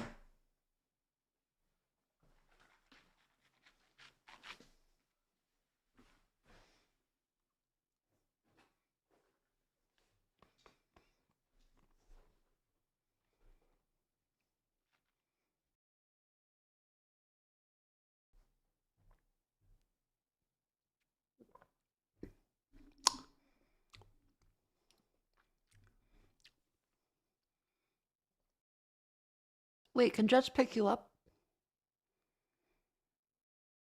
Good question. I think I do not remember most of what happened at the tail end of the night. I remember having tequila. I remember thinking, oh fuck, I need to vomit. I remember ever so slightly clogging Vivi's sink with vomit. And then Jet's holding my hair and me saying, I think the sink is clogged.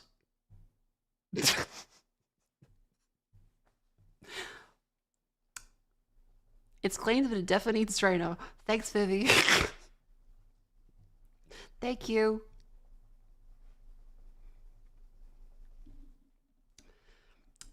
Did Jets carry you to your... I don't know.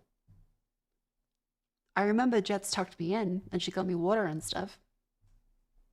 I do not know how I got to my bed. How many tequila shots did you have? I don't know.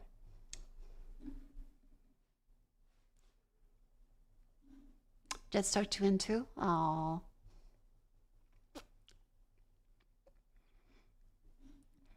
But yeah, it was fun, and I haven't had a lot of alcohol in like 8 months.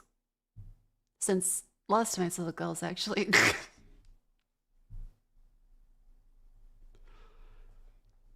Had just become a group mom. Yeah, she's very strong and very responsible. She also had a collab in the morning, so she didn't drink as much as we did. So she was able to take care of us and then get home. Okay, Grandma, let's get you to bed. Yeah. I think with the girls, you're gonna become a full-time alcoholic. 100 No, Jets not really. tucked Grandma in. I'm only a social drinker, so it means I'm like, hang on. When I used to be a social drinker, that meant every day. Now it's like on a weekend, every now and then. So then my tolerance for the white girl booze is all out of whack. Because I used to be able to drink like 10 to 20 standards in a night and be completely fine. Now, a couple, and I'm like, oh dear, I don't feel good.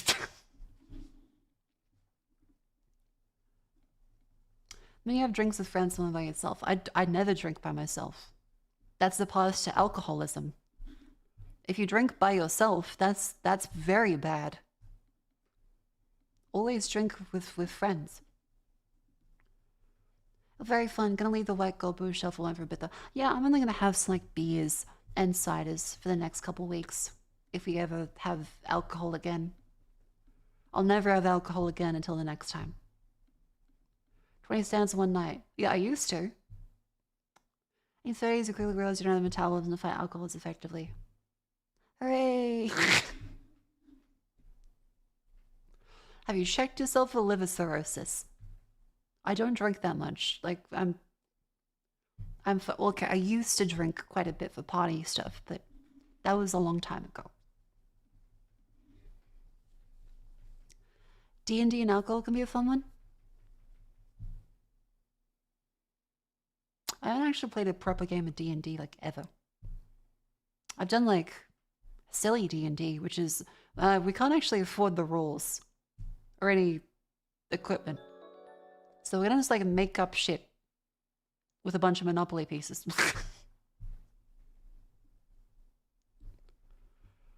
Used to go out most weekends, got the areas party. Yeah, I can't imagine going out like every weekend for party stuff. Going out every weekend with friends for a lovely dinner, maybe a drink or two.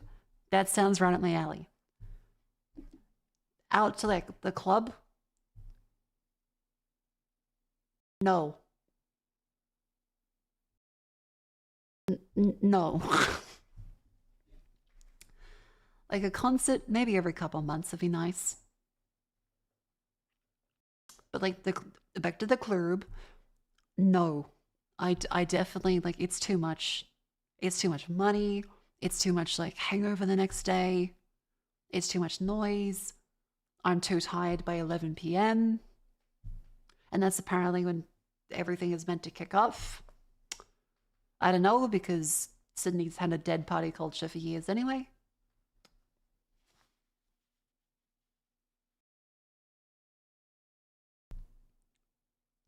Ugh. That's when the oldies get tired, so it goes hard again. Oh, as soon as I leave, everyone's got the fucking party turns up to 11. Yeah, alright. I go clubbing as a non-drinker, just like just watching a bunch of drunk toddlers. Yeah, but I mean, again, it's fun. Not to diss people that want to go clubbing. Just to be clear here, it's not like I'm so above that. It's I'm too tired for that. Like I've had my fun. There's nothing wrong with going clubbing. It is fun for a period of time, and then it isn't. And then you're like, I don't really want to go clubbing. And anytime you have to go clubbing because your friends want to go, you're like, fuck, I wish I was like at home. Yeah, like don't yuck anyone's yum. Something can still be good, but just not for you. It might have been for you at a point in time. It might not be for you yet. But a whole bunch of stuff can change. Now, maybe I'll be back into clubbing when I reach my midlife crisis. In about 50 years. Congrats on new house. Thank you very much. I'm glad to be in a nice place. Really glad.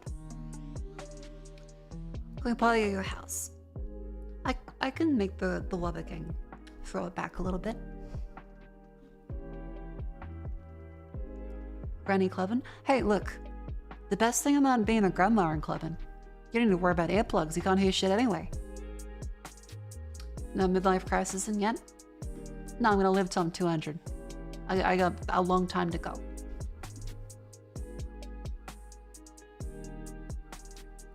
Also in clubbing, places are over capacity.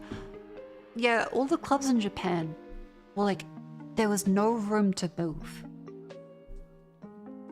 I don't know like how that functions, because it's not even like an exaggeration, like, oh, you could barely move. No, as in like literally, from the door to the wall at the back, you could not move.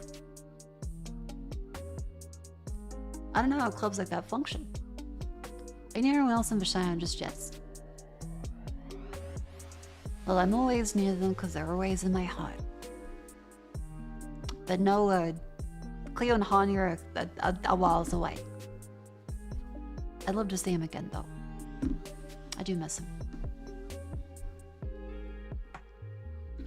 Yeah, chat, stop asking location questions. Approximately how many kilometers to a decimal point?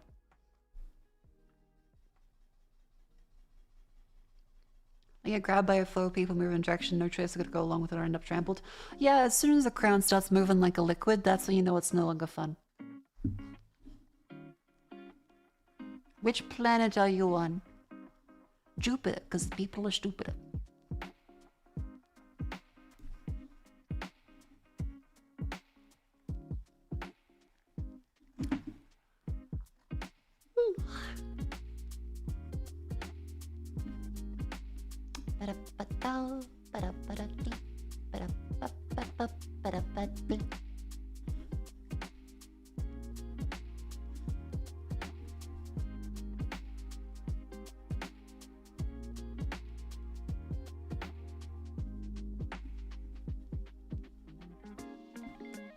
Okay, this is really funny. Imagine after all of this and being like, okay, to Vivi, every Richon, we need to figure out how to get a Roomba. And Vivi's like, yeah, we should get a Roomba so that we don't have to do cleaning ourselves. I go, well, actually, Mint Costello recommended that I get a mop. Instead of a robo-vac, here's a fucking mop, bitch. Clean that shit up. Mint is right though, having this would be great too. However, in addition, which one of you cooks the meals? We're independent as far as meal stuff goes.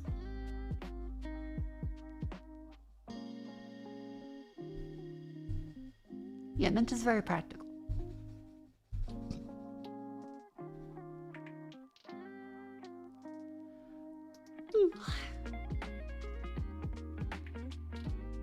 I'm trying to think what else is there.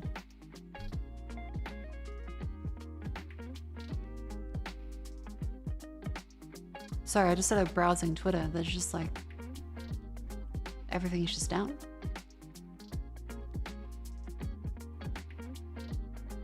I made it sound way worse. I mean, like.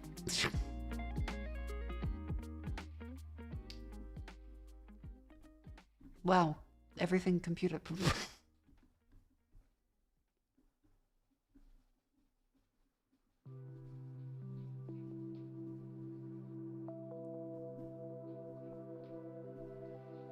Got one of the nice mop buckets that look like what janitors use. It's a delight. It does sound fun. Okay, wait, chat. If I'm looking for recommendations on household items that might be good as I moved house, what would you say? What would you recommend?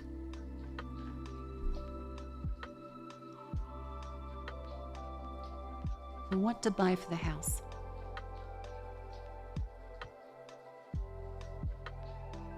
Air fryer. Boxes. Plenty of those. Handheld clothing steamer.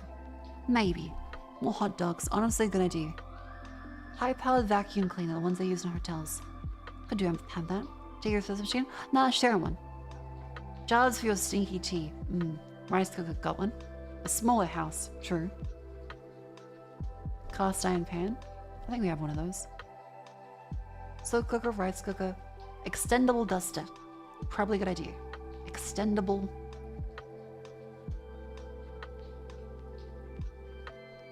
Duster.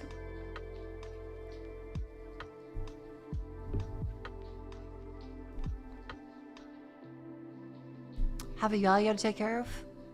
Yeah, there is some yardage.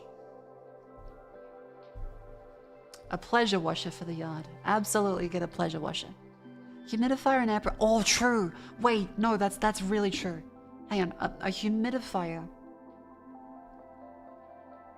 Because there's an AC on, so my throat will get dry. Actually, that makes a lot of sense. That might be why I've had more trouble speaking.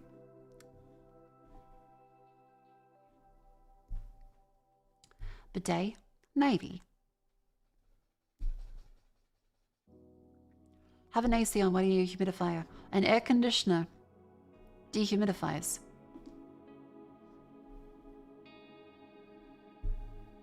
And so it removes all the humidity.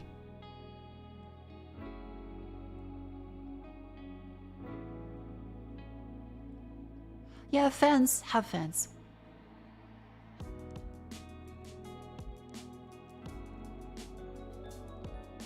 Metal bowls, scrubs, spare pillowcase, and cakes of soap.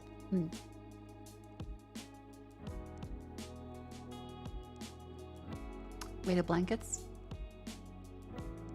I've never actually tried a weighted blanket before. Never actually tried a weighted blanket. Is it a joke or is it like actually good? Umbrella? Got an umbrella. All the merch. I can definitely get plenty of merch.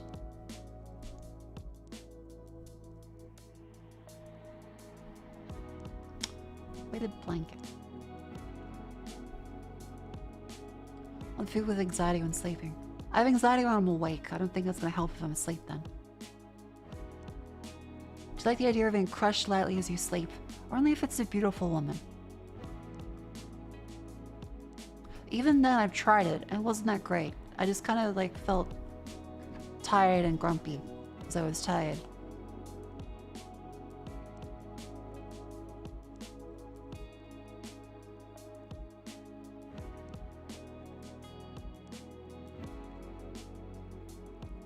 I mean, expensive if you don't like it's a waste of money. One of those containers that keep stuff hidden. Like a cookie jar?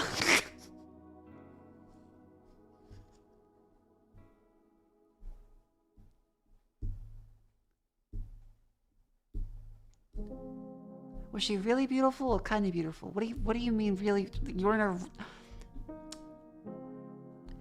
Kissing and telling and ranking people's beauty is kind of rude. All women are beautiful. So every woman I've been with has been beautiful.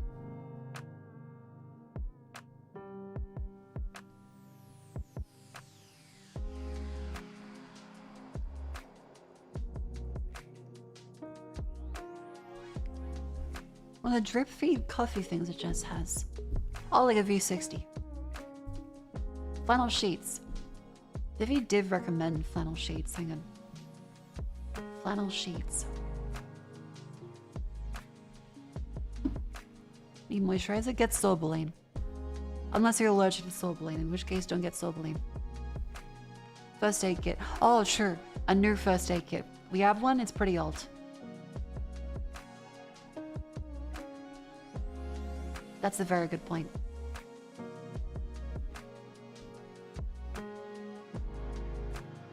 Beethoven bust with a secret compartment. Food processor, blender, slicer. I think we have enough kitchen appliances that I don't even worry about kitchen stuff like that. Oh, espresso bin. That is something though. An espresso bin. Like a little thing like hit the espresso tamper. No, not tamper, no, that's the one that puts it. Yeah, one we use like separately. Resistance bands or a few weights. Oh yeah, there's room to have a gym, I guess. A knockbox. That's the name of it. Thank you very much. I was wondering what that was called. A knockbox. Unless you just said like a dirty thing. And I've inadvertently said a dirty thing again. I don't know actually. Hang on.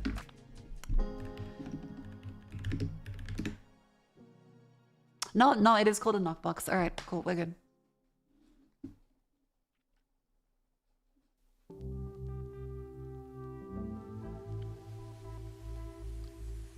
Yeah, like you knock the little espresso grind, not the ground, the head of the fucking container with the espresso in it that the coffee goes through.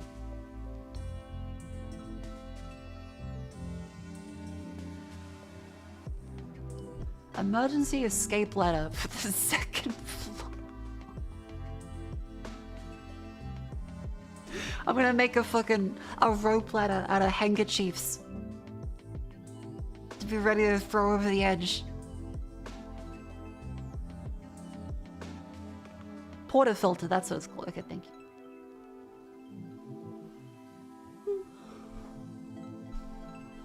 you. Ooh, right, plants. That's another one. Plants. I need to look up indoor ones. Because there will definitely need to be some plantage or it's gonna get very, very quiet. Very cold. So what's some indoor ones? Like there's cacti. There's the ivies. Because this is a cat, they're gonna be cat safe. So orchids are out. Spider plants?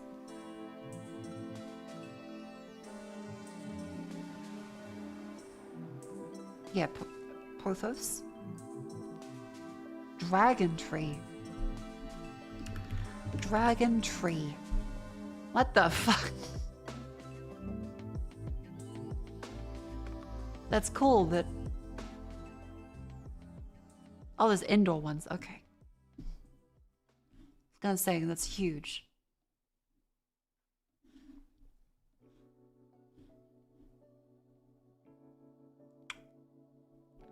Bonsai. Bonsai can't usually be grown inside. Bonsai are meant to stay outside. If they're inside, it's temporarily for a showroom, but bonsai, you will kill them if you keep them inside.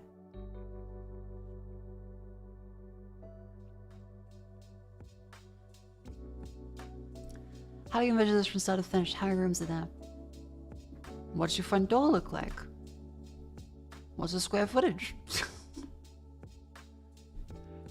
CO2 detector. I have one in storage.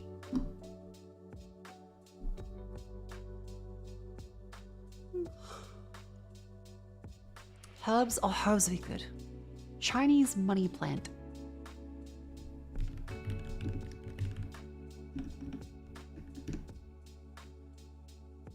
Oh, those are cute. I do love those. I do love those.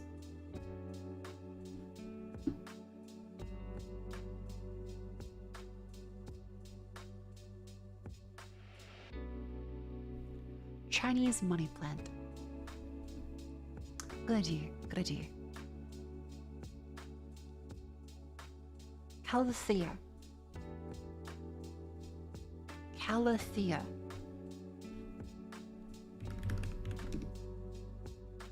Another beautiful choice. I love the variegation on the leaves. Mother-in-law's tongue. Oh yeah. Those are also good. Yeah, we need to like make sure that they are cat safe. Hang on. Cat safe indoor plants. Let's take a look.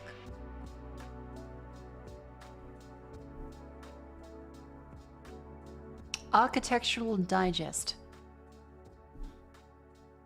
That's a good fucking photo right there.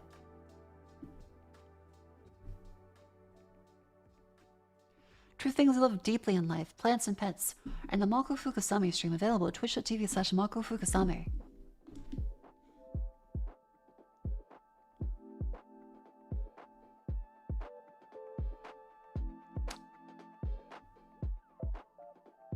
Okay, so the Chinese money plant is safe. Cool. Money tree. Show me the money tree. Oh yeah. They grow slow, that's fine. That's cute. Rattlesnake plant. Finicky with water and... Spider plant. Grows like weeds.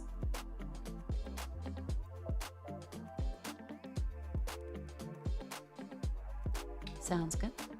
Baby rubber plant. It's not like with a rubber tree. It is waxy leaves. Ah, okay.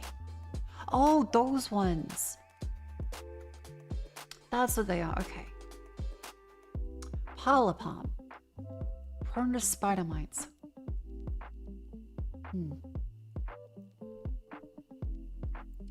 Calathea. I do like the Calathea, that one's good. Ponytail balm. Not for overly attentive plant parents. Fertilized 2 to 3 times a year. I had a pothos that I had for 6 years and only watered every couple weeks and did nothing else.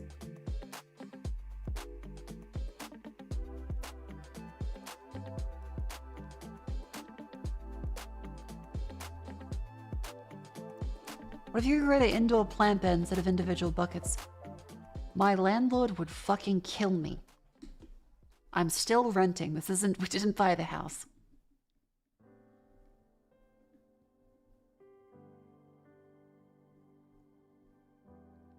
Certain succulents. Haworthia echeveria, group of air plants. Okay, okay. They look like fucked up onion dragon fruit. Bird's nest fern. Gets crispy. What? Crispy?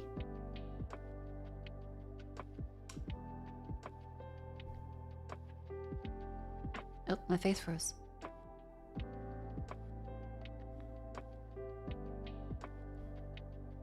Venus flytraps. No, I don't like keeping Venus flytraps. The Boston fern.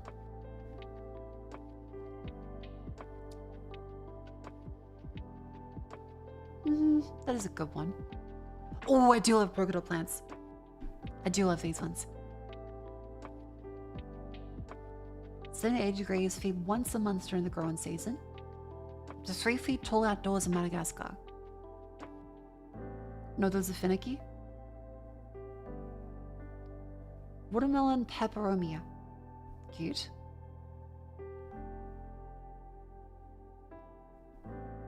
They apparently get sunburn. Orchid. Whoa, no, I thought orchids were bad for cats. Wait, what?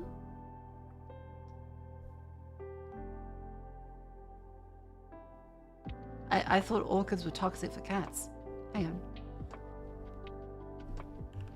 Orchid, cat, toxic.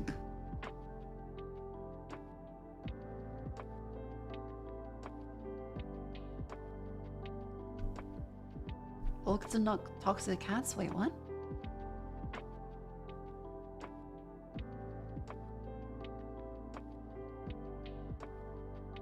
Oh, lilies! Right, lilies. Okay. Lilies are toxic for cats, not orchids.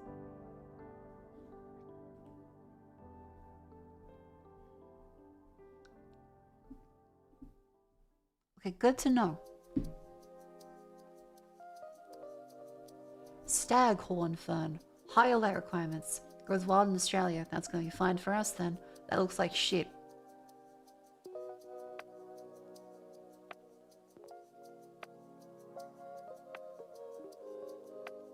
What a miserable plant. Bromeliad. Well, that's kind of nice. Needs plenty of humidity. Baby teeth.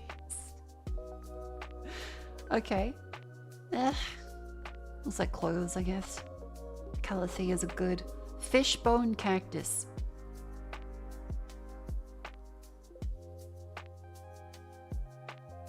Prayer plant. Statement making. Require frequent watering, higher light conditions. Oh, ooh. Kind of neat.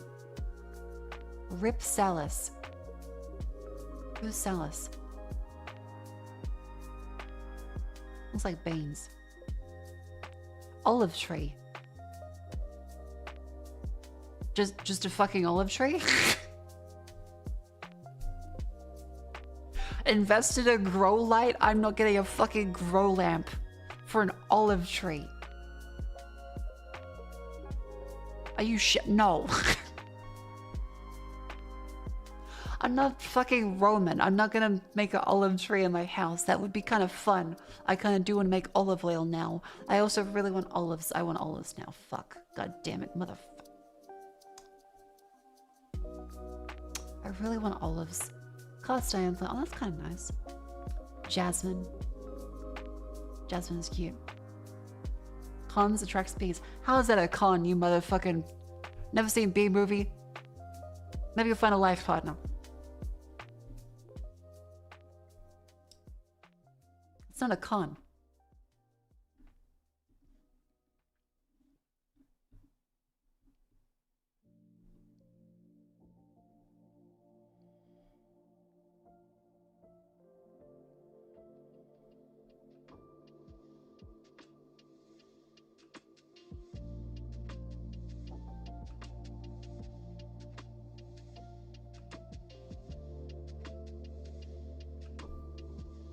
Bees don't bother you in circumstance. Yeah, I don't think the bees are going to be a problem. For the day, a great girl brought olive oil she made for olive trees as a gift for them. That's really sweet.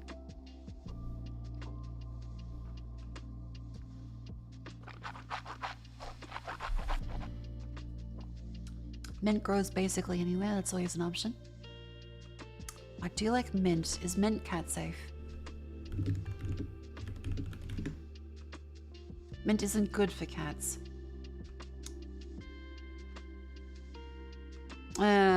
No. Damn it. Cats are attracted to mint. Put the mint away. I too am a fan of Mint Costella, and she also grows in many places. Love fat bitches. Good umphy.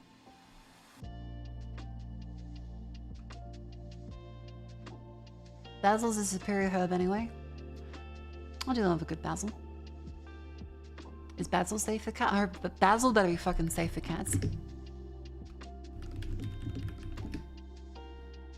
Yeah, basil's fine. Okay, cool. Basil, indoor plants.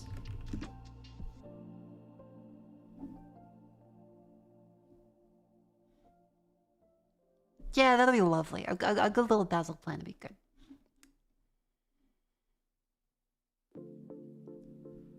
What are some plants that to definitely not have? Plants that are unsafe for cats.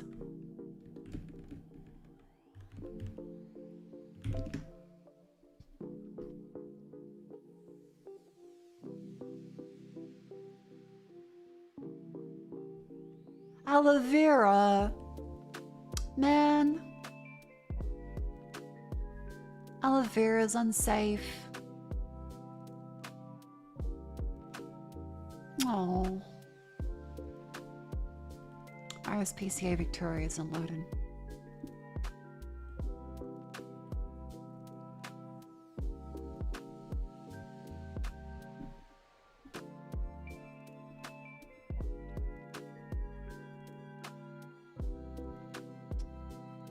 Dangerous cycad, agave, aloe vera, ant plant, anthurium, arrowhead vine, asparagus vine, birds of paradise, cheese plant, zebra. Oh damn it, peperomia. Damn it. Oh no, it's safe for cats. Oh.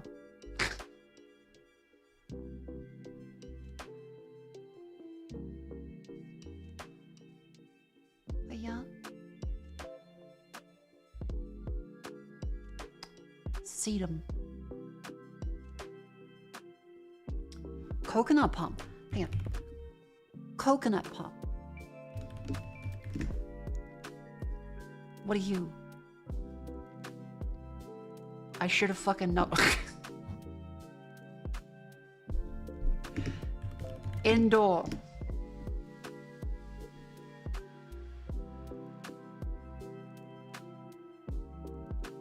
That could be kind of nice. I feel like I could very easily go to shit if it's not meticulously pruned like that.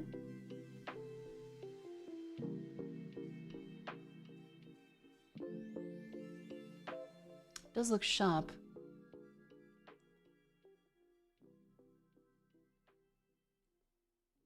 It would also be kind of tall. I've seen Dune. I know how many fucking men that's gonna deprive of their water. We have to go around with still suits to save on a water bill.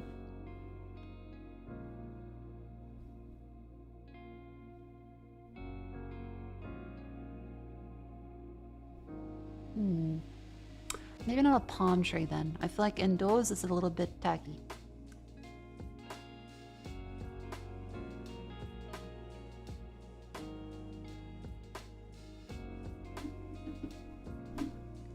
Crane's bill.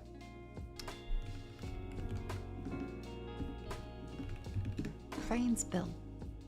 That's quite pretty actually. That's really lovely. Crane's bill. Is this safe for cats?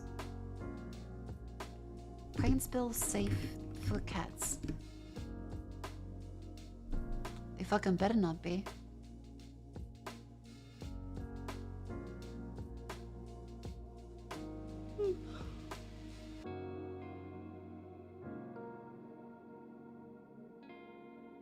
Should be fine otherwise.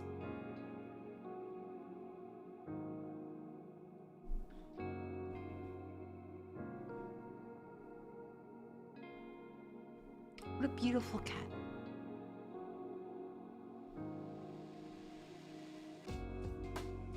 No.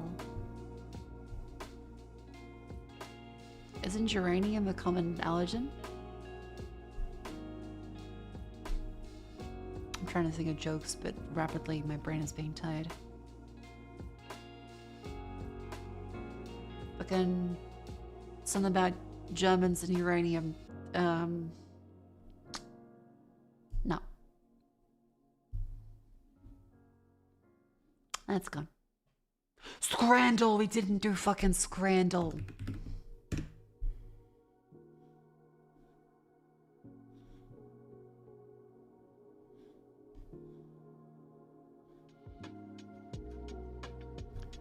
Pie, chips, and gravy. Beef short rib taco. I'll go for the taco. That's a good looking pie and gravy, but still. Cheeseburger and chips, £5. Fried chicken with Mentaiko mayonnaise.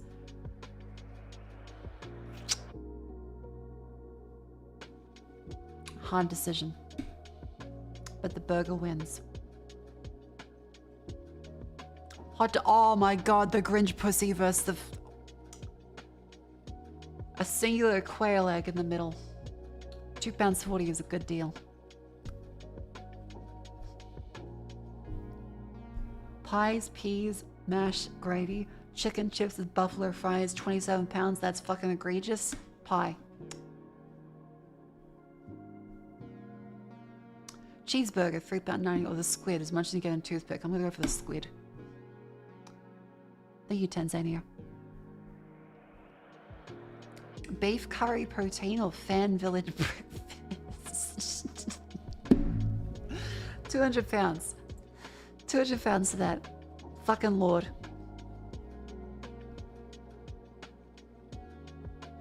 Meatball sandwich with some croquis. Natural. With steak pie and mint sauce. I'll go for the steak pie and mint sauce. That was kind of nice, actually. Chicken nuggets and chips or Polish sausage and chips? I do like a bit of sausage. Yeah. Currywurst, hot dog. It's pretty cheap for some currywurst, but that does look like a... No, actually it's British. That's not that good.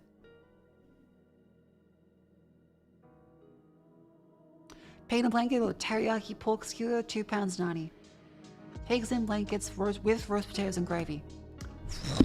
Damn it. 9 out of 10. That's not that bad. Not that bad. Close but no cigar.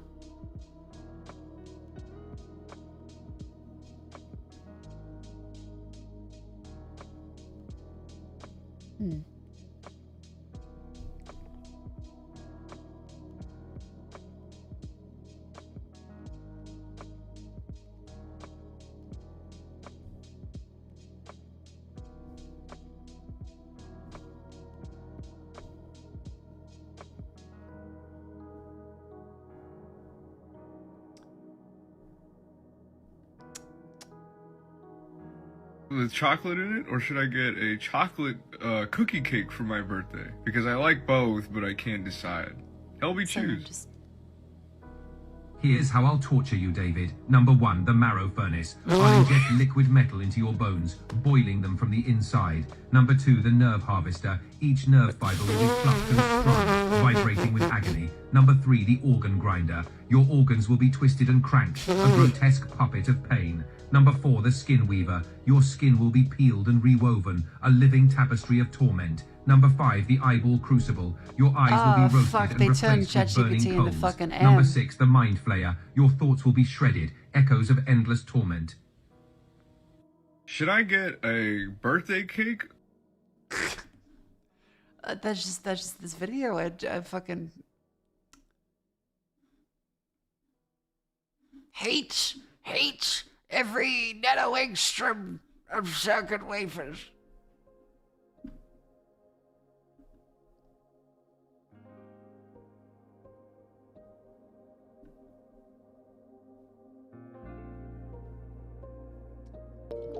Oh, there it comes.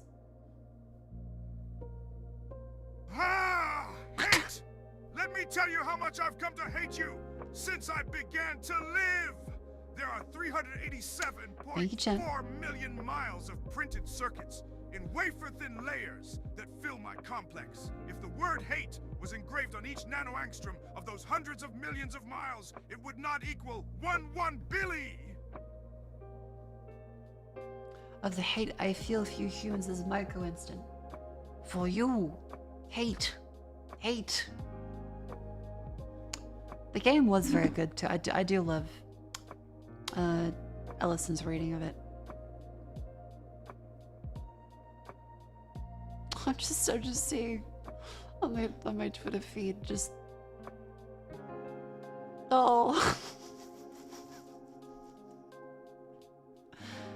Oh, good. Like I've been offered.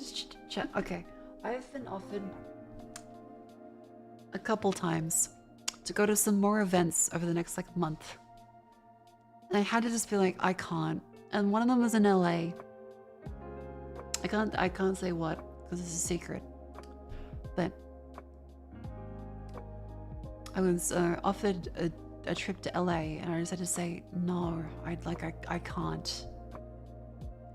Going from like the roommate situation to the Taiwan trip to then moving interstate and the flights and stuff with that, I'm just no. Oh, and then the stuff I checked the newspaper for this morning with is pretty fucked up. Like, it'd be cool to go to LA. I'm not sure it'd really be safe to. And last time I went to LA years ago was depressing and sad. Now it's depressing, sad, and also on fire.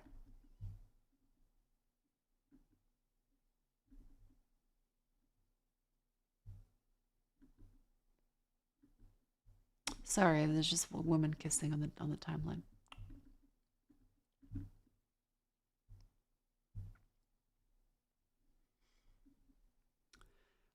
That's on the close to Harry Potter movies, though. Den sign. Ouch. Does that relate? Is that LA? Skid Row. Yeah, we did have on the trip to the US. We did drive through Skid Row. It was uncomfortable. It was very, very uncomfortable. People were following the car. And we had to say to our friend, do not stop for the lights. Just keep going. Just keep going.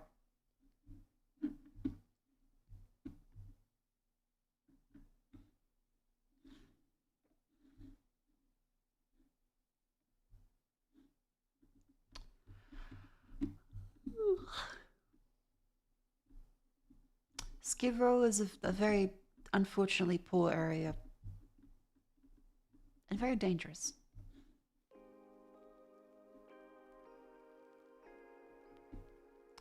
Ba-da-ba-ba. Oh yeah, the Switch 2. Switch to unbox that thing, Cleo. How many games are there for the Switch 2 yet? Are there like several?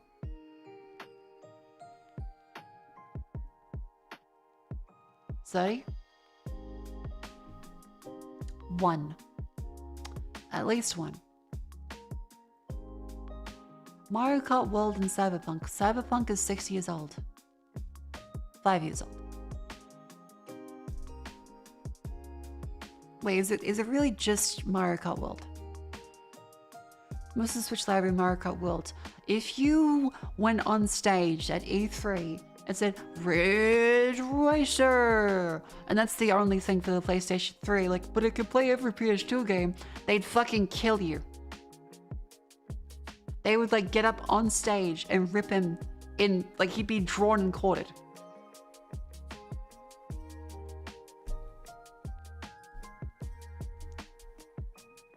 And he barely made it out as it is.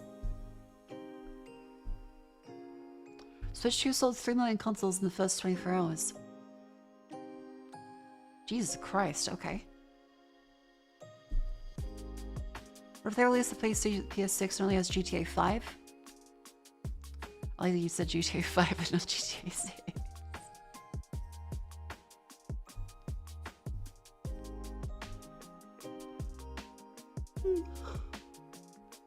Probably Tears of the Kingdom runs better on it. They're fucking better. It's versus on like 7-year-old hardware.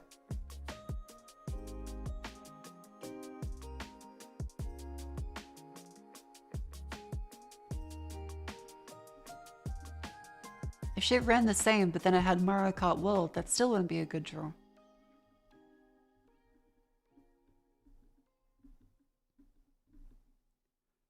Oh, the FromSoft game. That's true. That's true. There is that coming, but that's not out yet. Yeah, let's look at the Ridge Race. Ooh, I just realized we haven't even seen like the Summer Games Fest stuff. Hang on.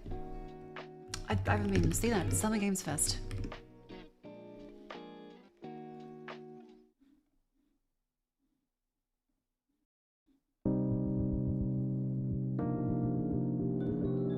Oh, look got epilepsy. Test. I love you, Jeff. Hell yeah. Please welcome to the stage the creator of the Game Awards, Jeff Keighley.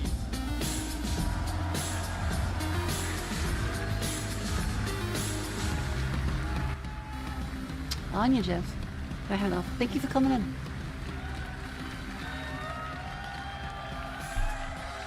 I love the energy.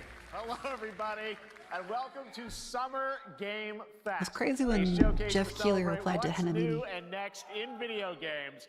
Now, every year we have the distinct honor of coming together to spotlight the boundless creativity the that captions defines our in. industry.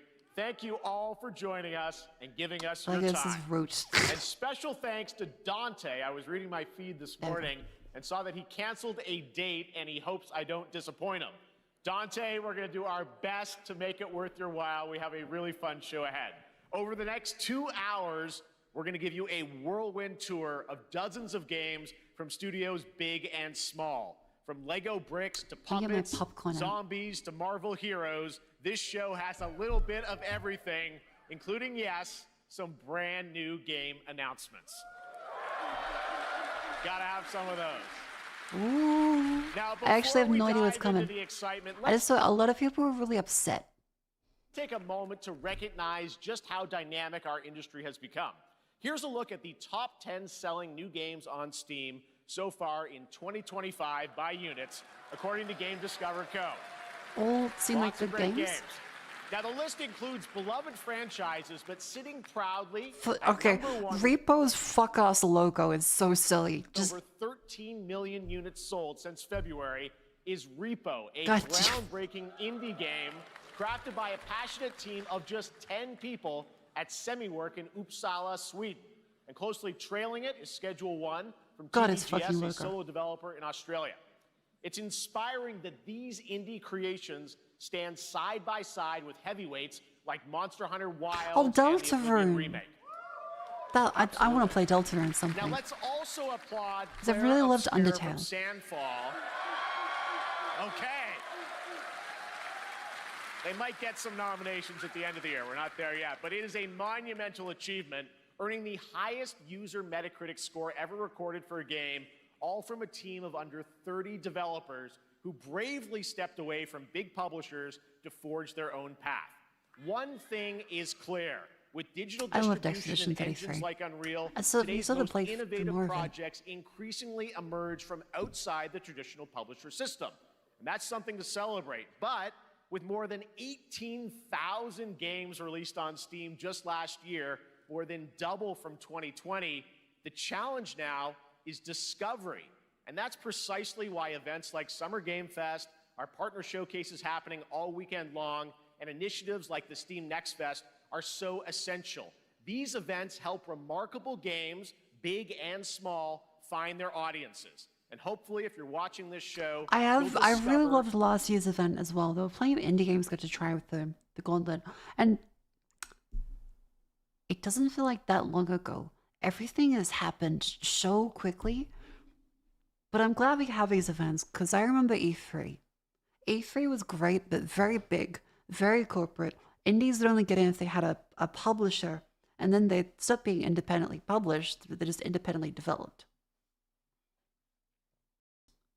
Having a showcase for games that isn't just purely E3 is pretty great, as much as I miss E3.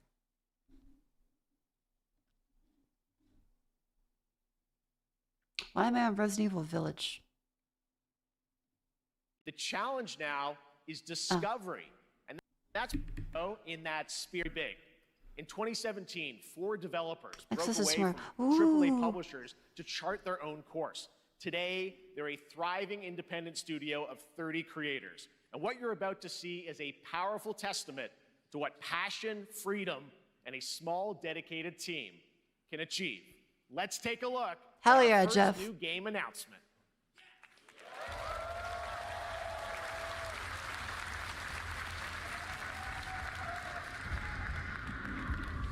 You think you're the Harbinger. Oh. You might be.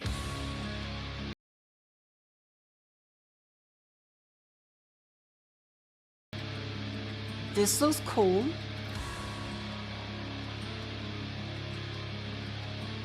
Oh my god, it's Darker Souls.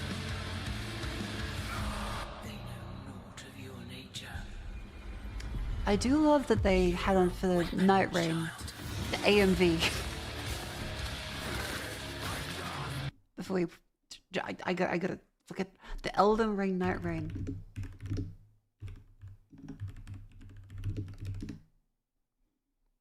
Yeah, bring me to life. That was so good. That was so fun.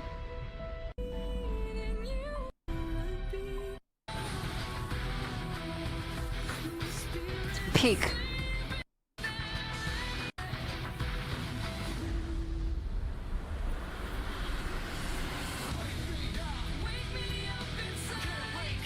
Okay, this is fucking incredible. This is so good. They should give a raise to whoever did this. Incredible. Audio Jungle. Audio Jungle. Audio Jungle. Audio Jungle. Yeah, this is fantastic. Cheesy? I don't care if it's cheesy, it's great.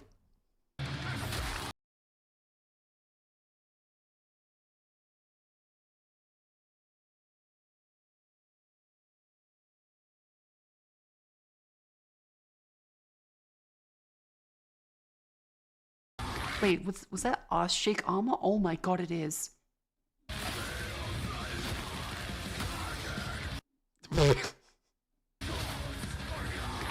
That is conforming.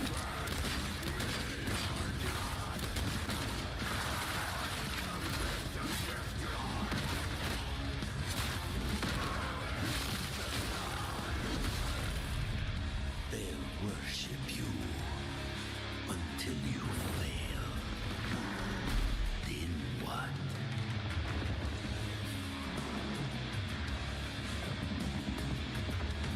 So true.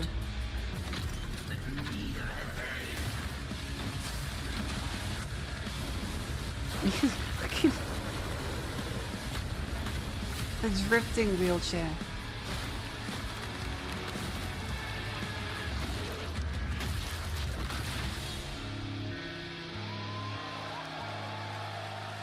Mortal Shell 2?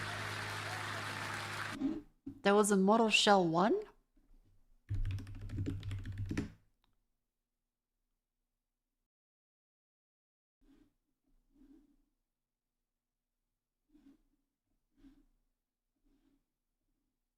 Huh. Okay, that doesn't look as fleshed out.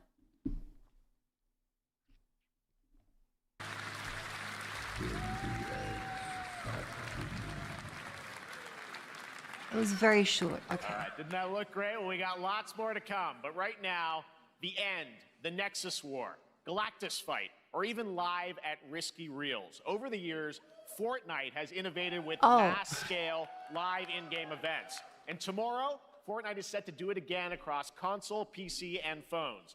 The Death Star's super laser is charged and ready to decimate the Battle Royale What island. the fuck? But there's still hope. You and your friends can join the fight. Here's the first exclusive look at what you'll be part of tomorrow in the brand new live event, Like- Death Star Sabotage. But wasn't that in 1970?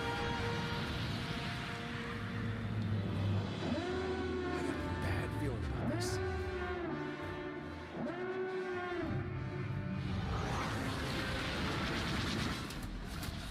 It is kind of neat, but Hit him with everything you've got.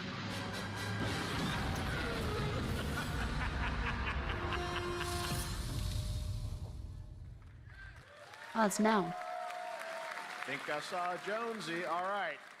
Right now, it is an honor to welcome Who's to Summer Jonesy? Game Fest a legendary game creator who is I'm set so- to I'm release so his out of the latest loop. project I mean, in I'm just sure a the kids few are gonna short have a lot of weeks. fun with that, each though. of his games, he pushes the gaming medium in bold new directions, and The we are blonde honored to Fortnite have guy. him with us for the first time Oh. at Summer Game Fest in person. Please, everyone, join me in welcoming the great Mr. Hideo Kojima. Oh, I was gonna joke. It's Kojima. It is fucking Kojima. I feel like it's an episode of American Dad, and another a great developer is coming out. It's never been seen before. He's been working on so much stuff in the background. It's fucking Hideo Kojima again, isn't it? God damn it. It's just Roger. But no, I love him. He's back. I love Mr. Kojima. Kojima, here we are. The World Tour begins at Summer Game Fest. It's great to have you here. We are so Oh wait, sorry, it's an ad break. Hang on, sorry. Sorry, Kojima. I will not run ads over you. Chat, make sure to stand up and stretch. And thank you, Jeff Keighley, for the Game Awards. I genuinely love them. They've announced one game. Time for 50 minutes to Kojima.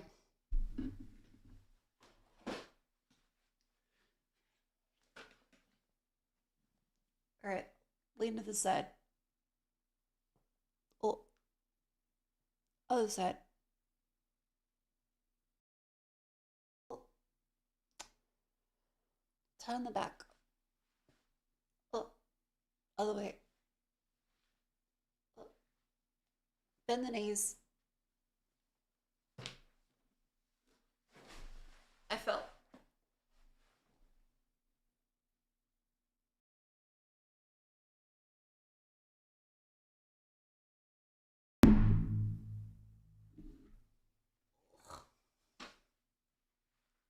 Hang on.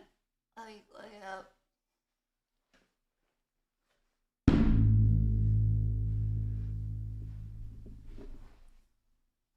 I'm up. Oh.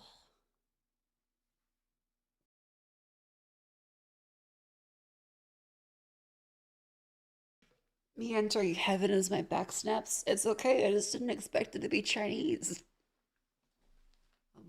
Boing.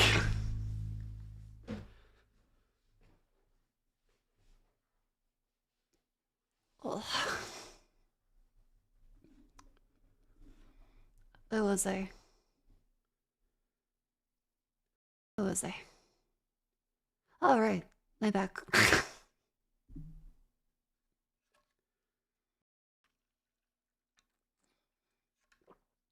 that the sound of a yoga ball being stacked? No, it's the sound of my desk.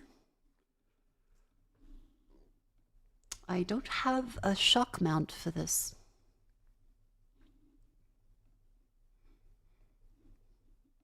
And this IKEA desk is very wobbly.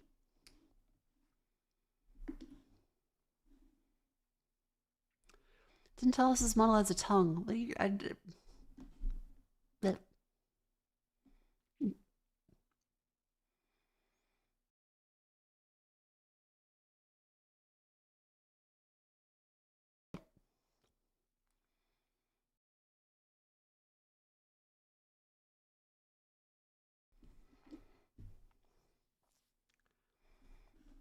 So excited for DS2. Back to Kojima. Let me ask you, Mr. Kojima, you've worked 50 for many minutes to years Kojima. on this project. What do you hope players take away from DS2 when they play it later this month? DS1 が出た後にコロナになったので、 Well, we hit the pandemic after we released 僕ら皆 DS1. さん、コロナを体験したと思うので、 Everyone experienced コロ the ナを pandemic. 体験した中での So, 新しいつながりというか、 I wanted to それをも show う一度ゲー something ムをプレイし new ながら、connection 考えていただきたいと after 思い we ます。 faced the pandemic. So I want everyone you to think about that when you play this game. Okay, well, talking about playing the game, it's coming out later this month, but right now I know you prepared a special exclusive. It is? I thought I saw it like a year ago. This month? Oh, fuck, we better get started on, like, finishing Death Stranding then. Fuck. Okay. Mako's 2025. Yeah, well, I figured it would be delayed, or like... Exclusive clip for SGF. Let's take a look at this. はい、No.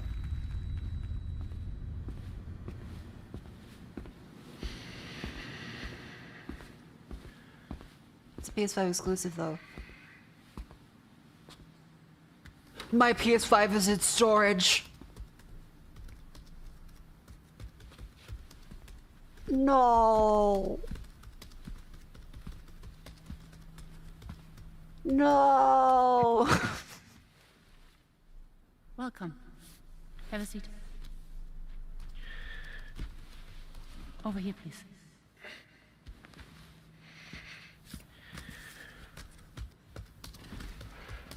Aww. Why'd you leave your PS5 in storage? Because I can't take that shit on the plane.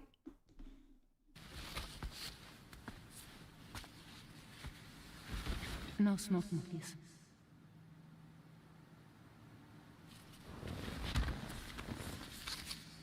So you are Neil Vana. Mm-hmm. What do you do? For living? Drive it back. I will. That's why it's in storage. I'm a porter.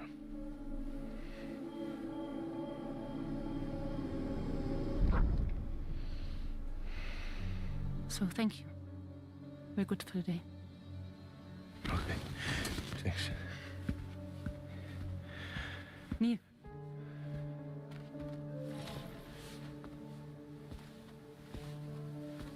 What? How goes the vibes this late evening? Thank you very much for the 10 months in that head. It's going pretty well. Kashima just wanted down. Sorry. You really don't remember me.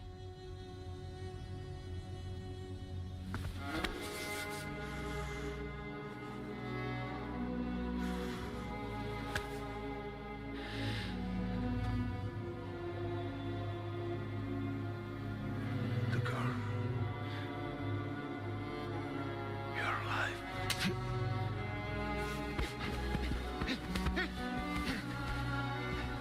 Stop. Stop. Stop.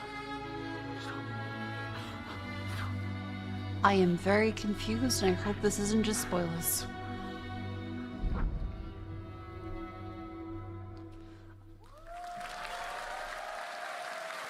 So much mystery. Well, that was a clip from the game, a cutscene. We saw a first glimpse of Neil and Lucy, and we met them in the trailer back at South by Southwest, but we got a little bit more of them here. Tell us a little bit more about this clip and the characters of Neil and Lucy. DS2 で非常に重要な In キャラクター DS2, です。 it's a very important character. ニールとルーシー。 Neil and で、 Lucy. まあちょっと詳しくは言えませんけ I ど。 can't really say because there'll be spoilers. カニ座の刻印が You 2人あ saw the cancer mark on both of their すごい hands 深いつながりがあって So they have これが this 物語に deep 大き connection く関わってきます。 and で reveals 前回 throughout the ク story. リフっていう人気キャラクターがい And Oh ます fuck, you're right, the shoes. He does have that shit on. He is like standing.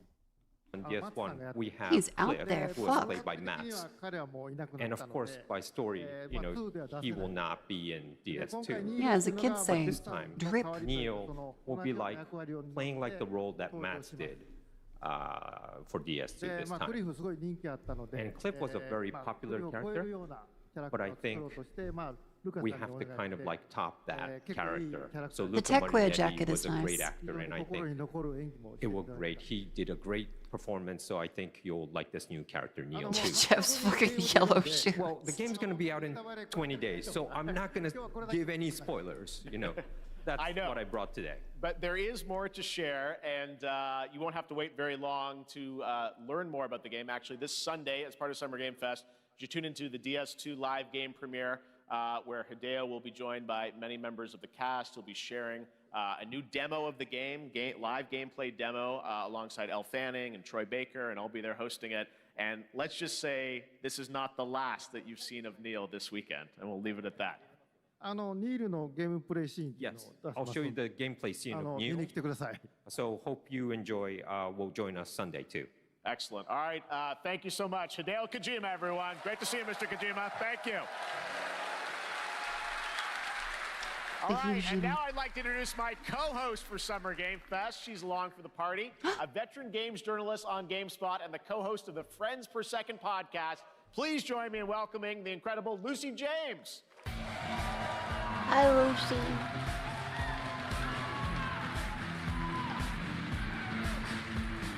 Oh, the dress is nice.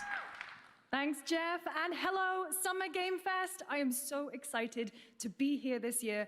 Thank you for having me. Now, we are honored to reveal an exciting new project from Raw Power Games, a new team headquartered in Copenhagen, Denmark. Here, you can engage in intense combat, fight for land, glory, and legacy, and lead massive armies into epic scale battles, as narrated by actor Tom Hardy. It's a little rockabilly. A-line dresses. So the priests tell us. So the Lord commands. But ambitious men do not. I mean, I think sundresses are great. I don't wear them all that much. I sought no war. I wear them like form-fitting stuff, or then found me. very surprisingly tomboy stuff.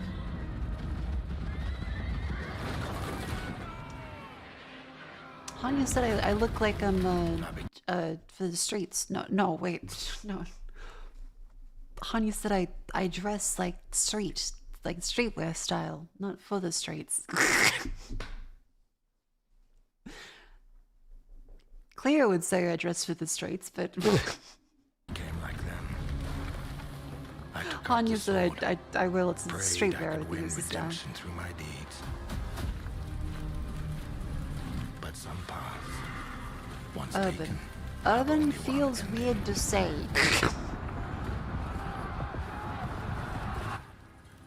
I shall find no peace on this road. Was this before or after you got mistakenly offered money in Japan? That would be after.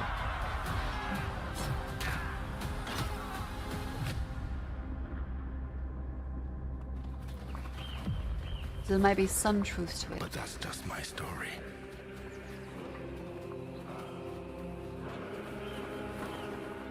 Go write your own. Mountain Blade? Chronicles Medieval.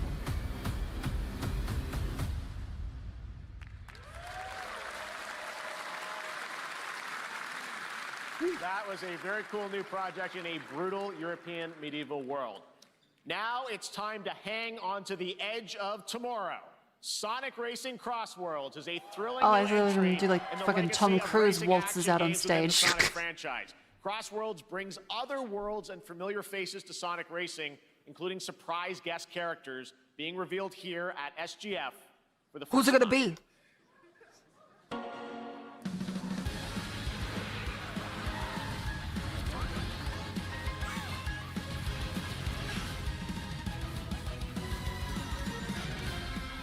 Who's it gonna be?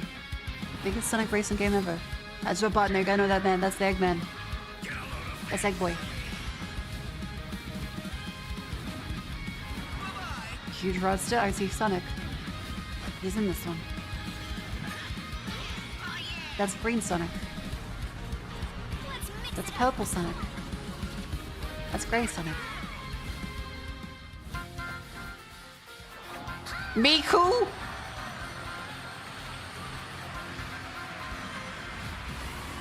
What?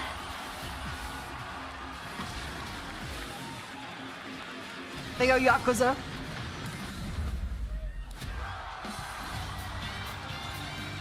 Junkler?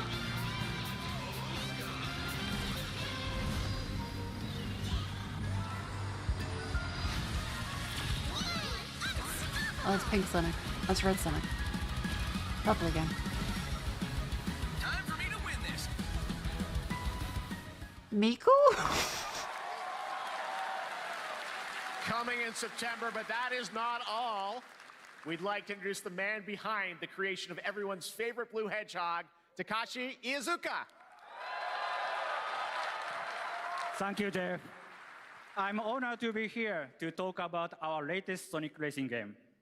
Sonic Racing Cross World is the next generation Sega of the has the Sonic rights to Racing Miko. series. Oh my god, okay. Developed by Sonic Team and the Sega Arcade Racing Team. You can feel brand new experience from the new future travel ring, which you can warp in the race. Also, unlike another kart racing game, Don't say your own this Miku. game Was will it have Sega or own- was it... No, it's not Sega that owns Miku and Vocaloid stuff, is it? That's Yamaha, right? That's the pattern on her skirt.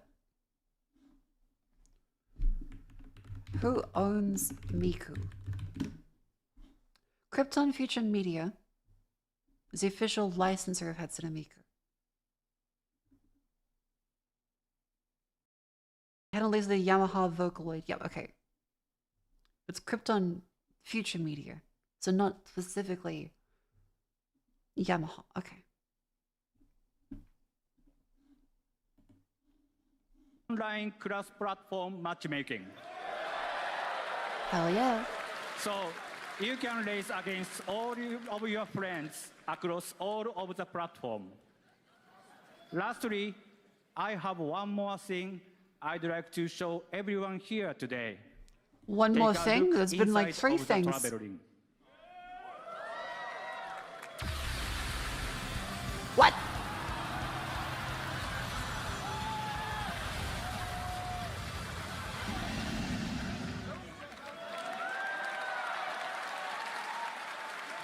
Minecraft and Sonic.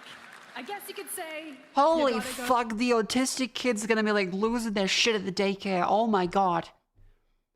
It is a bad day for teachers everywhere.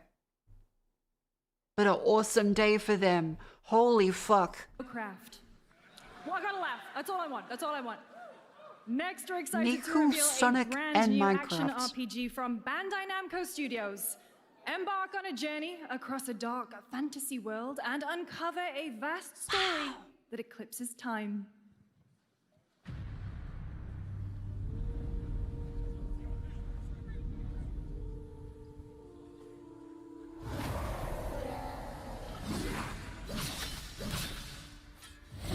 It's Dante.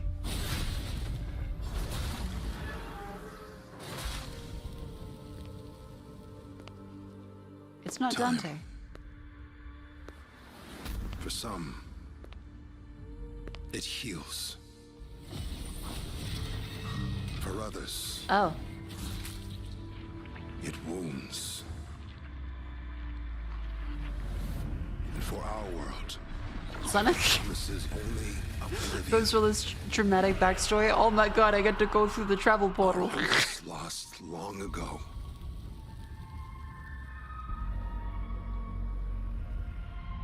But you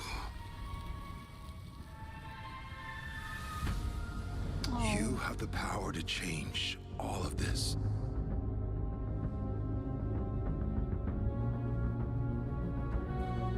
If time were a weapon to wield, I do like the designs and the rendering. could you undo the sins of ruin? They feel kind of like figures in the way they render the This skin. time, Kind of like a plasticky.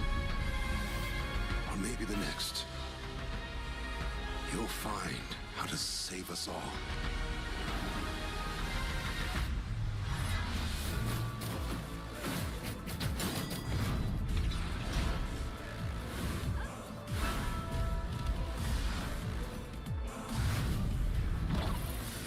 Ah, so it's one like the hack and slash boss rush games. I am described as a Souls-like. They're described as a Souls-like, aren't they?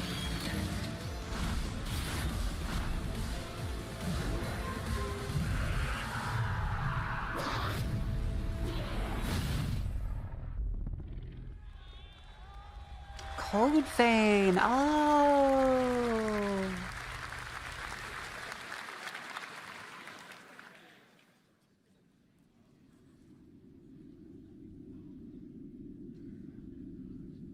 Epic?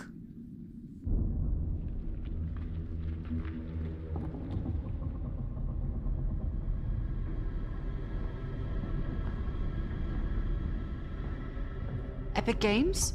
Okay.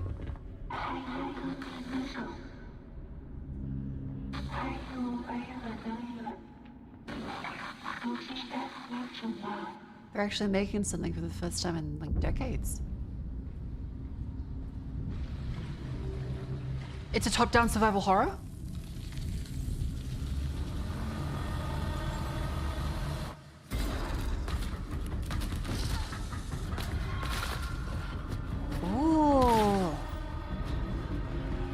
was gonna say it looked like the Thing, but I guess it is the Thing. Who's publishing it? Huh. Still, that's fine.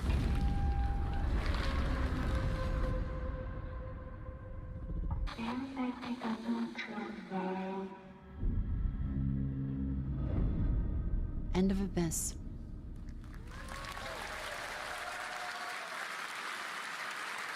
That was a very moody, cool new game. That was End of Abyss, the debut title from Malmo, Sweden-based Section 9 Interactive. They removed the gay from Signalis and Pride in Month. 2026 to the Epic Games Store No, that and does look really good, consoles. Next, we'll step into the black and white world of rubber hose animation with Mouse PI Oh, for this Hire, one. developed by first-time developer Fumi Games and published by PlaySide, releasing later this year. Here's a quick new I've seen look lots at of the clips game about and the this one. reveal of a familiar voice.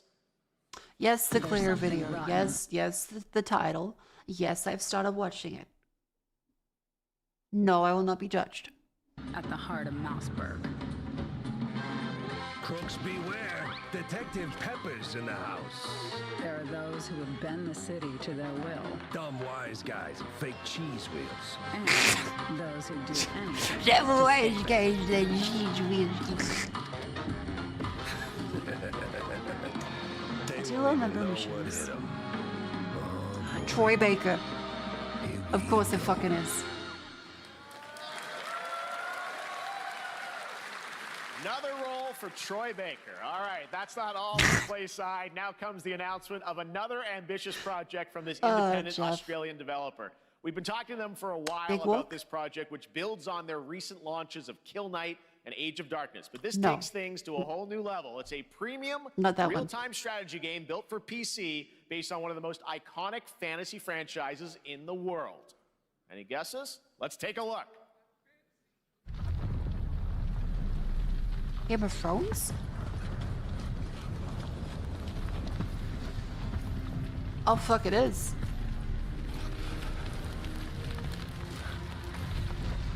His hairline is. You may think you know how the game is played. But this is not the game you know.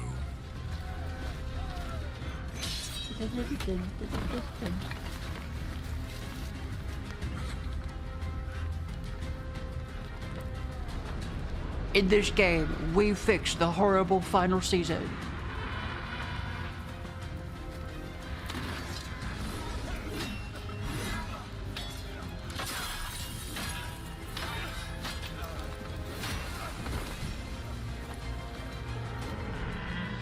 This is your legacy.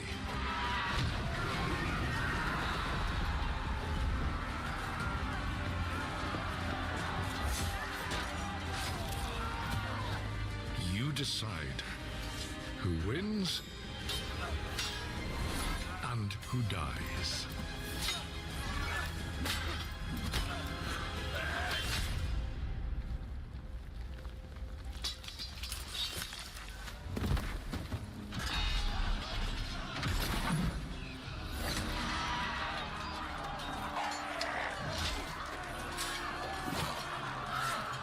Well, yeah, so they want us to be able to tell the story. Well, okay.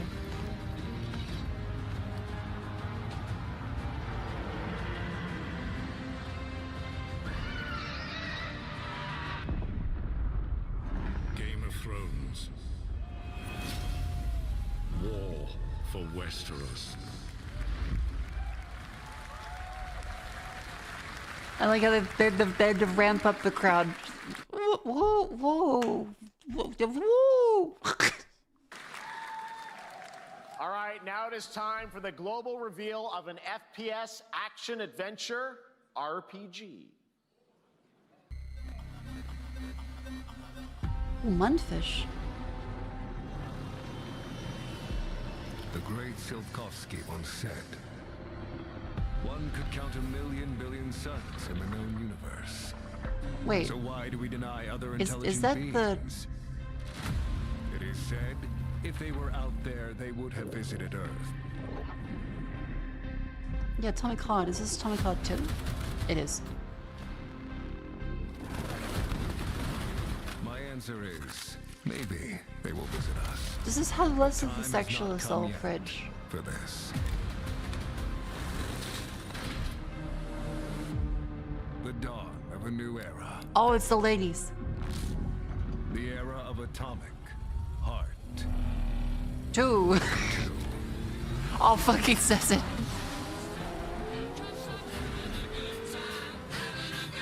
Okay. Yep.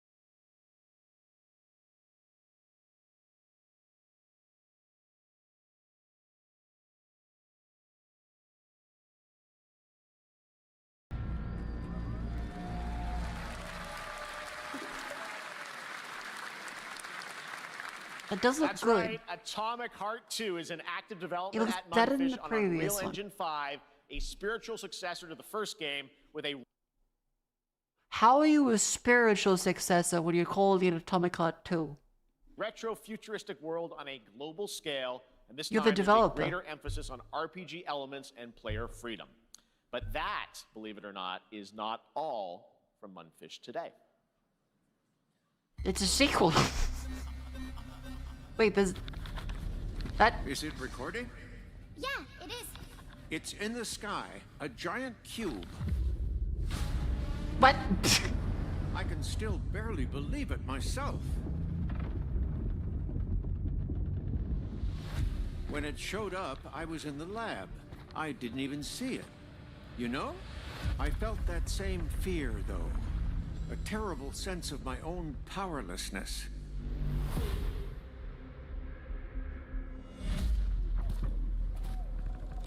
How did the whole of humanity miss it?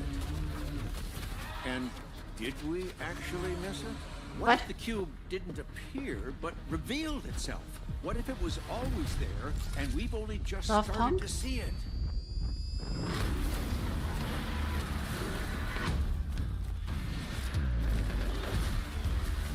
I'm really confused.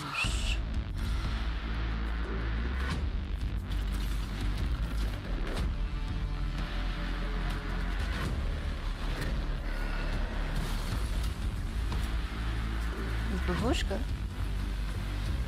Wow. I couldn't wear that on Twitch.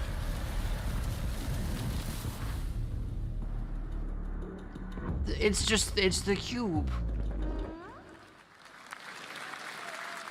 Cute little guy. The Cube is yet another new project from Mundfish, an MMORPG shooter set in the Atomic universe on a massive levitating cube you can see there, where the edges are constantly rotating to create unique gameplay combinations that are ever evolving. All right, let's jump into the Marvel Okay, Cosmic... the thing is, Marvel stuff. The thing is about Atomic Heart is it looks visually great, and I was really excited for it. And then the game released, and the writing, voice acting, and cutscenes all seemed really shit. I hope they improve that for the second one. Invasion universe. Because The it new looked retro great. beat 'em up coming to PC and And you had to consoles listen this to it. holiday with multiplayer fun for up to 4 players. You can pick between 15 Marvel characters to play, but so far only 7 have been revealed. Well, now it's time to meet the next 2.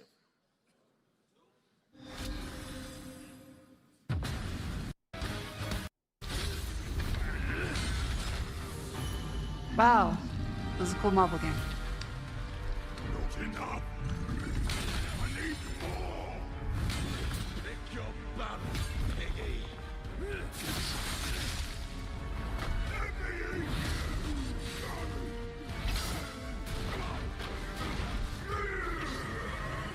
Onimusha was a game that people in chat could put out, right? We both want the same thing, Musashi. But there's only room for one. Oh, it's Musashi. At the top, and it won't be a coward who runs for jewels. Words never did work between us. The designs are very similar to the ones they have in Vagabond. Sasaki Gunny. Actually, wait. Because they do look like Musashi and the other guy in the Vagabond manga. Is that like a standard design for Musashi? Because he was a real swordsman of legend, right? Or did Inoue? Yeah, Sasuke. That's the other one. Did Inoue base his designs off of Onimusha's designs?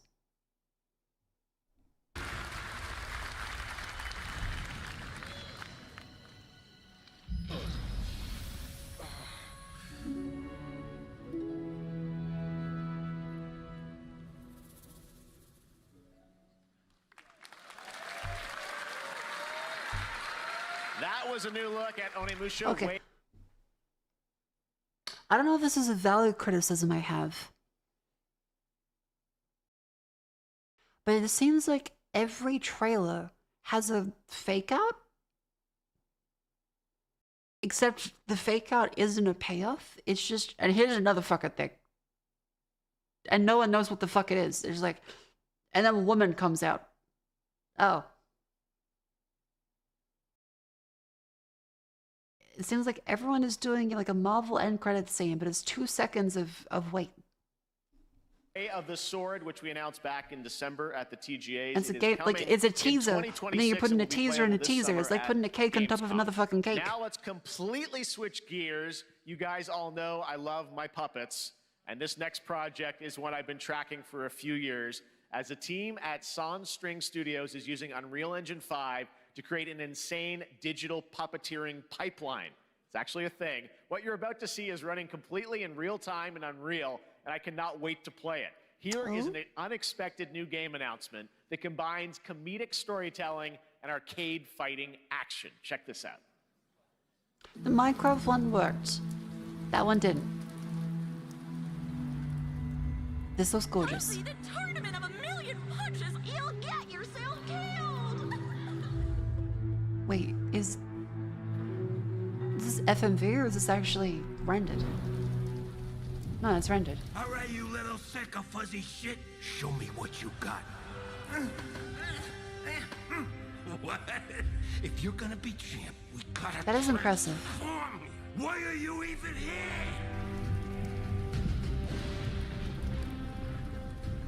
Don't waste my time.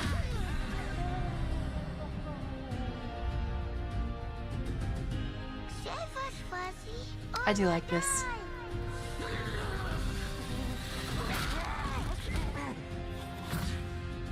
Attaboy. Attaboy. Yeah, no boy. Crap burnt toast, carb load. This mate ain't gonna beat itself. I've been taking dumps in there all day. Jeff. Wait. Is that Danny DeVito?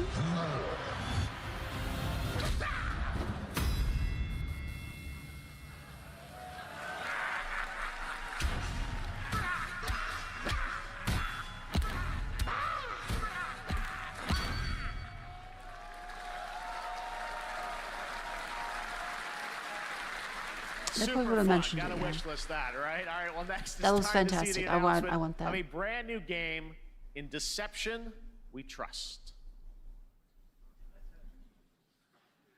An ancient white castle deep in the mountains, lost to time and legend. Only the chosen find their way here. If this is another battle royale, I'm gonna lose my fucking mind. Bound. Wolves and lambs, engaged in a perilous dance of wits, a game where truth is but a shadow. Enough theatrics. I'll get to the point. Killer N God is a fucking murder mystery action game. The killers lurk elusively in plain sight. Kill someone and a clue will remain. Hair, fingerprints, blood, clothes. The lambs scramble to find clues, one step closer to unmasking the culprits. Who is guilty will eventually come Okay, to thank light. Christ, it's not. It's not. Win by killing every lamb. It's not a battle royale. It's just a shooter. Such simple rules, but there's so Deception much game. more to this game of murderous mystery. Complete quests to level up, buy items with the gold you earn, loot chests for weapons and armor, steal items, blow up It opponents, could be poison fun, others, place traps, but it discover has one the of your visual own is a wolf. design Is killing not of a your taste? CSI Then you'd Miami better game. escape the castle. Now the paths to victory are clear. You would do well to remember, deceit and deduction are your strongest weapons in this game of life or death. Your invitation awaits. That was Killer N, a 24-player multiplayer game from Square Enix where you compete in a game of life or death using social deduction skills to win. All right, it's hard to believe this next game was first announced at TGA in 2021. I know it's been a while, their recent tech tests prove that some things are definitely worth the wait. I'm of course talking It's full about live our showcases now. Outer Worlds 2. Was Outer Worlds 1 even good? Was it at the beginning of your, well, not all of us, but some of us got to meet, and that's so rare with voice acting. So It's still 46 minutes to go. No. Raiders. This is one of the most anticipated games of the year, and we're excited to share a new trailer which will tell you more about the mysteries surrounding the world of Speranza and the long-awaited launch date coming later this year. From Embark Studios, here's the world premiere of the release date trailer for Arc Raiders. The what?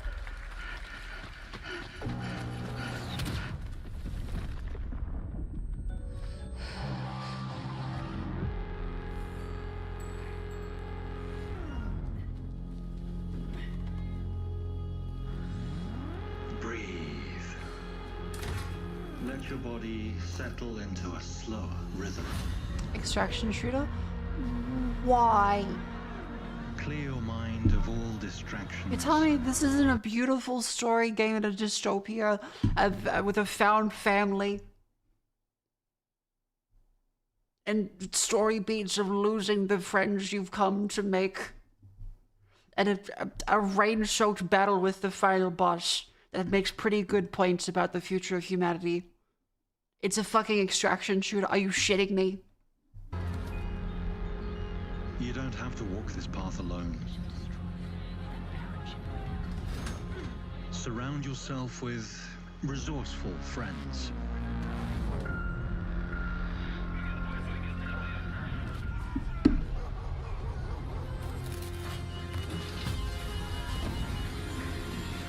Okay. Here, you are in control.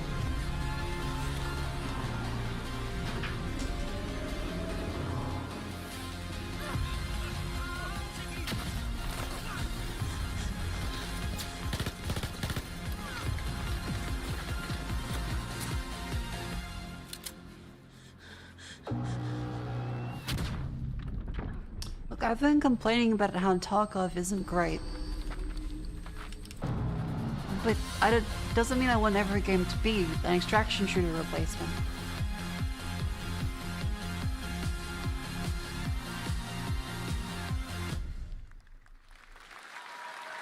That's right, everyone. Arc Raiders is coming October 30th, 2025 Look, for PC not and everything has to be console. for me. I'm Congrats sure the people to who love Embark extraction Studios. shooters will love that one. All right, Dune fans, now you can finally step onto the world of Arrakis yourself.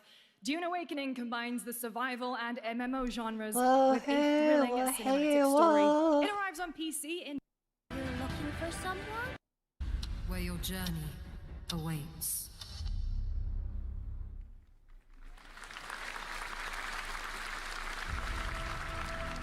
Every hero's tale begins with a trial. But the true lead of the story has yet to emerge. Whatever's coming next will not be easy.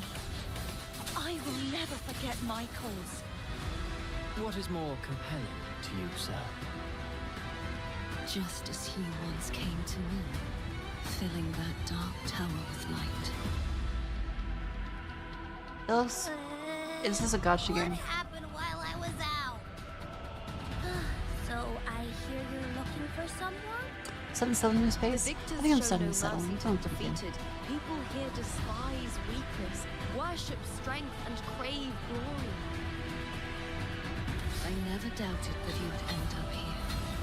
What? I'm really curious.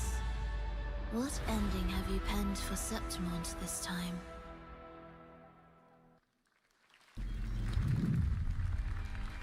A rat in the vessel. What? Oh, it was one of our waves. Okay. Tiny nuisance. Yeah, Metroidvania?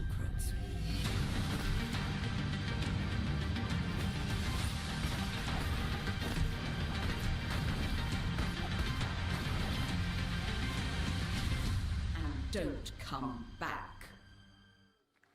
That's cute.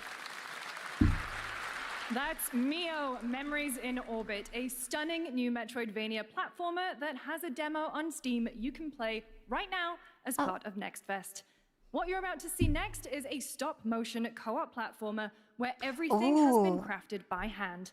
It's called Out of Words, and I'm honored to show it to you today. That was cool.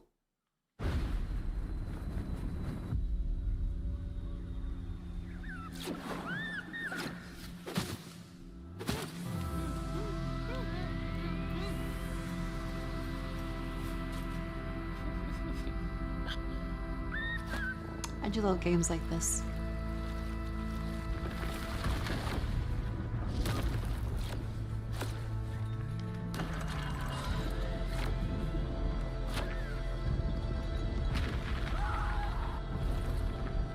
Don't you see? It's a beautiful style. Come on, follow me!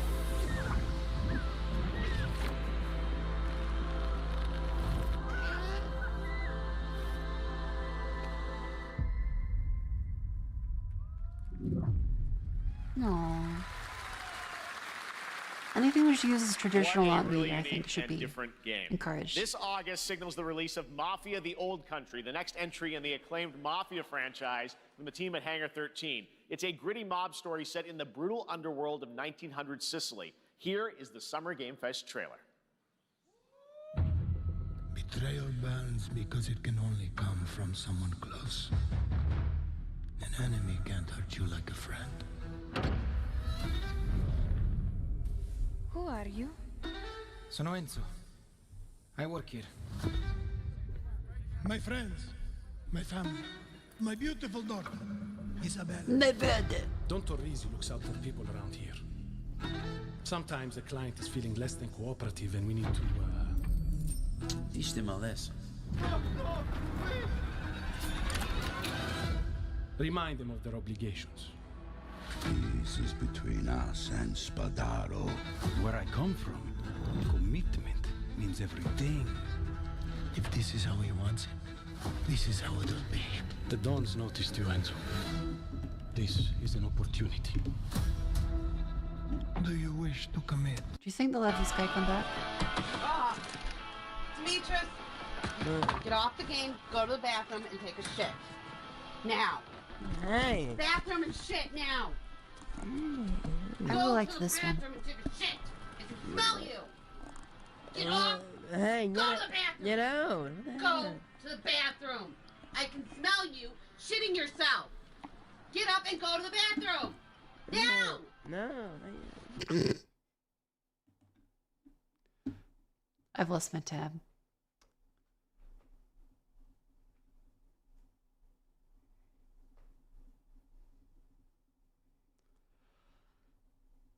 Took me all week to find that tab again.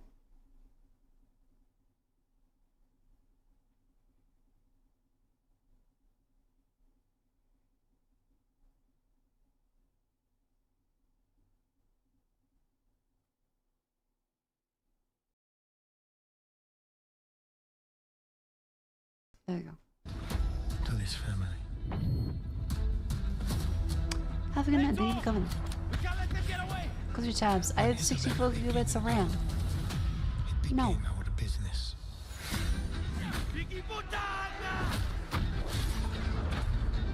Miss Family, loyalty is everything. We do not always get to choose what we do. We can choose who we are. And who are you? What a lovely React Slop stream. And if you thought that guy was a stud, just wait till you see this next game. LEGO Voyagers captures the creative, hands-on spirit of classic LEGO play and will also support a Friends Pass, just like Split Fiction. Here's the first ever look.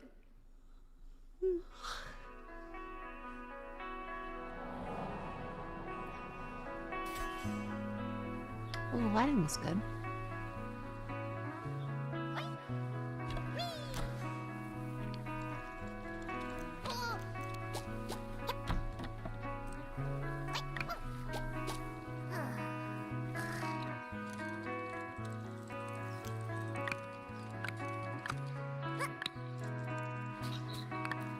Oh, this is really cute.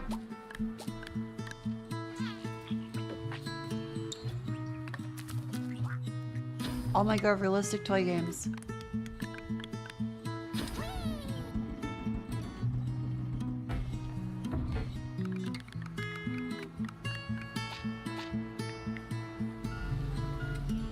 This is okay. I actually really like this. Not attached to any IP. It's fucking Lego. That's like one of the largest IPs that there is.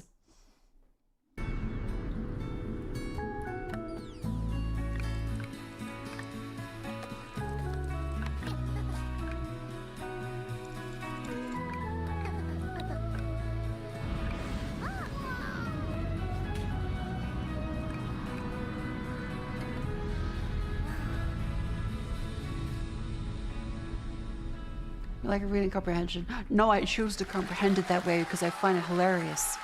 And it makes it a funny bit. Hello, Summer Game Fest! I'm Carolyn Lawrence, voice actor for a few familiar faces you might have grown up with on Nickelodeon. Some with squirrel suits, thank you. Some with science smarts. Oh my and god, it's some Sandy. with serious attitude. Nickelodeon has always been about wild worlds and weirder characters. And while I'm mostly sworn to secrecy today, I am thrilled to have a hand in revealing something that brings a lot of those characters together like never before. I hope you enjoy the first look at Nicktoons and the Dice of Destiny. Yee-haw!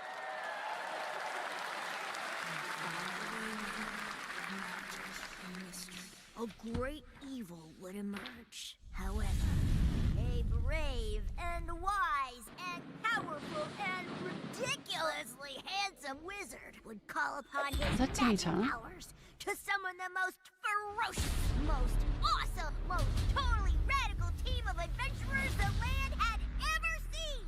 They alone would be able to... SpongeBob? Oh, why does it look like a Flash game?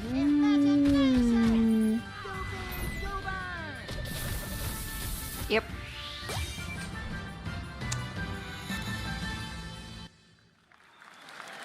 Well. It's been almost 2 years since players first stepped into the role of Geppetto's puppet to save the city of Krat from disease and puppet frenzy in Lies of P. Overture is a DLC expansion to Lies of P that transports players back in time with new characters, environments, and of course, imposing enemies and bosses. Here's the exclusive new look.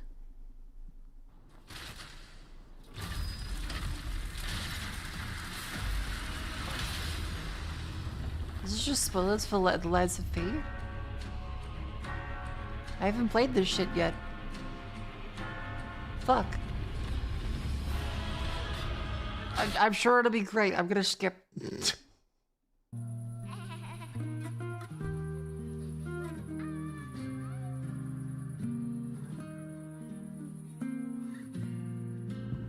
I sit at the front of the dinner table. I used to be. Oh.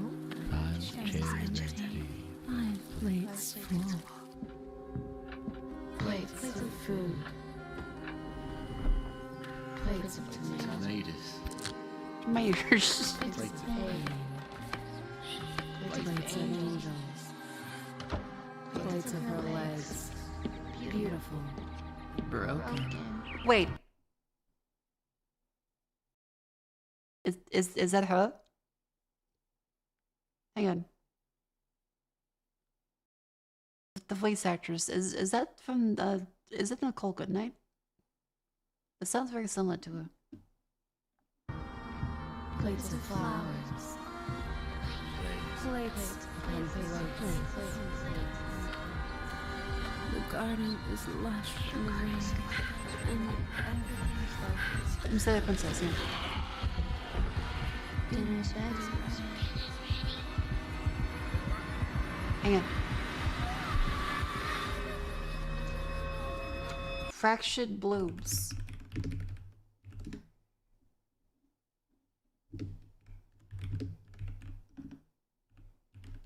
So it's 1 a.m. for you. Ah. Nicole Goodnight. I fucking knew it. I'm happy she got something. Hell yeah.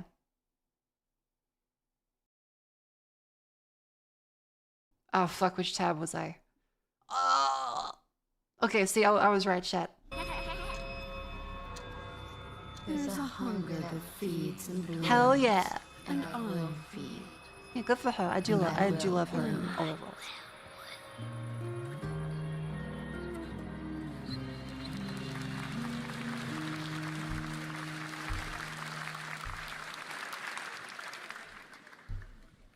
I wouldn't recommend eating those tomatoes.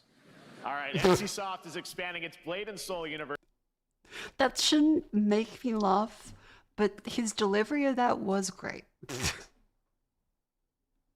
Let's take a look at the rich lore and dynamic action in Blade and Soul Neo, just out on Steam, and Blade and Soul Heroes coming soon.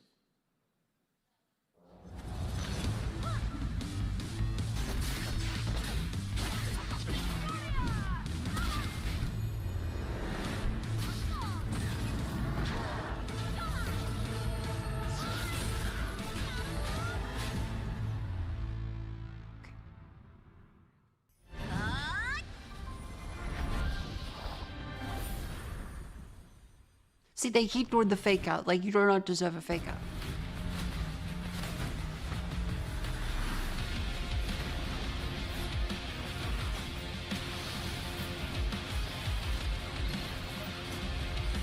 Is this a different game? Okay, no, wait, never mind. This is a different game. I think. Oh, it's Raid Shadow Legends.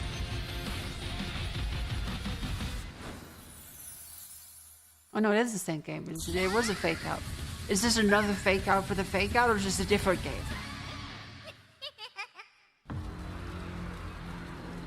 Is this I can't tell what the fuck is happening anymore.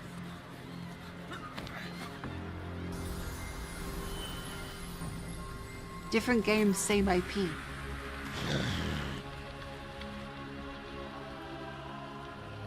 Wait, is that One Punch Man?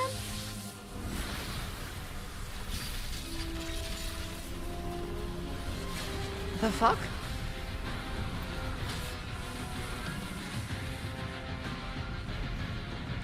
Oh my god, it is.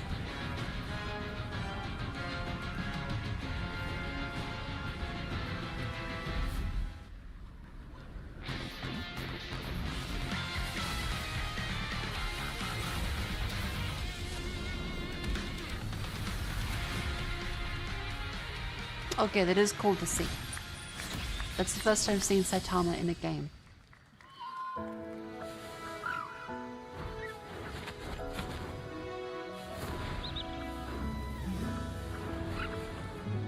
Isn't that 7 Deadly Sins thing? Yep. I didn't like this anime.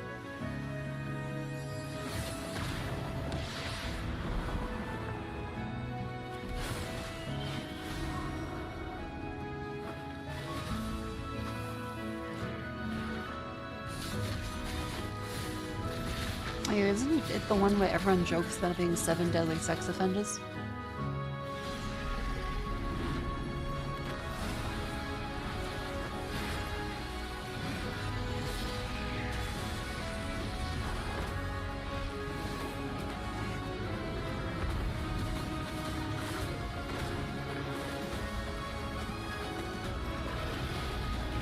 What? Isn't it that all of them go for someone underaged? Isn't that the joke?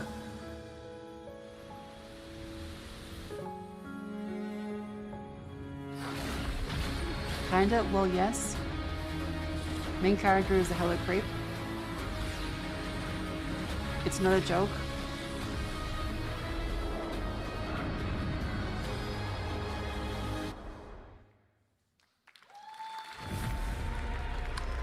Siri. 5.6 is available today. I'm confused. Oh.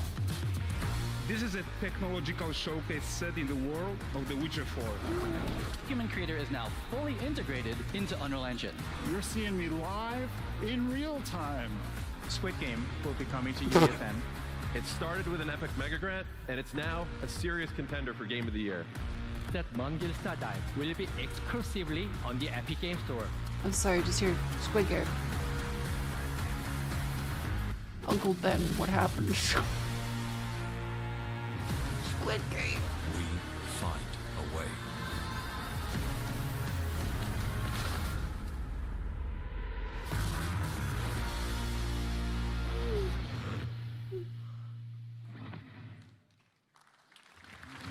We altered the course of nature. Oh? Unleashed genetic power across continents. Is that Jeff Goldblum? Now it is up to us to nurture what we have set free. Oh, Jurassic to Park find Park Builder. hope within this chaos.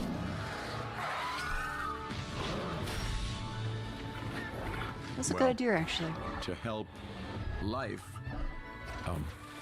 find a way. Is that one? There was two before this?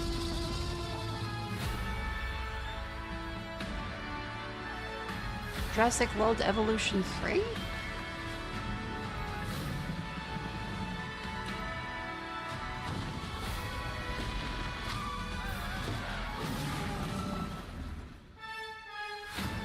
Oh.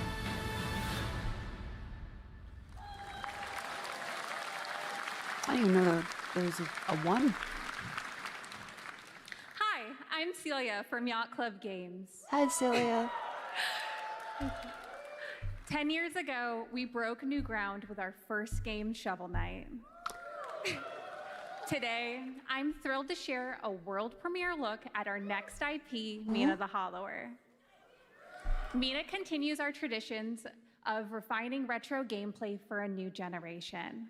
It's a bone-chilling adventure that it blends intense combat, free roaming exploration, and precise platforming. As Mina, a whip-wielding hollower, you'll burrow through danger and unravel the mysteries of a cursed island. A decade ago, we unearthed a groundbreaking legend. This year, we're bringing our next bona fide classic. There's a lot of skeletons with this, isn't there? Ooh.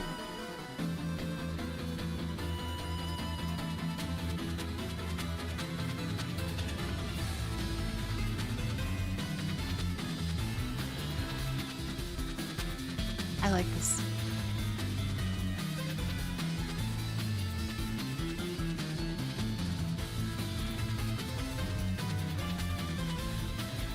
Yeah, very Game Boy Color.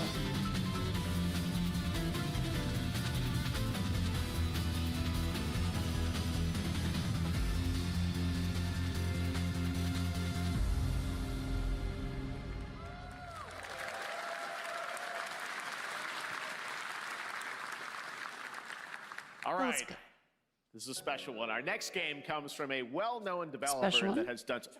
Yeah. Oh, Kyle Bossman, everyone. Final Bossman. All right. Well, let me see what this says.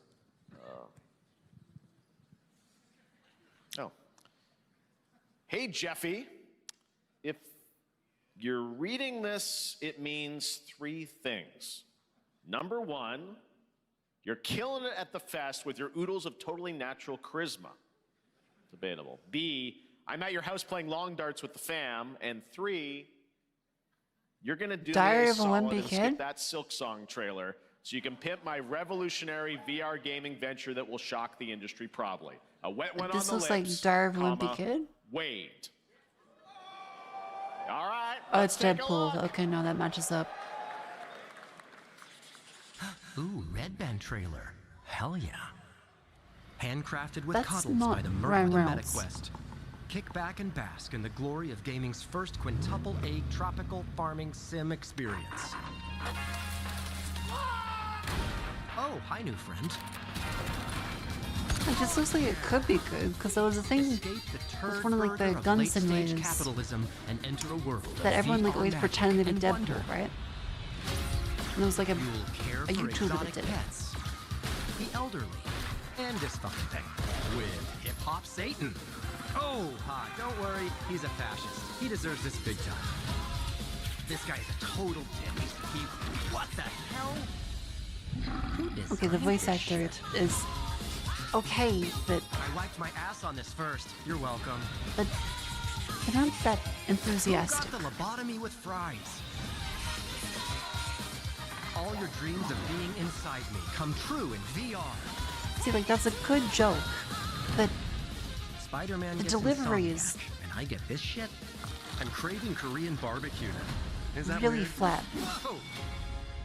Like honestly, the writing isn't that bad for some of the jokes. They are kind of throwing it in.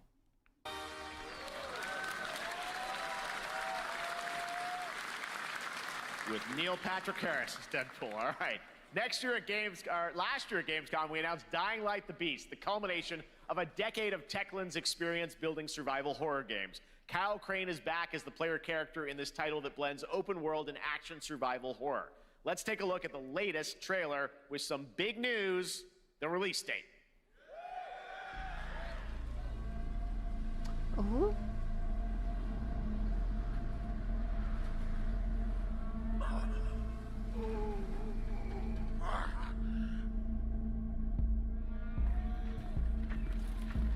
What can you tell me about the Baron? He's a narcissistic sociopath.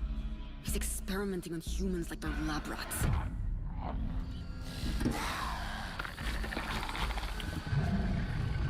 God only knows what the Baron's planning to do with those monsters.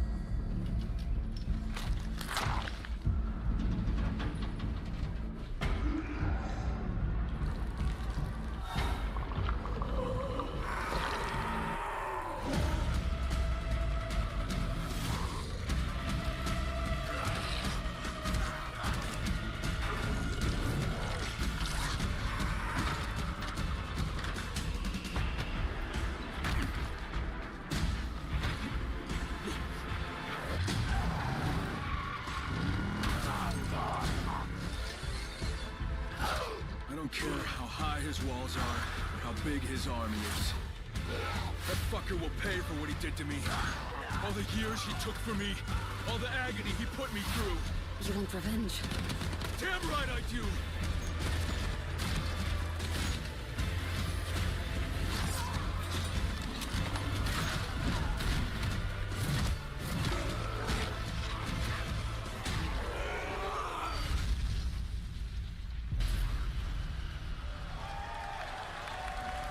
Huh. Wait, yeah, that's the guy from Dying Light 1.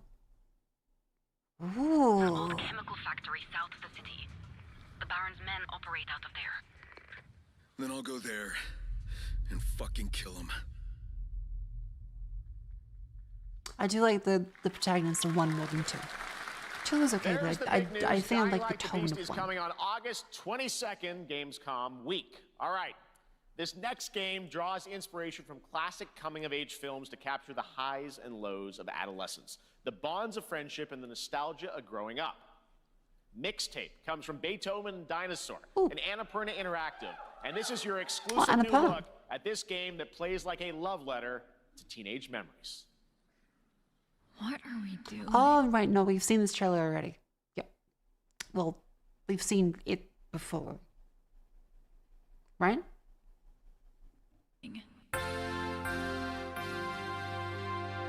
Hanging out, getting buzzed. I've got to get out of this place. Yeah, this one.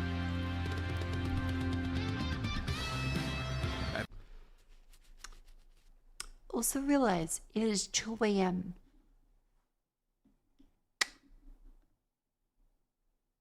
Sorry, I've been having a lot of fun. This is a bit of a React Slop stream. I hope you were still entertained. I hope this is still entertaining. I had a lot of fun. I have a room where I can suggest to the roomies. Are you not entertained? I'm very entertained, but my butt's sore. And it is also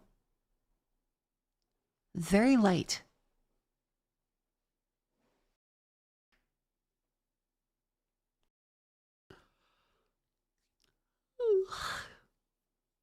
Excel Showcase starts in 10 minutes. It's about the other ads too. I'm not that interested.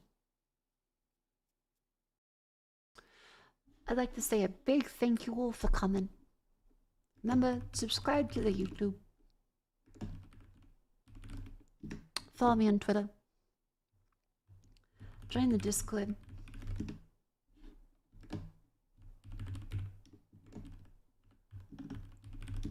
Thank you all for coming.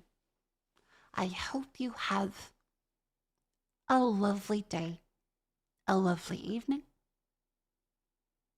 and a fantastic weekend. It's Monday. A fantastic week.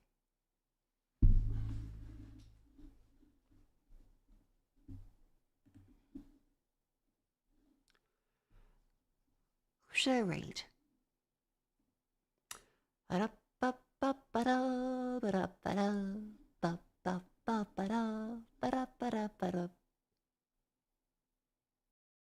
Nicolina, she's great.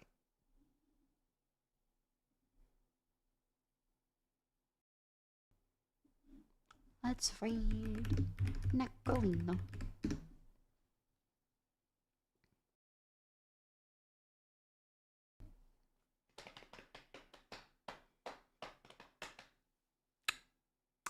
Thank you all for coming. I will see you tomorrow. This is the third time I read it. Did you read it yesterday? No? Right?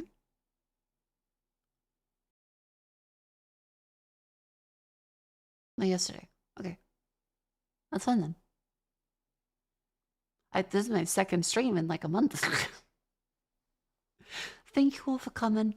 I will see you tomorrow. Good night. Sleep tight. Don't let the bed bugs bite. All that jazz. All that jazz. Remember to check out Cleo, Gene Famous, and Tanya.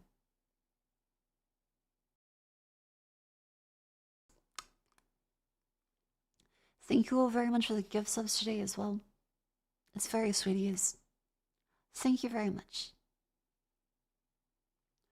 Good night. I'm not sure what we'll do tomorrow, but probably play something.